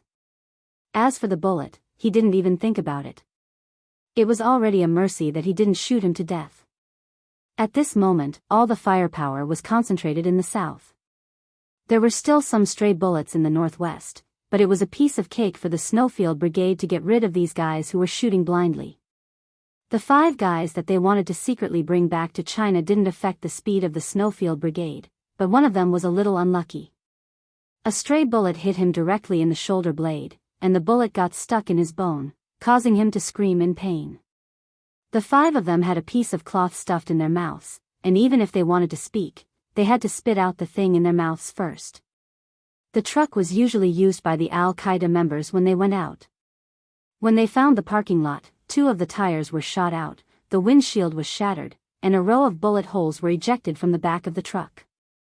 There were still dozens of bullets in the truck. Alert, guard against stray bullets, change the wheel, check the fuel tank. A series of tasks were done in an orderly manner and were carried out quickly. G3 held the wheel, and Yi Qian picked up a wrench and deftly removed the wheel. His movements were so skillful, he looked like a mechanic. G3 was stunned. "You've learned this before?" "I've trained with the motorist for a month. I have an hour every day to learn how to repair a car. I can change a wheel." Sweat dripped from Yi Qian's forehead onto the back of G3's hand. "Okay, remove the jack and change the front wheel." G3 silently rolled the tire that had been punctured by bullets to the side. He took out a jack and placed it on the front wheel. Then, he saw Yi Qian unscrewing the big nut with a wrench. G3 couldn't help but chuckle. "You're really good at everything. Reconnaissance, sniping, assault, car repair. I guess you know how to drive too. I'm still dreaming of being a soldier at such a young age. What a silly boy. What a silly boy." Yi Qian changed the 2 wheels in 2 minutes. After he was done, he smiled and said, "I'm still far behind you guys. I still have to work hard." Done, retreat. Next, they just had to rush the truck to escape the tiger's den. Chapter 544. In order to prevent the 5 important targets from playing any tricks, the members of the Snowland Brigade took out sterile straps and tied their feet. Then, they struck the back of their necks and knocked them unconscious. Like sandbags, they were thrown to the back of the truck. Fuck, why are all the people left behind a bunch of noobs? Even if they don't know how to shoot, they're still here. Before the truck even started, a string of stray bullets swept in their direction. They were shooting blindly and did not care about running out of bullets. It was obvious that they had not received any training. V8 slung his rifle over his back. Under the cover of his comrades, he stepped on K7's hands that were folded over his knees and used the force of K7's hands to flip onto the roof of the garage. The stray bullets made it so that even the truck could not drive out. They had to find this guy who was wasting bullets. As the distance was very close, J5 saw through his night vision goggles that 2 Pakistani government soldiers were also suppressed by the stray bullets.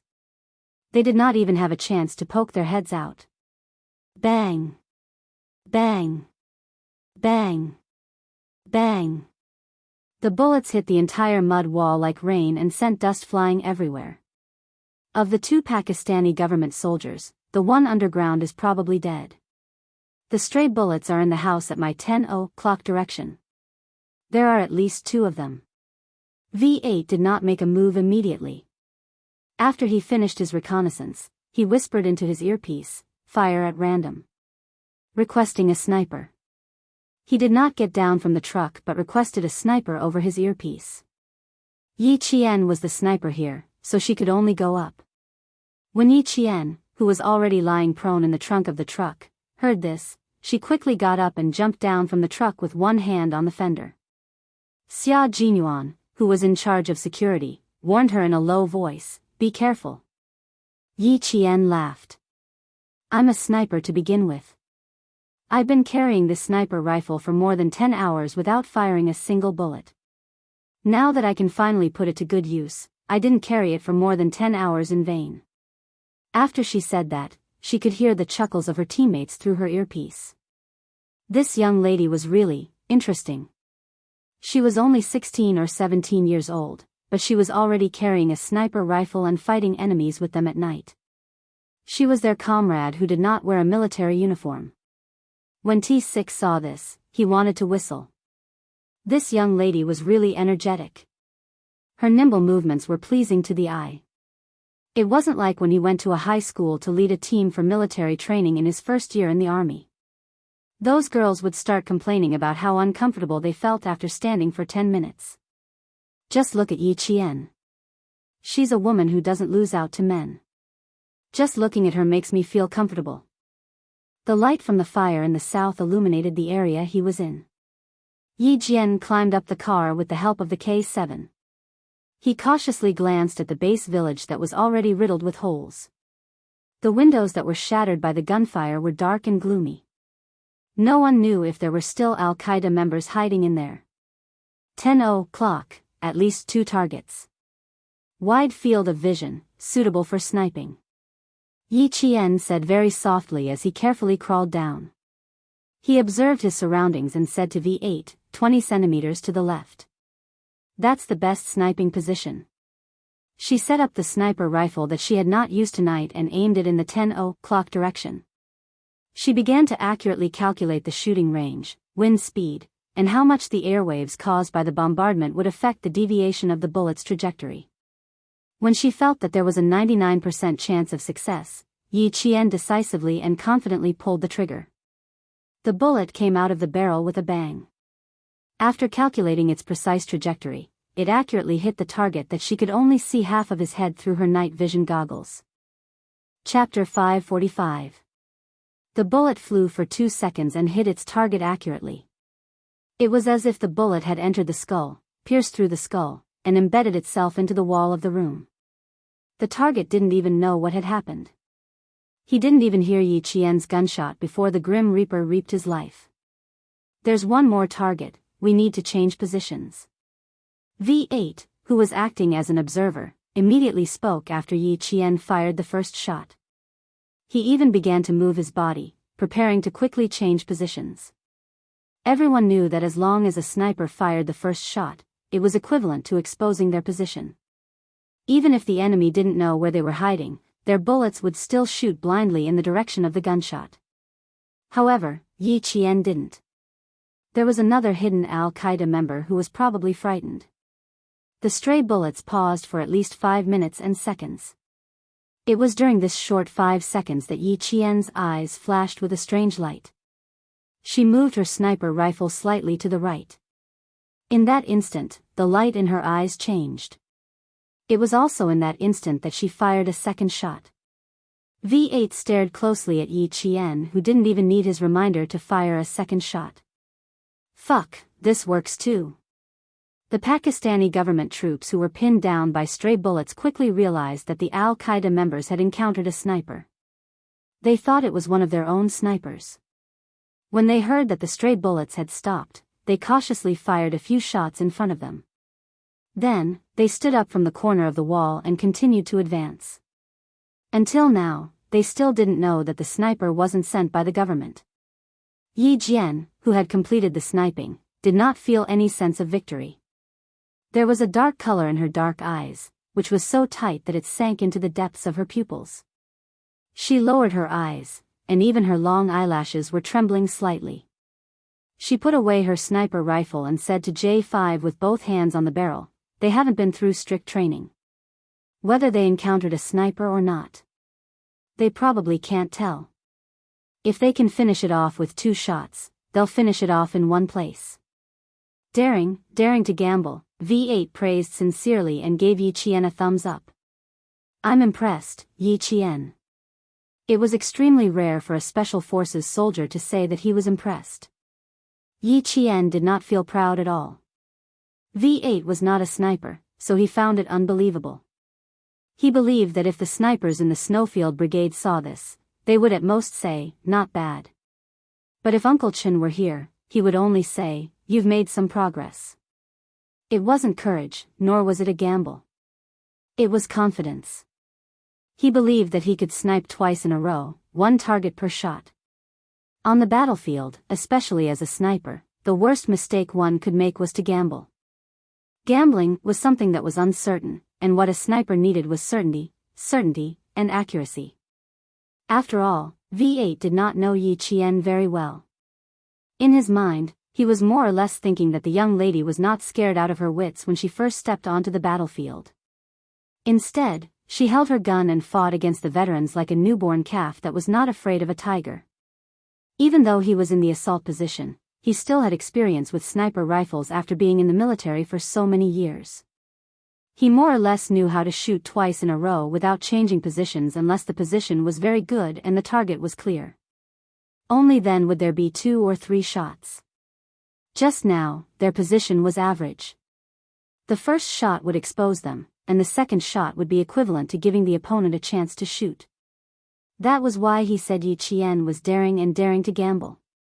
Xia Jinyuan did not say anything at that time. After the 2 of them came down, he said calmly, it's not a gamble, it's a calculation. She shot very quickly, and the target did not have time to retaliate. Chapter 546. V8 felt that he had to think twice before speaking in the future, especially when speaking to Yi Qian. He had to think twice in front of Q King. Cover G3. Copilot, K7, suppress fire. Rear compartment, suppress the left and right. Yi Qian, bring up the rear. After getting into the car, Xia Jinyuan immediately arranged a battle plan to rush out. They were facing gunfire and had to be careful of artillery. However, there was a lot of firepower in the south, and the heavy weapons of the Al-Qaeda organization were all concentrated in the south. This meant that the chances of encountering rocket launchers would be lower, but it could not be ruled out.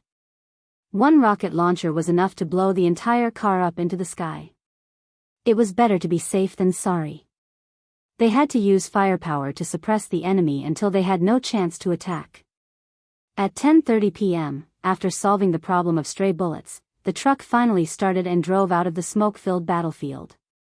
The lights were not turned on. After contacting the Pakistani government forces outside with a satellite phone, they got the location of the exit. The truck was driven almost at the speed of a race car by G3. Boom, boom, crack, crack. It was so bumpy that they rushed out of the exit. The Pakistani government forces nearby already knew that the truck driving out from the east was one of their own. Naturally, they would not shoot by mistake. However, with such a big guy driving out, more bullets would be fired at the truck. The Pakistani government forces were very generous. When the commander knew that the Chinese soldiers were coming out, he immediately sent troops to support them. Friendly reinforcements. That saves us a lot of trouble. V8, who was holding a satellite phone in his hand, cut off the communication. He immediately said, just rush out and suppress the firepower passing by. The Pakistani government forces will clear the surroundings. After a slight pause, he said, we can't rely on others, especially our friendly forces. Brothers, we have to rely on ourselves. K7 was sitting in the co-pilot's seat. He and G3 did not fasten their seatbelts, nor did they close the door. Any experienced Special Forces soldier who drove out of the battlefield knew that the large size of the car itself was a target. Once there was heavy firepower, the first thing to do was, jump out of the car. The door was not closed so that it was easier to jump out of the car. Rushing out was much harder than sneaking in. However, with a vehicle in hand, as long as the car didn't catch fire, the wheels didn't explode, and the driver didn't get shot, and with a little bit of luck, suppressing the enemy with firepower would greatly increase one's speed. The grenade in his hand was meant to be used when he was retreating. K7 saw about 5 or 6 men in long robes rushing towards him, so he threw a grenade at them. Amidst the screams of agony, the car was jolted to the point that it sent people flying. With a loud boom, the car passed through the smoke and flames. Yi Qian felt a warm breath on her back. Then Xia Jinyuan, who was on her right, lifted his leg and rubbed it against her back. A piece of clothing that had been ignited by the explosion landed on Yi Qian's back. Although jungle camouflage was fireproof and waterproof, a piece of cloth that was on fire would still set the camouflage uniform on fire. Don't move. When the car rushed out of the flames of the grenade, Xia Jinyuan thought of turning sideways to check on Yi Qian. He had always been quick to react, so when he noticed the situation, he immediately used his leg to extinguish the flames. Fortunately, he reacted quickly. Yi Qian only had a slight burn and was not seriously burned. The car bumped and turned. Along the way, Yi Qian didn't feel the G3 braking, so sometimes her whole body would be thrown to the left and then to the right. Her shoulders were even numb by the time she hit them. Chapter 547. Because the car was swaying left and right, the Al-Qaeda members who were shooting at the car lost their aim and could only watch as the car drove away. On the other hand, the Pakistani government forces were using all their firepower to suppress the people in the dark, so the G3 was able to drive the car so fast that Yi Qian wondered if the spring would break as it sped out of the village. When the car rushed into the area controlled by the government forces, the bullets finally ran out. Other than Q King, who still needed to rush out, everyone instantly relaxed their limbs. Xia Jinyuan turned over to Yi Qian, who had also relaxed her limbs, and used his helmet to gently touch hers. Go back and let the doctor check your back and see if there are any other injuries on your body. Because he was choking on the smoke, his originally low voice was deep and hoarse, as if he hadn't drunk water for a few days, so hoarse that it was dry. Yi Qian could only feel the smell of smoke and blood in her mouth. She gently closed her beautiful lips and let out a long sigh. It's not a big problem. Go back and treat it with alcohol and disinfect it. The car bumped again. J5's voice was lazy as he said, G3, you can drive more steadily. The government forces are covering the back. Even if there are stray bullets, they will be blocked by the human bulletproof armor. My stomach, I'm going to throw up last night's meal. As for the 5 people who needed to be secretly escorted back to China, they were not like the members of the Snowfield Brigade. Their heads were not protected by helmets, and they were not wearing high-performance camouflage uniforms. When they rushed through the grenade fire, one of the young men woke up from the pain. Xia Jinyuan secretly held Yi Qian's hand. Because there were 5 other Chinese in the car who needed to be secretly escorted back to China for interrogation, Xia Jinyuan said in English, just in case, this is a battlefield, and the firepower is not even medium. The only choice is to accept it. From her short answer, he could hear that she was a little emotional. Everything was fine before, so why did she suddenly become emotional? Hearing his words, Yi Qian suddenly took the initiative and held Xia Jinyuan's hands tightly. After a while, she said with difficulty. Captain Xia, the people I shot just now were 2 children. The 2 of them were probably young children who were about her age. She also spoke in English, which was like her mother tongue. Tonight, she spoke in a foreign language with great difficulty. Yi Qian held his hand tightly. Her heart was trembling, and even her voice was trembling. Before the second shot, I heard a voice. It was a voice that was so young that it was still in the puberty stage. Xia Jinyuan, who had been watching her calmly, Yi Qian. That's not a child. You're holding a gun to protect our country, but he's holding a gun to kill. Do you know how many innocent people die in the hands of these teenagers every year? A lot. The youngest one was just born. Listen, Yi Qian. As long as the enemy picks up a gun, as long as he fires the first bullet at us, there is no difference between children and adults in your eyes. There is only the enemy. They are the targets we need to get rid of. For the sake of the innocent people who need our protection, for the sake of peace in the future, these people are the cancer that we must get rid of as soldiers. Chapter 548. You have to be worthy of. The two of them held hands tightly. Xia Jinyuan wrapped her hands tightly with his and transmitted strength to her with his smoke-stained hands. You have to be worthy of the camouflage uniform you are wearing, worthy of the country's expectations of you, and worthy of the training that the army has given you. When Yi Qian found out that the target was the same age as her, she almost chose to give up. This was a normal mentality and a necessary psychological process. However, Yi Qian suppressed this thought and chose to shoot normally. At that time, she thought that if she chose to give up, then the bullet would very likely hit her comrade. It was this thought that made her pull the trigger. She did not waver at all, calmly and decisively pulling the trigger. Yi Qian, don't use your kindness in the wrong place, and don't use your pity on the wrong person. Do you know why the Major General wants you to participate in the battle? He believes in you. He believes that you can become an outstanding Special Forces soldier and that you can fight alongside us. This was a very bad mentality. He had to stop it tonight. He had to make her understand that once she put on the military uniform and picked up a gun, she was no longer alone. Yi Qian, who had her eyes closed all this time, opened her eyes when she heard his angry reprimand. She turned her head to look at Xia Jinyuan.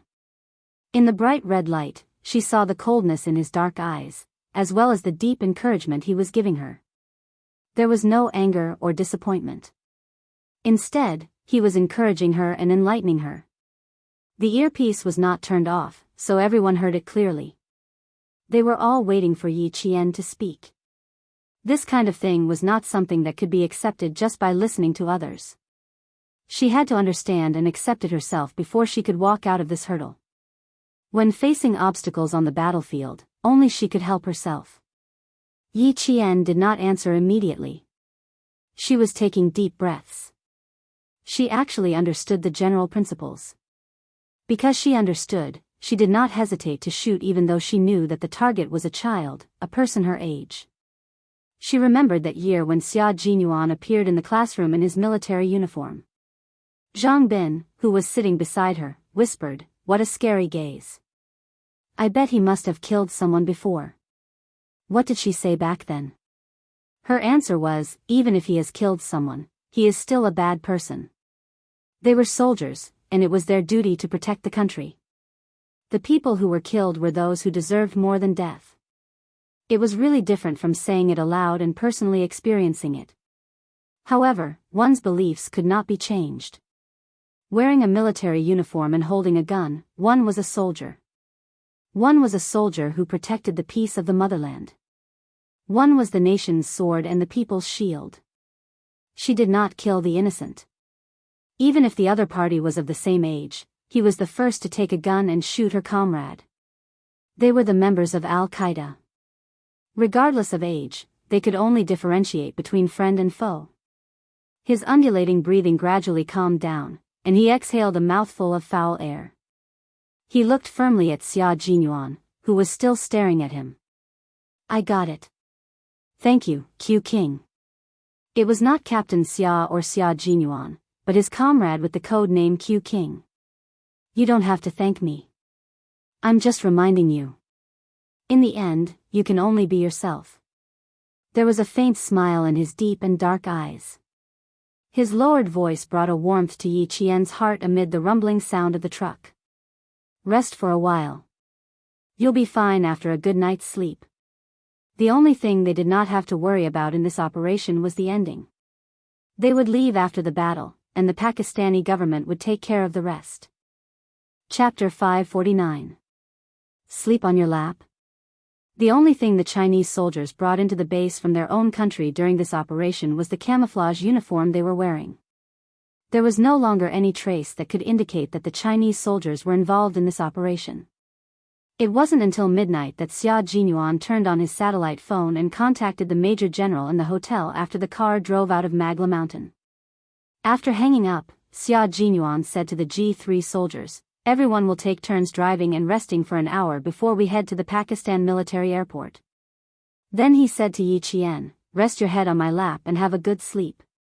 We'll arrive in the city in 3 hours. Normally, it would only take 5 hours to get there by car, but they had to drive for nearly 12 hours. All right, I'll rest then. I'll be on sentry duty in an hour while you guys sleep. Yi Qian did not refuse. Although the car had already driven out of the war zone, Pakistan itself was a dangerous country. If they drove in the middle of the night, they might encounter armed robbers. Even if they were leaving the war zone, a sentry post was a must. The T6 soldier smiled and said, we'll arrive in 3 hours. We're all brothers this time, so you can keep resting. In the end, there were only 2 sentry posts left. One was for the K7 soldier in the front passenger seat, while the other was for the V8 soldier. After switching to the J5, the rest of the soldiers started to rest. Compared to Yi Qian, the Snowfield Brigade members who had not slept for 2 days and 2 nights needed more rest. After 2 nights of fighting, they were also starting to feel a little tired. Yi Qian rested his head on Xia Jinyuan's lap while Xia Jinyuan laid down in the car. With the bumpy ride of the car, both of them fell asleep in less than a minute. However, the 5 Chinese in the car were not being obedient. They were secretly thinking of ways to escape, but they were always discovered at the first opportunity. They were beaten up again and then knocked out so that they would not have to struggle in the car. Another man who was shot wanted to escape but was powerless. His entire palm was crippled by a bullet and his knee bone was shattered. He was the one who wanted to escape the most, but he was also the one who was the least capable of doing so. As a result, he did not get beaten up so badly that he was scared out of his wits. Yi Qian's back was burned, so she could only sleep on Xia Jinyuan's lap. She could vaguely hear V8 beating someone up, but she did not open her eyes and peacefully fell into a deep sleep. With them around, she didn't have to worry about not knowing if danger was coming. This was their trust in each other, just like how they believed in her sniping skills. When Yi Qian woke up, the J5 stopped to refuel. She had just moved her head when a pair of gentle hands gently pressed on her shoulders. Go to sleep. Good luck. Before they left, they had filled the tank with 20 liters of oil, just in case the car broke down halfway. When it was almost an hour's break, Yi Qian said softly, I'll drive. You sit in the front passenger seat. Change out of the J5 and K7. What do you think? Did you sleep well? Xia Jinyuan opened his eyes. The darkness of the night covered the blood vessels in his eyes, so Yi Qian could only hear his low and gentle voice.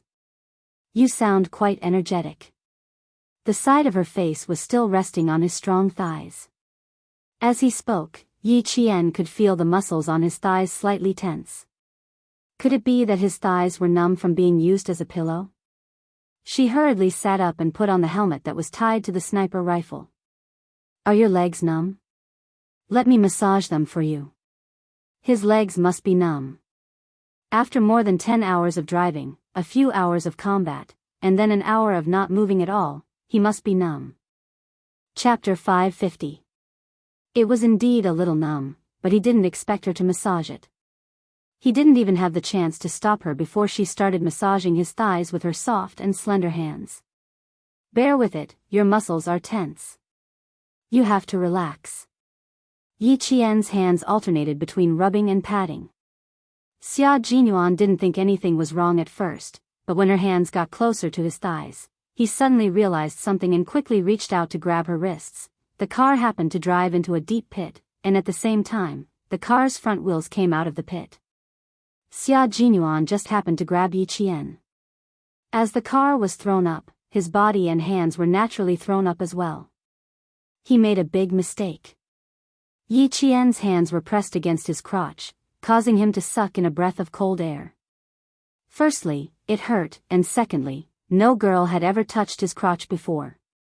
This was a big mistake. Although she had never had a boyfriend in her 2 lifetimes, but after all, she had been in medical school. How could she not know what she was pressing down on? Her face uncontrollably turned red. I'm sorry. Yi Qian knew how much strength she had used to press down on his crotch. The car was shaking so much that she had to put all her strength into her right hand, and then, just like that, she pressed down hard on his crotch. Yi Qian, whose ears were burning red, wanted to pull her hand back.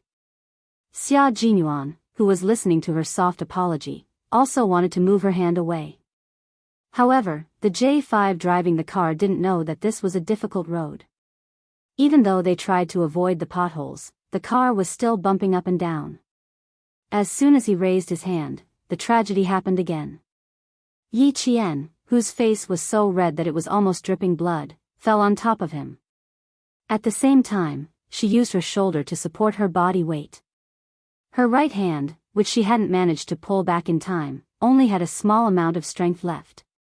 So, she awkwardly pressed it down again. Xia Jinyuan was speechless. No matter how well-mannered he was, he couldn't suppress it at this moment, the part of his body that had been awake for an hour.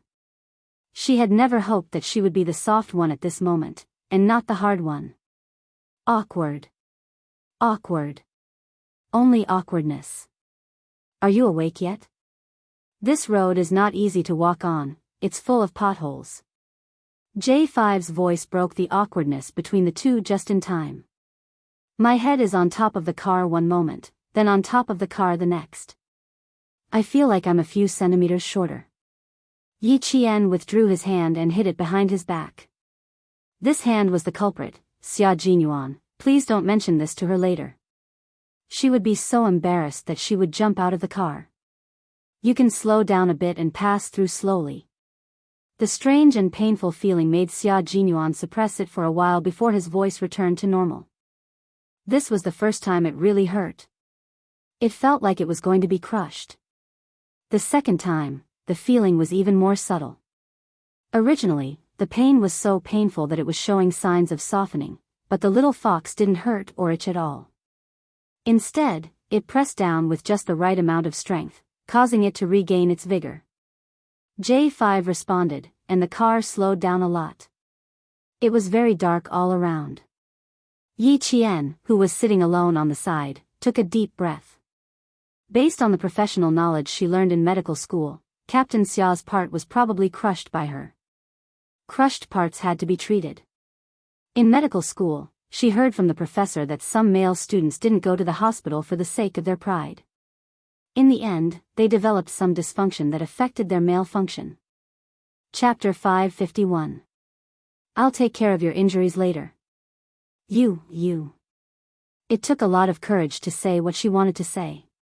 Yi Qian pursed her lips and turned off the headset. She took a deep breath and spoke English faster and more fluently. You'd better let the doctor take a look at your lower body. I wasn't on guard just now and used a lot of strength. I could tell from the sound of your pain that I hurt you. I'm sorry, I didn't do it on purpose. She spoke quickly and anxiously. After she finished speaking, she turned her head and left her flushed face to Xia Jinyuan, who was actually still in a state of awkwardness. He could tease Yi Jian from time to time, and even kissed her gently on the cheek twice. However, he was really in love with her, but he did not care about etiquette. He always maintained his gentlemanly demeanor and did not have any improper intentions. She wasn't the only one who wasn't prepared. Even he didn't think too deeply about it. This time, it was purely an accident. He wanted to just let it go, but she went on a long tirade and sounded quite anxious. An unnatural expression appeared on his handsome face. After he calmed himself down, he said calmly, "Okay, I know. You don't have to worry about it. It won't be a big problem. Let the doctor take a look. Don't worry." Yi Qian was still worried that he wouldn't take a look, so she added, "You have to take care of your bruises as soon as possible. It can't be delayed." After a long silence, Xia Jinyuan didn't know whether to laugh or cry. He chuckled softly and said, "Little fox, I was trying my best to avoid this awkward topic, but you brought it up again and again. I can't forget it even if I wanted to." Yi Qian. She was dumbfounded. Fortunately, it was still dark at night. Otherwise, Yi Qian felt that even the paint on her face couldn't hide her flushed face. Her behavior made Xia Jinyuan raise his eyebrows slightly, and a faint smile appeared on his handsome face. She was a little fox who was as clear as water and had unfathomable power. Every time he saw her, he liked her even more. He clenched his fists tightly and looked at Yi Jian with his dark eyes. She didn't forget to put on her helmet even in the dark night. Seeing her beautiful side profile, his eyes became darker and gentler. Grow up quickly, little fox.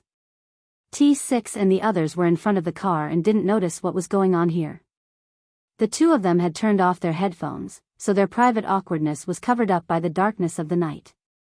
Only the two of them knew about this. When the car reached a flat area, Yi Qian took over as the driver and Xia Jinyuan sat in the front passenger seat. How could one really sleep forever in the wild? While J5, K7, and V8 were resting, G3 and T6 didn't sleep anymore. One of them was on sentry duty, while the other was staring at the five guys who were gritting their teeth from the bumpy ride and making unsatisfied grunts. In the end, the T6 combatant bluntly knocked the five of them out.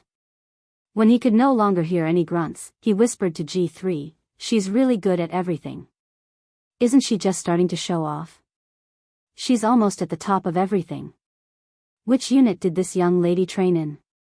G3 had fought with Yi Jian a few times, so he should know more or less. The taciturn G3 looked around with his beast-like eyes. After glancing at the five people who had been knocked out at least 3 times, he said calmly, "It's a mystery. He didn't mention it, and we didn't ask either. It's indeed a mystery. This little girl should have been trained as a special forces soldier. If even the army knows about it, it looks like she has the support of the army." T6 narrowed his eyes and casually changed the topic. "The first thing we should do when we get back is take a shower. We won't do this again in the future. Let's sleep first before we talk about this." Chapter 552. With a female soldier with a sharp nose by their side, they had to pay attention to their image. G3 agreed with this statement. In the future, they would have to shower after training. As long as there were no accidents, Yi Qian would have no problem entering the Snowfield Brigade after graduating from the military academy. The Snowfield Brigade was not a special forces unit that could be exposed to the whole army. The top 10 special forces in China were a unit that could get close to the lives of ordinary people. And even if they got close to the lives of ordinary people, they would not be special forces soldiers, but ordinary colonels. However, Yi Qian had received the Major General's approval to let her join the operation. This undoubtedly sent a signal that Yi Qian was very likely to join their unit. "She still doesn't know who we are. Don't think too much about it now," G3 added. T6 nodded in understanding. What he meant was that Yi Qian was still in the process of being assessed.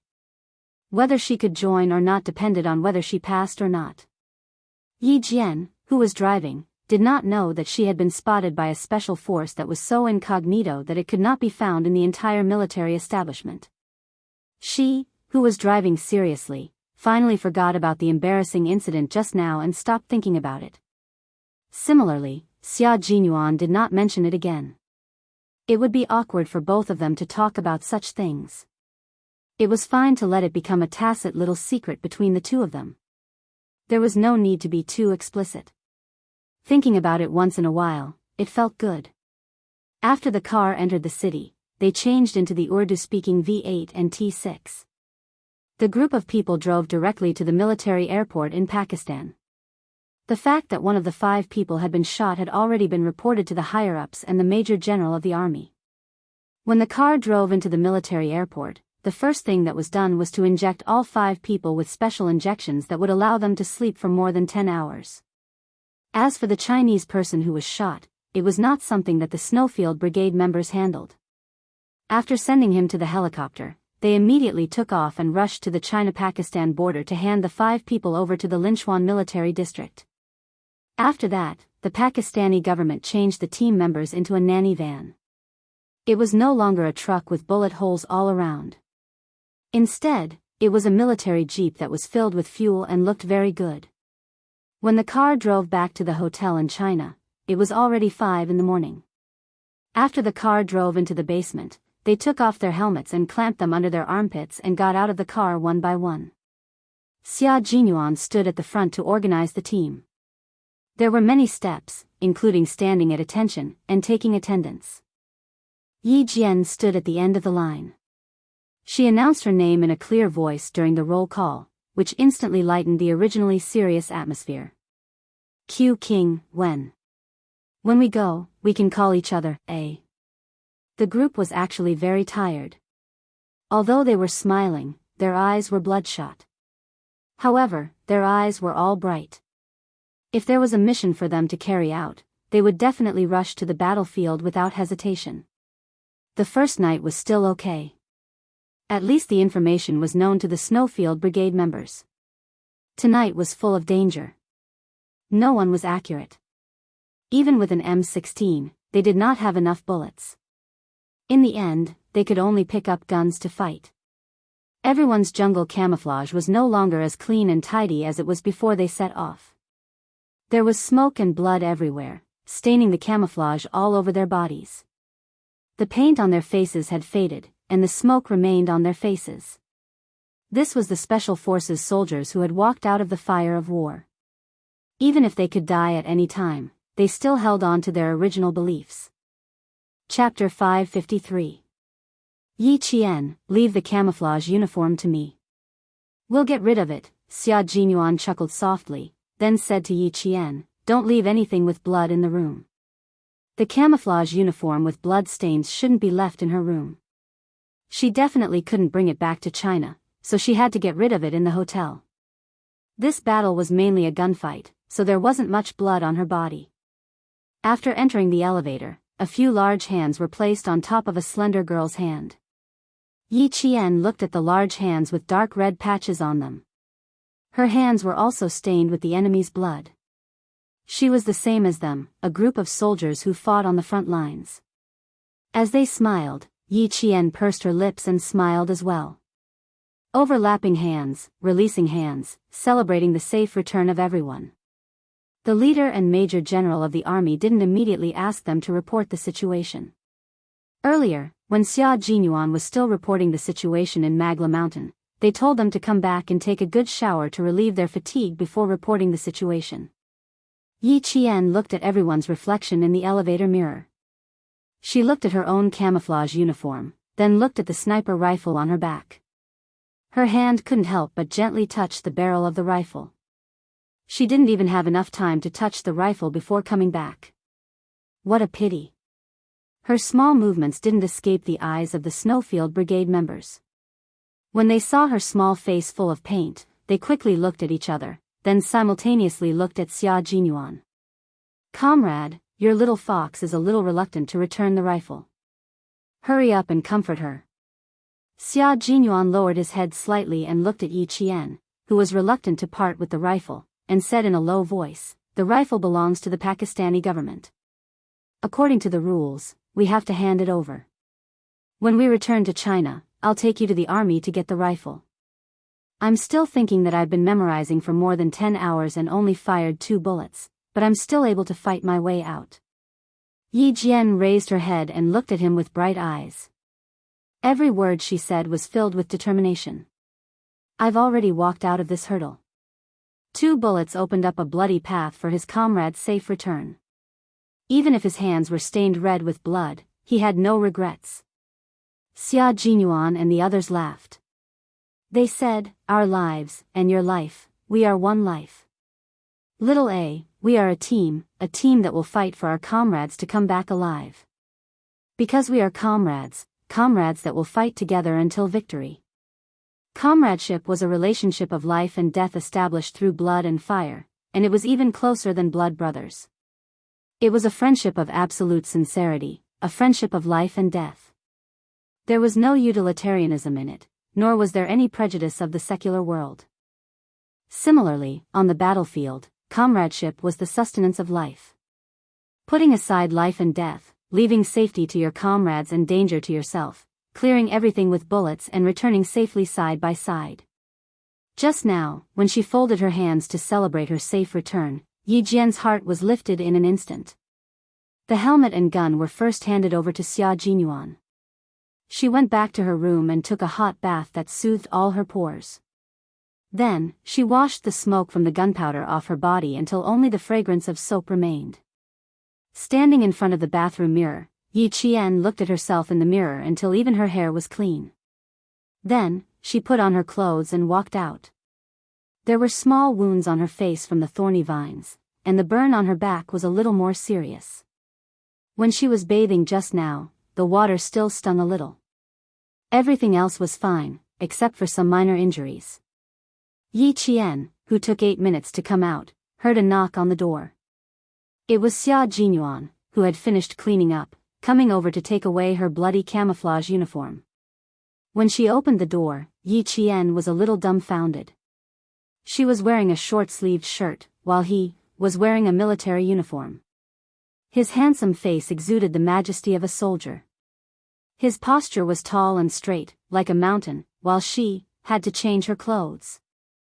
Chapter 554. Professional soldiers were different after all. As long as the leader met them, they would change out of their training uniform and be in full military uniform. Looking at Xia Jinyuan standing in front of him, Yi Qian's pupils constricted slightly. Xia Jinyuan's expression was solemn and cold. His handsome face was calm and reserved, exuding the majestic aura of a soldier. His collar and epaulets were golden and dazzling, like golden swords, exuding a biting coldness that made people not dare to look at him. It was probably because he had just gotten off the battlefield. His body was still wet. When he lowered his head and looked over, there was a hint of coldness in his clear eyes. Even the murderous aura that he had always concealed was exposed. Yi Qian, who had been through life and death, looked up slightly. Facing the murderous aura that made people involuntarily fearful, he said calmly, "Sorry, it's a little rude of me to go like this. I'll change my clothes." Wearing the school uniform was better than wearing a fitness t-shirt with short sleeves. "That's good, you don't have to change. You don't have to report. Come with us to the doctor to treat your wound." Xia Jinyuan smiled slightly. The murderous aura that was faintly exuding from his body disappeared in an instant, leaving only a reserved and noble aura. Like a pine tree facing the abyss, proud and unyielding. Yi Qian laughed. "That's right, I can't be too formal." Reporting such things was left to Captain Xia and the other 6 professional soldiers. She just needed to rest after completing the mission. "You're aware that you're good at slacking off. You don't have to do it this time because you need to treat the wound on your back." Xia Jinyuan sneered. At this moment, Little Fox looked harmless. Her hair was wet, and her flower-like face was pale and crimson. She looked even more delicate and beautiful, like a hibiscus flower blooming in the morning dew. Flowers were easy to break, but Little Fox was definitely not an ordinary flower. Her face was like a flower, but her posture was like a spear, indomitable and unyielding. There were some small scars on her face. His thin lips were tightly pursed, and his gaze narrowed. Although the scars were thin and shallow, they were flawless. He raised his hand and gently stroked the small wound on her chin. He said in a low voice, "You're going to be disfigured. Will Uncle Chen kill me when we go back?" Speaking of injuries. Yi Qian's bright eyes flashed with a hint of unnaturalness. He would probably go and have a look at his own injuries. He hurriedly said, "How is that possible? I usually train with Uncle Chen, and my body is also injured. Where is the infirmary? What about the others? It's already over? Let's treat your wounds first, then we'll go see the leader. Little Fox did well tonight, she'll be recorded in the file again." The other 6 had already gone to the infirmary to treat some minor injuries on their bodies. Xia Jinyuan looked at Yi Qian, whose expression was a little unnatural. With a meaningful smile on his handsome face, he took her to the infirmary as well. He bet that she was thinking about the embarrassing incident in the car just now. Sigh, when faced with her, why did his originally healthy mentality give birth to a little darkness? This unintentional incident was definitely the most intimate contact his little fox had with a member of the opposite sex. He received her first time, and his mood was so happy that he even hummed a military song when he was taking a shower, and it was even a military love song. Yi Qian could not have guessed Major Xia's joy at this moment. Her ears were slightly burning. She tried her best to maintain a calm expression on her face and followed him into the infirmary.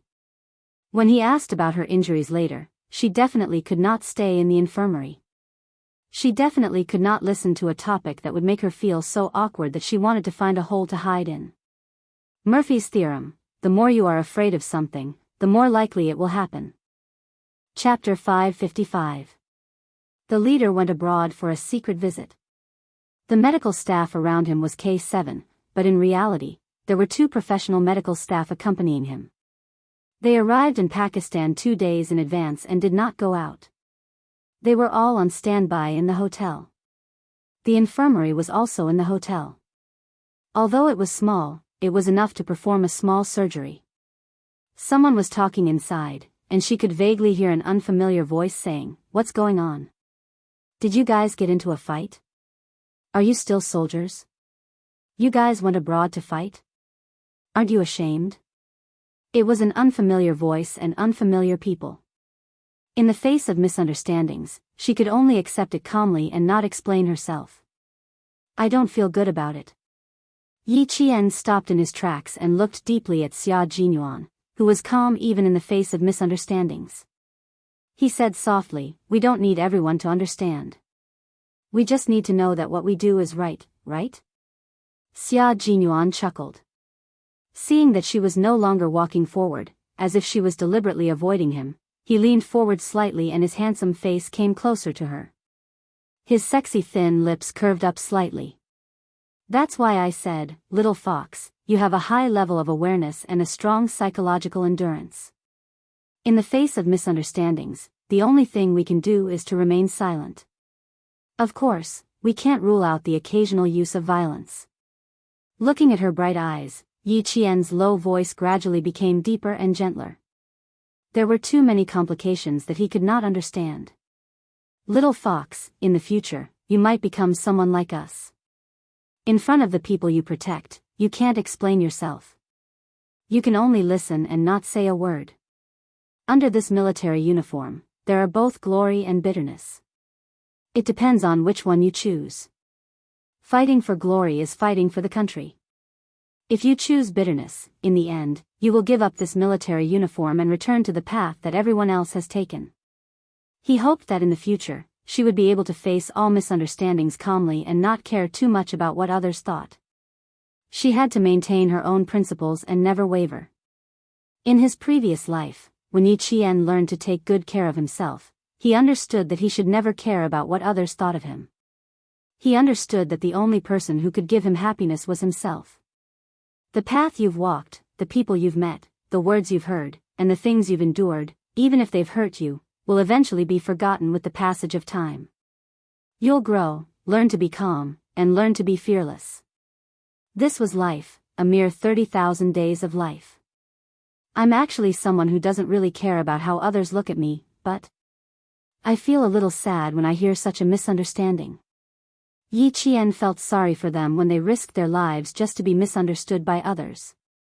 Xia Jinyuan looked at her with his deep eyes and said in a low voice, "Is your heart aching?" Yi Qian nodded and sighed softly. "Yes, my heart does ache a little." Upon hearing this, Xia Jinyuan's handsome features instantly revealed a profound smile. "Silly girl, this kind of thing doesn't happen often. We'll deal with the minor injuries ourselves. The more serious ones will be treated by the military hospital, and the more serious ones will be sent directly to the military hospital in the capital. Let's go. They should be almost done cleaning up. We can go in now." He unbuckled his belt and let little fox, a girl, stand by the side.